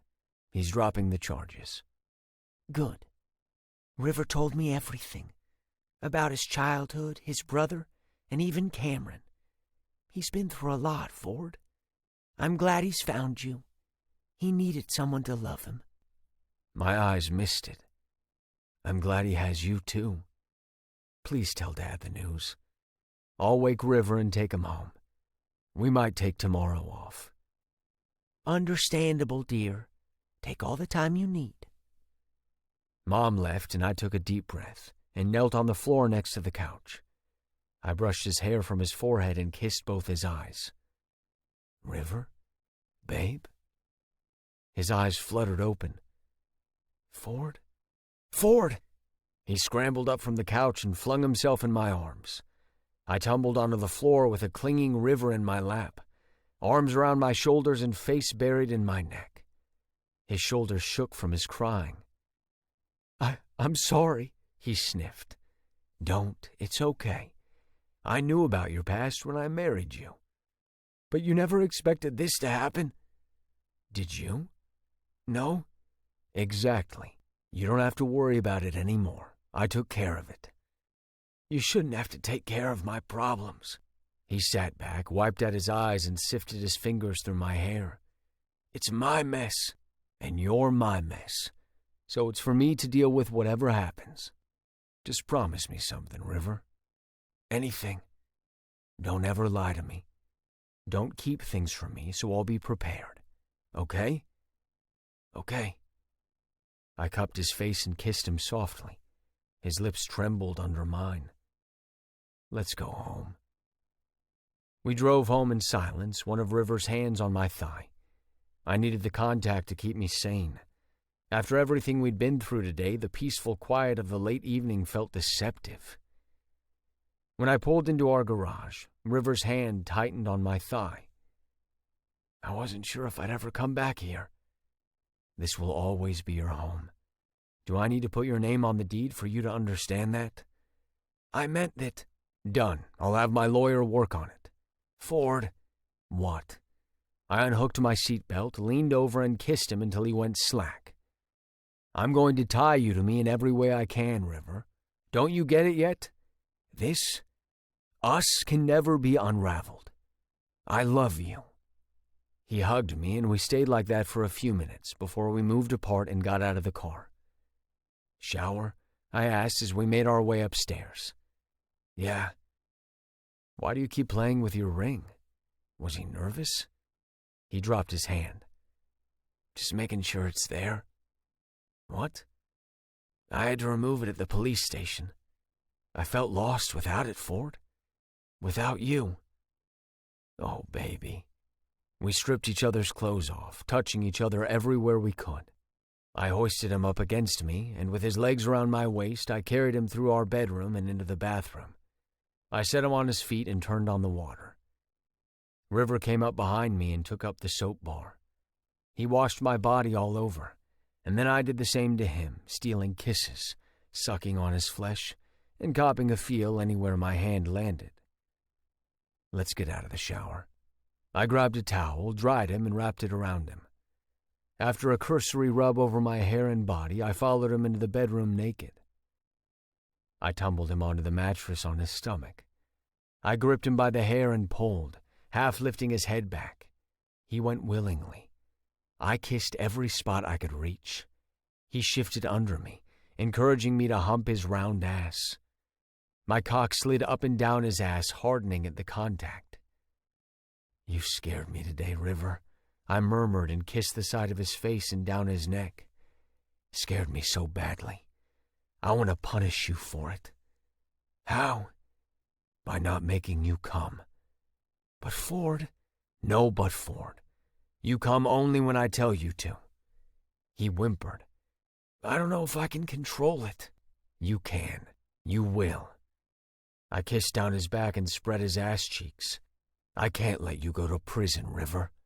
I spat at his hole and pushed a thumb into his ass. Not ever.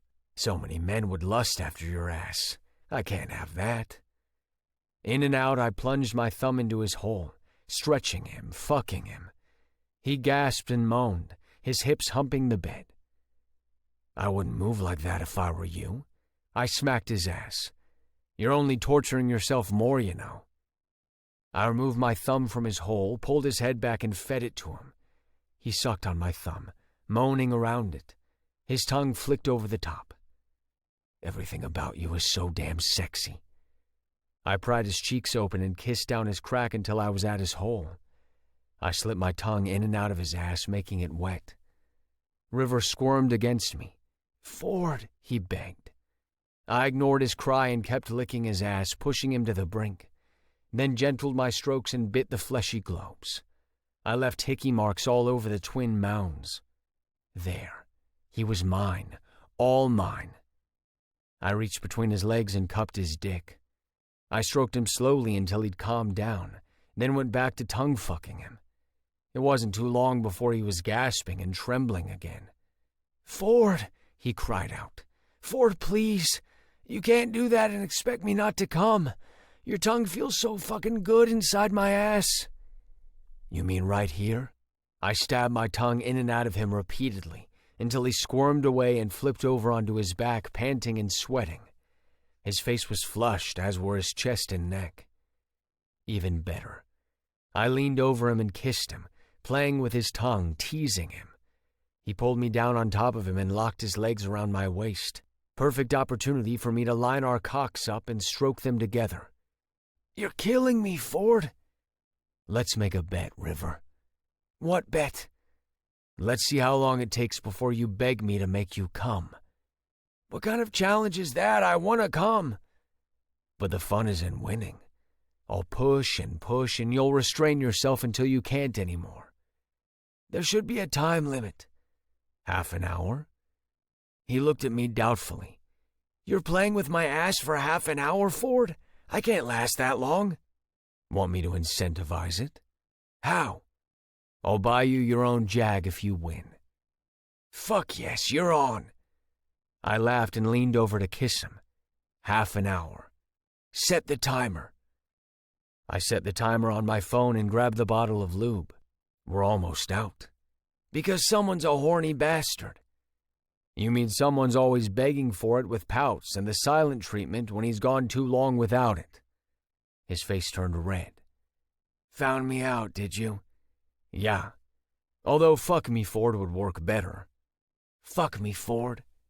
"With pleasure." 27. River. How Ford improved on fucking was beyond me, but several times I teetered at the edge of coming, barely managing to hold out.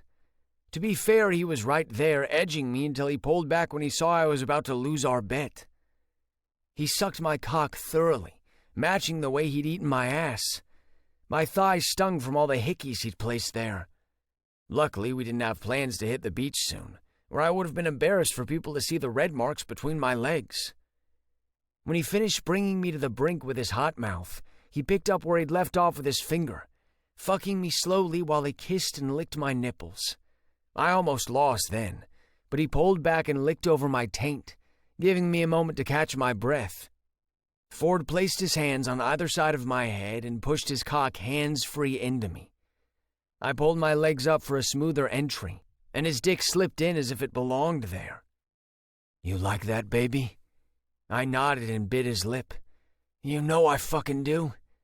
"Such a dirty mouth you have. We need to find a use for it." It came as him sliding his fingers into my mouth, mimicking the movement of his hips as he rode me, steady and deep. Each thrust started fluidly and ended with a hard jab inside me. "I swear your eyes change color when I fuck you." He snapped his hips and let that fat cock of his hit where I loved it the most. I slipped my hand between our bodies around his length and guided him in and out of me. He was so thick, but it was getting easier and easier to take his girth. I pulled him out completely and stroked my hole. He'd opened me up so much. He leaned over me and took my mouth with his. Our tongues slipped and slid against each other in the same dance as both our fingers fucked my hole. "More," I begged. He dribbled more lube onto my ass and 4 of his fingers shoved inside me. I gasped at the intense pressure. "Fuck, fuck, fuck, Ford!" He pulled his hand away and the climax ebbed. A shiver ran through me and my limbs trembled. Ford slapped my hole with his fingers hard. "So obedient. I've trained it well, haven't I?" "Get back inside me, Ford." He pumped a few inches inside. "Is that enough?" I grabbed his hips and pulled him down. "Now that's enough. Fuck me the way you know I love it." "How's that?"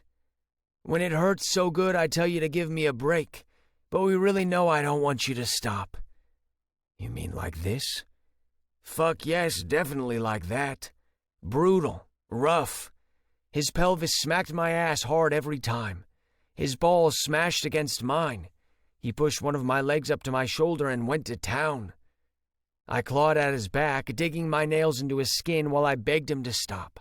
But he kept going, ruining me just like I loved it. As if he sensed I was about to come, he pulled out. At that point, I was ready to commit murder. Fuck driving my own jag. I pushed him onto his back and climbed on top of him. With my back to his chest, I sat on his cock and rode him, snapping my ass down into his groin over and over. "Fuck," he cried out. "Damn it, River. Ride me, baby." His phone beeped, but I didn't give a damn. We'd been fooling around too long already. And if I didn't have his cum soothing the demonic hunger clawing inside my gut right this minute, I was going to go insane. Ford pulled me back against his chest, angled his hips, and grasped my thighs. He pushed them back up to my shoulders with his arms locked behind my head. With his heels firmly on the bed, he punched up, thrusting every inch of him into me. The burn mingled with pleasure as he pummeled my ass. He really gave it to me, fucked me speechless, and all I could do was hang on for the ride. I still hadn't found my voice when my cock jerked, my abs crunched, and I was coming all over myself. So much cum. He milked every drop out of me. He punched up a couple more times and grunted, filling me. He released my legs and put them back on the mattress. I lay sprawled on my back on top of him until his soft cock slipped out. "River, you all right?" Ford asked. The audacity of him asking me that question after fucking me into next week. I rolled off him onto the bed. "Turn off that stupid alarm." Chuckling, he stopped the incessant beeping, then cuddled up to me. "Congrats on your new car." I leaned back and kissed him. "You don't have to get me a car. I know what you had to do for me today. How much did it cost you?" "Don't worry about it." "So it's a lot?" Over 20,000? It doesn't matter, River, as long as you're free." "Surely not 100,000. I only swindled him out of $5,000. Ford grunted. "Had it been more than that? No way could I accept such an expensive car on top of that." "Will you tell me why you needed the money?" He stroked the sweaty hair from my forehead. "My brother took care of me since my mother passed away. It was just the two of us for a long time until he fell for Cammy. At first I was jealous and afraid she would ruin our dynamic, but she was okay and quickly became like a sister. I took his hand and wrapped it around me. Neither of us got very good grades, but we hustled as best we could. My brother gambled, and he was great at it. One night he won big and was accused of cheating. On his way back home with his winnings, he was robbed and beaten badly. We thought he was fine, but his headaches didn't diminish. In fact, they grew worse. The doctors discovered he had a brain tumor. He needed surgery, but we didn't have the money, so we borrowed it. Of course, we couldn't borrow it from a bank. They always turned us down, so we went where we knew we could get it, even though there would be trouble later to pay it back. Ford's arm tightened around me. "Did your brother have the surgery?" "Yes, but he died on the operating table. All that money borrowed for the surgery, and he didn't even make it out of the operating room." "I'm so sorry you had to go through all that. I understand now." "When we couldn't pay, I had to find the means to get the loan shark off our backs." My chest tightened and I inhaled deeply to ease some of the pressure. At first I tried to pay every little amount I could, but it was never enough. I was naive. We were paying them, so what could they do to us? I couldn't have been more wrong. They raped Cammy while they held me, and I couldn't do a thing about it. I felt so guilty. I promised my brother I would take care of her, and I'd failed her. I couldn't allow it to happen again, so I did what I could.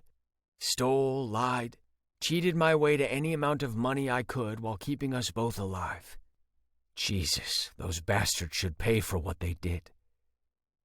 You always wondered why I defended her, even though she stole from you and ran off without telling me. It's because she used that money to pay off all our debts. That's why I showed up at that wedding and married you. I get it now. I'm sorry for the mess we brought into your life." He squeezed me in his arms and kissed the side of my face. "I'm not. I'm glad I found you. You're the best thing to happen to me, River, and don't you forget it." He took my hand, brought it up to his lips, and kissed the finger where my ring was. "Do you want to get married again? This time for real?" "What for? The first time was genuine enough. It might not have been like every other wedding, But that's what makes us unique, yeah? It'll give me something to tell the grandbabies one day. How their grandpapa bullied their pop-pop all the way to the altar. Grandkids? Aren't you getting ahead of yourself? We should talk about kids first, don't you think? His tone sounded so serious. Kids would be great. Ford would be a phenomenal dad, and his parents would help us, I was sure. But thinking about kids when at any moment my past could catch up with me didn't seem wise. Can we discuss it in a year or two? I asked. Sure. I'm here whenever you're ready. And in the meantime, I'll keep breeding your ass. My face heated. Does your mother know your mouth is this filthy? Nah, I once walked in on my dad saying equally filthy things to her. I've pushed it from my mind ever since. I laughed and turned in his arms to face him. I tilted my head and placed my lips against his. He moved swiftly and kissed me back. Then I was lying on my back, giggling and writhing as he kissed down my body, biting me and sucking on my skin. Ow, Ford, that stings. He climbed back up my body and kissed my chin. There's that pout I love. He cupped the side of my neck and angled my head back to give him better access. I won't be able to go to work for days, I groaned. You won't be able to leave my bed for days, he corrected. River? You're happy, aren't you? Yes. So am I. He was looking all serious. I don't want to go through what we did today again. I sucked in a deep breath. I don't know, Ford. It might happen. And that's why I've come up with a plan. I want you to tell me all the people who you stole from so we can pay them back. I swallowed hard. I can't ask you to do that.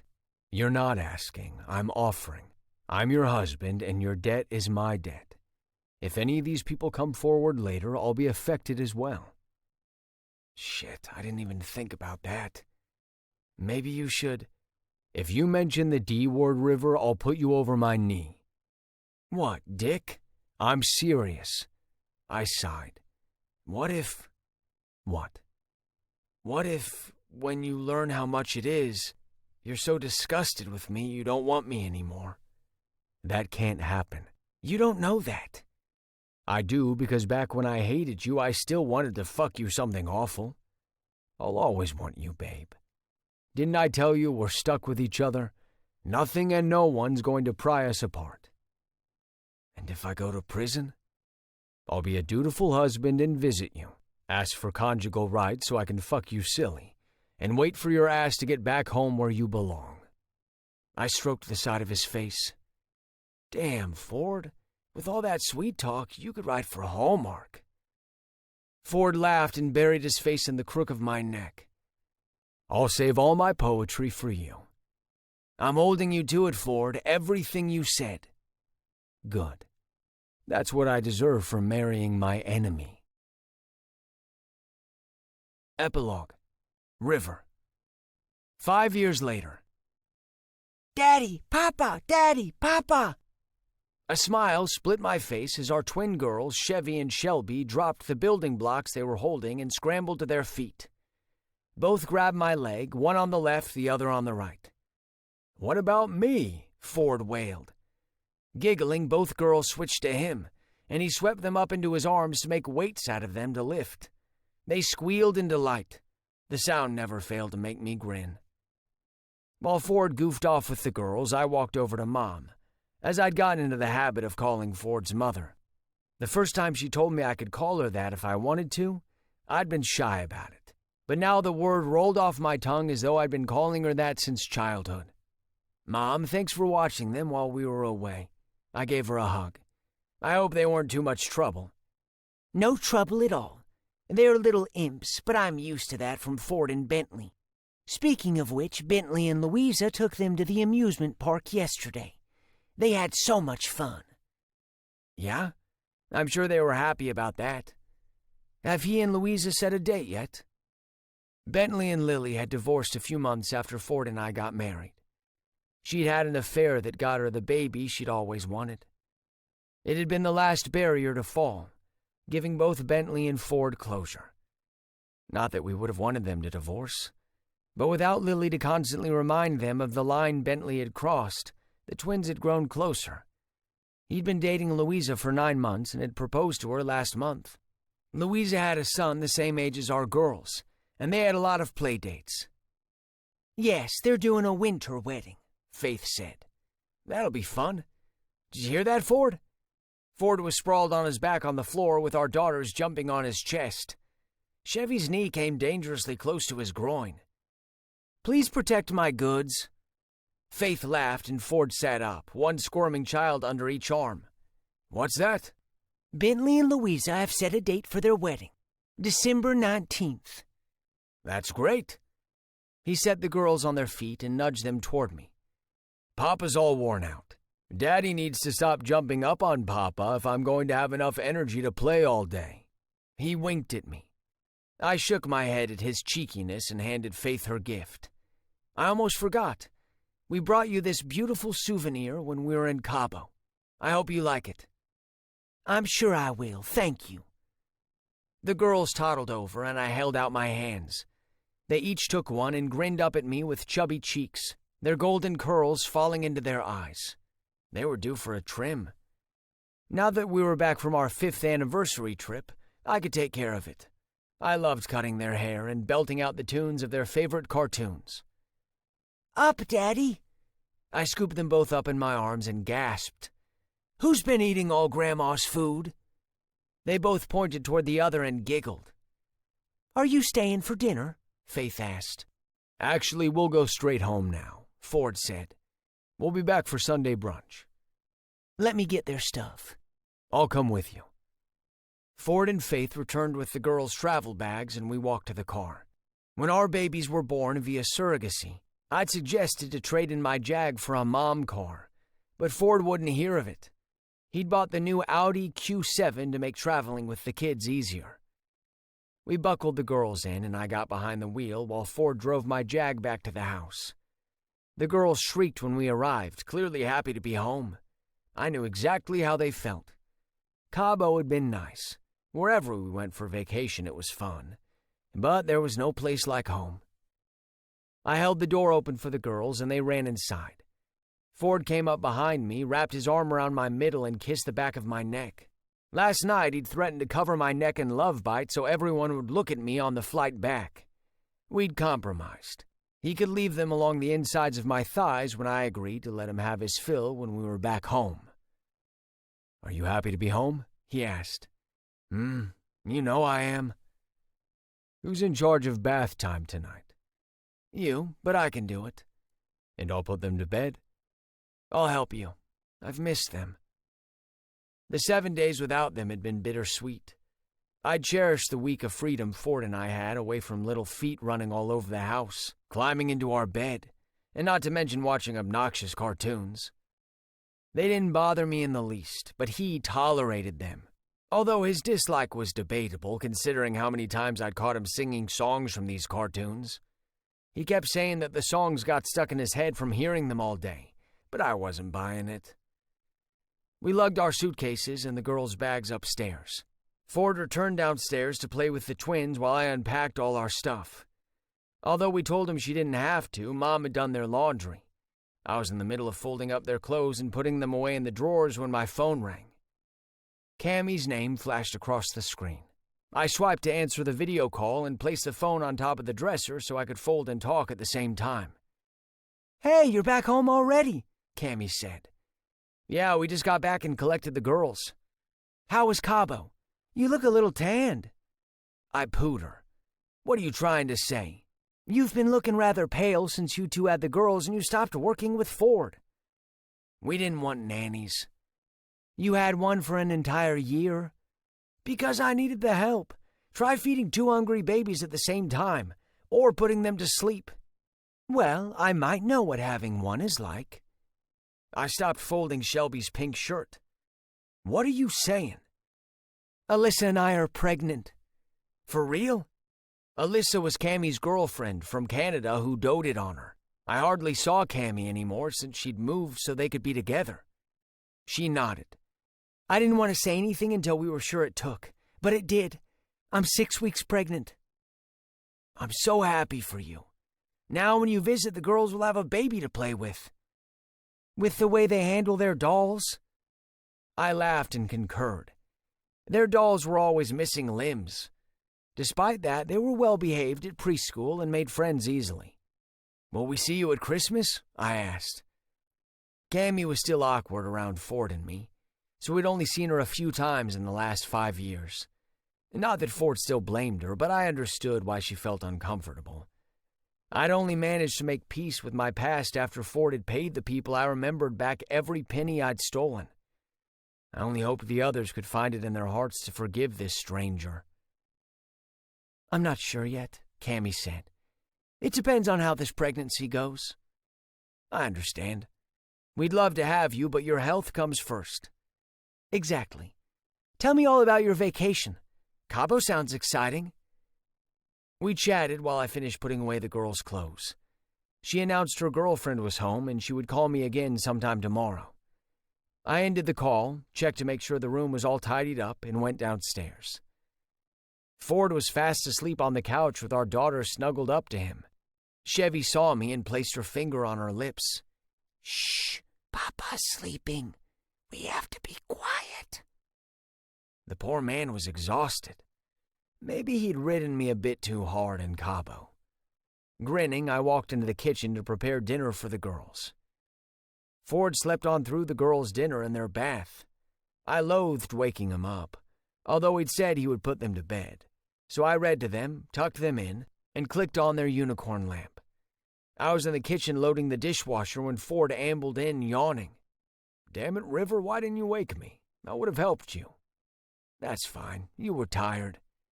And you were not? Nope. All I had to do was lie flat on my back, and you did all the work. Ford snorted.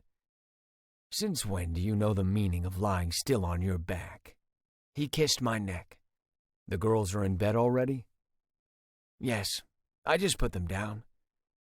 He took the dish from my hand, put it in the dishwasher, and turned it on. Come on. Where are we going? I'm going to get the jacuzzi going. Is that the only thing you'll get going? He smacked my ass on the way up the stairs. We'll see. What can we bet on this time? I shook my head. Ford, it's been 5 years. Surely you can get me into bed without a bet.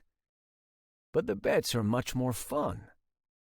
They were, and I loved that after 5 years he still challenged me. 5 years with this man I adored more every single day. We'd had our fair share of arguments, but the one thing we'd learned after the disastrous way we'd started was that once we openly communicated with each other, we could get through the worst of anything. I think I have a bet. I shook my head, not caring so much if I won or lost these bets, but always humoring him. After all, I'd already won the ultimate bet when I married him. This concludes To Not Marry My Enemy by Gianni Holmes. Narrated by Iggy Toma. Copyright 2022 by Gianni Holmes. This unabridged audiobook is published by arrangement with Gianni Holmes and was produced in the year 2024 by Tantor Media Incorporated, a division of Recorded Books which holds the copyright thereto. Please visit Tantor.com for more information on our growing library of unabridged audiobooks.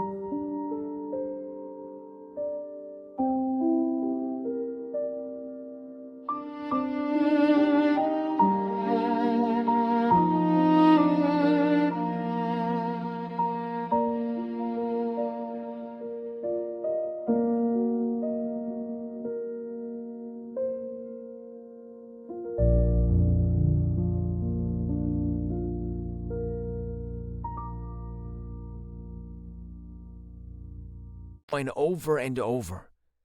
"Fuck," he cried out. "Damn it, River. Ride me, baby." His phone beeped, but I didn't give a damn. We'd been fooling around too long already, and if I didn't have his cum soothing the demonic hunger clawing inside my gut right this minute, I was going to go insane. Ford pulled me back against his chest, angled his hips, and grasped my thighs. He pushed them back up to my shoulders with his arms locked behind my head. With his heels firmly on the bed, he punched up, thrusting every inch of him into me. The burn mingled with pleasure as he pummeled my ass. He really gave it to me, fucked me speechless, and all I could do was hang on for the ride. I still hadn't found my voice when my cock jerked, my abs crunched, and I was coming all over myself. So much cum. He milked every drop out of me. He punched up a couple more times and grunted, filling me. He released my legs and put them back on the mattress. I lay sprawled on my back on top of him until his soft cock slipped out. "River, you all right?" Ford asked. The audacity of him asking me that question after fucking me into next week. I rolled off him onto the bed. "Turn off that stupid alarm." Chuckling, he stopped the incessant beeping, then cuddled up to me. "Congrats on your new car." I leaned back and kissed him. "You don't have to get me a car. I know what you had to do for me today. How much did it cost you?" "Don't worry about it." "So it's a lot?" Over 20,000? "It doesn't matter, River, as long as you're free." "Surely not 100,000. I only swindled him out of $5,000. Ford grunted. "Had it been more than that? No way could I accept such an expensive car on top of that." "Will you tell me why you needed the money?" He stroked the sweaty hair from my forehead. "My brother took care of me since my mother passed away. It was just the two of us for a long time until he fell for Cammy. At first I was jealous and afraid she would ruin our dynamic, but she was okay and quickly became like a sister. I took his hand and wrapped it around me. Neither of us got very good grades, but we hustled as best we could. My brother gambled, and he was great at it. One night he won big and was accused of cheating. On his way back home with his winnings, he was robbed and beaten badly. We thought he was fine, but his headaches didn't diminish. In fact, they grew worse. The doctors discovered he had a brain tumor. He needed surgery, but we didn't have the money, so we borrowed it. Of course, we couldn't borrow it from a bank. They always turned us down, so we went where we knew we could get it, even though there would be trouble later to pay it back. Ford's arm tightened around me. "Did your brother have the surgery?" "Yes, but he died on the operating table. All that money borrowed for the surgery, and he didn't even make it out of the operating room." "I'm so sorry you had to go through all that. I understand now." "When we couldn't pay, I had to find the means to get the loan shark off our backs." My chest tightened and I inhaled deeply to ease some of the pressure. At first I tried to pay every little amount I could, but it was never enough. I was naive. We were paying them, so what could they do to us? I couldn't have been more wrong. They raped Cammy while they held me, and I couldn't do a thing about it. I felt so guilty. I'd promised my brother I would take care of her, and I'd failed her. I couldn't allow it to happen again, so I did what I could. Stole, lied, cheated my way to any amount of money I could while keeping us both alive. Jesus, those bastards should pay for what they did. You always wondered why I defended her, even though she stole from you and ran off without telling me. It's because she used that money to pay off all our debts. That's why I showed up at that wedding and married you. I get it now. I'm sorry for the mess we brought into your life." He squeezed me in his arms and kissed the side of my face. "I'm not. I'm glad I found you. You're the best thing to happen to me, River, and don't you forget it." He took my hand, brought it up to his lips, and kissed the finger where my ring was. Do you want to get married again? This time for real? What for? The first time was genuine enough. It might not have been like every other wedding, but that's what makes us unique, yeah? It'll give me something to tell the grandbabies one day. How their grandpapa bullied their pop-pop all the way to the altar. Grandkids? Aren't you getting ahead of yourself? We should talk about kids first, don't you think? His tone sounded so serious. Kids would be great. Ford would be a phenomenal dad, and his parents would help us, I was sure. But thinking about kids when at any moment my past could catch up with me didn't seem wise. Can we discuss it in a year or two? I asked. Sure. I'm here whenever you're ready. And in the meantime, I'll keep breeding your ass. My face heated. Does your mother know your mouth is this filthy? I once walked in on my dad saying equally filthy things to her. I've pushed it from my mind ever since. I laughed and turned in his arms to face him. I tilted my head and placed my lips against his. He moved swiftly and kissed me back. Then I was lying on my back, giggling and writhing as he kissed down my body, biting me and sucking on my skin. Ow, Ford, that stings. He climbed back up my body and kissed my chin. There's that pout I love. He cupped the side of my neck and angled my head back to give him better access. I won't be able to go to work for days, I groaned. You won't be able to leave my bed for days, he corrected. River? You're happy, aren't you? Yes. So am I. He was looking all serious. I don't want to go through what we did today again. I sucked in a deep breath. I don't know, Ford. It might happen. That's why I've come up with a plan. I want you to tell me all the people who you stole from so we can pay them back. I swallowed hard. I can't ask you to do that. You're not asking. I'm offering. I'm your husband, and your debt is my debt. If any of these people come forward later, I'll be affected as well. Shit, I didn't even think about that. Maybe you should... If you mention the D word, River, I'll put you over my knee. What, dick? I'm serious. I sighed. What if... What? What if, when you learn how much it is, you're so disgusted with me you don't want me anymore? That can't happen. You don't know that. I do, because back when I hated you, I still wanted to fuck you something awful. I'll always want you, babe. Didn't I tell you we're stuck with each other? Nothing and no one's going to pry us apart. And if I go to prison? I'll be a dutiful husband and visit you, ask for conjugal rights so I can fuck you silly, and wait for your ass to get back home where you belong. I stroked the side of his face. Damn, Ford. With all that sweet talk, you could write for Hallmark. Ford laughed and buried his face in the crook of my neck. I'll save all my poetry for you. I'm holding you to it, Ford, everything you said. Good. That's what I deserve for marrying my enemy. Epilogue. River. 5 years later. Daddy, Papa, Daddy, Papa! A smile split my face as our twin girls, Chevy and Shelby, dropped the building blocks they were holding and scrambled to their feet. Both grabbed my leg, one on the left, the other on the right. What about me? Ford wailed. Giggling, both girls switched to him, and he swept them up into his arms to make weights out of them to lift.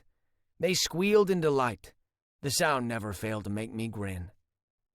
While Ford goofed off with the girls, I walked over to Mom, as I'd gotten into the habit of calling Ford's mother. The first time she told me I could call her that if I wanted to, I'd been shy about it. But now the word rolled off my tongue as though I'd been calling her that since childhood. Mom, thanks for watching them while we were away. I gave her a hug. I hope they weren't too much trouble. No trouble at all. They're little imps, but I'm used to that from Ford and Bentley. Speaking of which, Bentley and Louisa took them to the amusement park yesterday. They had so much fun. Yeah? I'm sure they were happy about that. Have he and Louisa set a date yet? Bentley and Lily had divorced a few months after Ford and I got married. She'd had an affair that got her the baby she'd always wanted. It had been the last barrier to fall, giving both Bentley and Ford closure. Not that we would have wanted them to divorce, but without Lily to constantly remind them of the line Bentley had crossed, the twins had grown closer. He'd been dating Louisa for 9 months and had proposed to her last month. Louisa had a son the same age as our girls, and they had a lot of play dates. Yes, they're doing a winter wedding, Faith said. That'll be fun. Did you hear that, Ford? Ford was sprawled on his back on the floor with our daughters jumping on his chest. Chevy's knee came dangerously close to his groin. Please protect my goods. Faith laughed and Ford sat up, one squirming child under each arm. What's that? Bentley and Louisa have set a date for their wedding, December 19th. That's great. He set the girls on their feet and nudged them toward me. Papa's all worn out. Daddy needs to stop jumping up on Papa if I'm going to have enough energy to play all day. He winked at me. I shook my head at his cheekiness and handed Faith her gift. I almost forgot. We brought you this beautiful souvenir when we were in Cabo. I hope you like it. I'm sure I will, thank you. The girls toddled over and I held out my hands. They each took one and grinned up at me with chubby cheeks, their golden curls falling into their eyes. They were due for a trim. Now that we were back from our 5th anniversary trip, I could take care of it. I loved cutting their hair and belting out the tunes of their favorite cartoons. Up, Daddy! I scooped them both up in my arms and gasped. Who's been eating all Grandma's food? They both pointed toward the other and giggled. Are you staying for dinner? Faith asked. Actually, we'll go straight home now, Ford said. We'll be back for Sunday brunch. Let me get their stuff. I'll come with you. Ford and Faith returned with the girls' travel bags and we walked to the car. When our babies were born via surrogacy, I'd suggested to trade in my Jag for a mom car, but Ford wouldn't hear of it. He'd bought the new Audi Q7 to make traveling with the kids easier. We buckled the girls in and I got behind the wheel while Ford drove my Jag back to the house. The girls shrieked when we arrived, clearly happy to be home. I knew exactly how they felt. Cabo had been nice. Wherever we went for vacation, it was fun. But there was no place like home. I held the door open for the girls, and they ran inside. Ford came up behind me, wrapped his arm around my middle, and kissed the back of my neck. Last night, he'd threatened to cover my neck in love bites so everyone would look at me on the flight back. We'd compromised. He could leave them along the insides of my thighs when I agreed to let him have his fill when we were back home. Are you happy to be home? He asked. You know I am. Who's in charge of bath time tonight? You, but I can do it. And I'll put them to bed? I'll help you. I've missed them. The 7 days without them had been bittersweet. I'd cherished the week of freedom Ford and I had away from little feet running all over the house, climbing into our bed, and not to mention watching obnoxious cartoons. They didn't bother me in the least, but he tolerated them. Although his dislike was debatable, considering how many times I'd caught him singing songs from these cartoons. He kept saying that the songs got stuck in his head from hearing them all day, but I wasn't buying it. We lugged our suitcases and the girls' bags upstairs. Ford returned downstairs to play with the twins while I unpacked all our stuff. Although we told him she didn't have to, Mom had done their laundry. I was in the middle of folding up their clothes and putting them away in the drawers when my phone rang. Cammie's name flashed across the screen. I swiped to answer the video call and placed the phone on top of the dresser so I could fold and talk at the same time. Hey, you're back home already, Cammie said. Yeah, we just got back and collected the girls. How was Cabo? You look a little tanned. I pooed her. What are you trying to say? You've been looking rather pale since you two had the girls and you stopped working with Ford. We didn't want nannies. You had one for an entire year? Because I needed the help.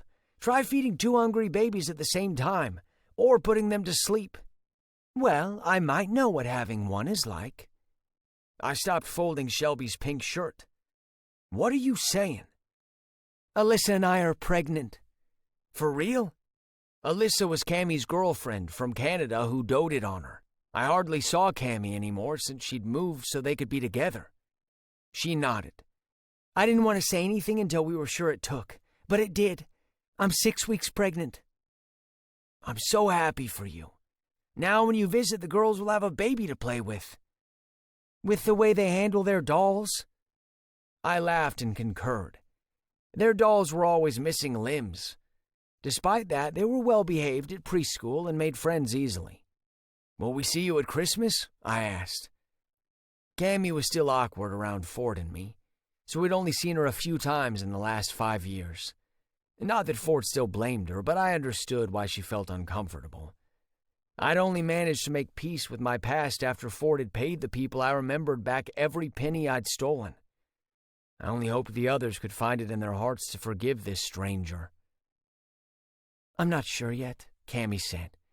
It depends on how this pregnancy goes. I understand. We'd love to have you, but your health comes first. Exactly. Tell me all about your vacation. Cabo sounds exciting. We chatted while I finished putting away the girls' clothes. She announced her girlfriend was home and she would call me again sometime tomorrow. I ended the call, checked to make sure the room was all tidied up, and went downstairs. Ford was fast asleep on the couch with our daughter snuggled up to him. Chevy saw me and placed her finger on her lips. Shh, Papa's sleeping. We have to be quiet. The poor man was exhausted. Maybe he'd ridden me a bit too hard in Cabo. Grinning, I walked into the kitchen to prepare dinner for the girls. Ford slept on through the girls' dinner and their bath. I loathed waking him up, although he'd said he would put them to bed. So I read to them, tucked them in, and clicked on their unicorn lamp.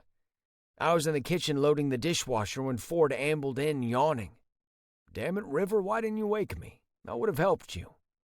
That's fine, you were tired. And you were not? Nope.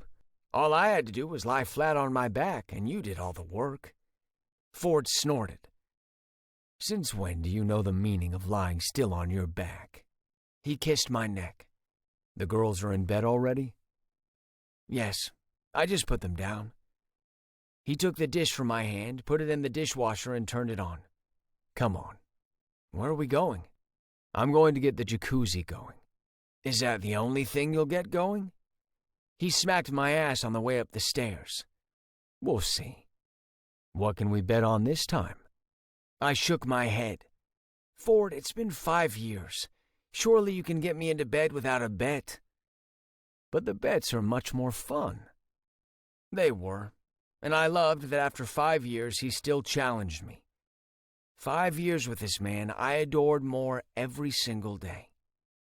We'd had our fair share of arguments, but the one thing we'd learned after the disastrous way we'd started was that once we openly communicated with each other, we could get through the worst of anything.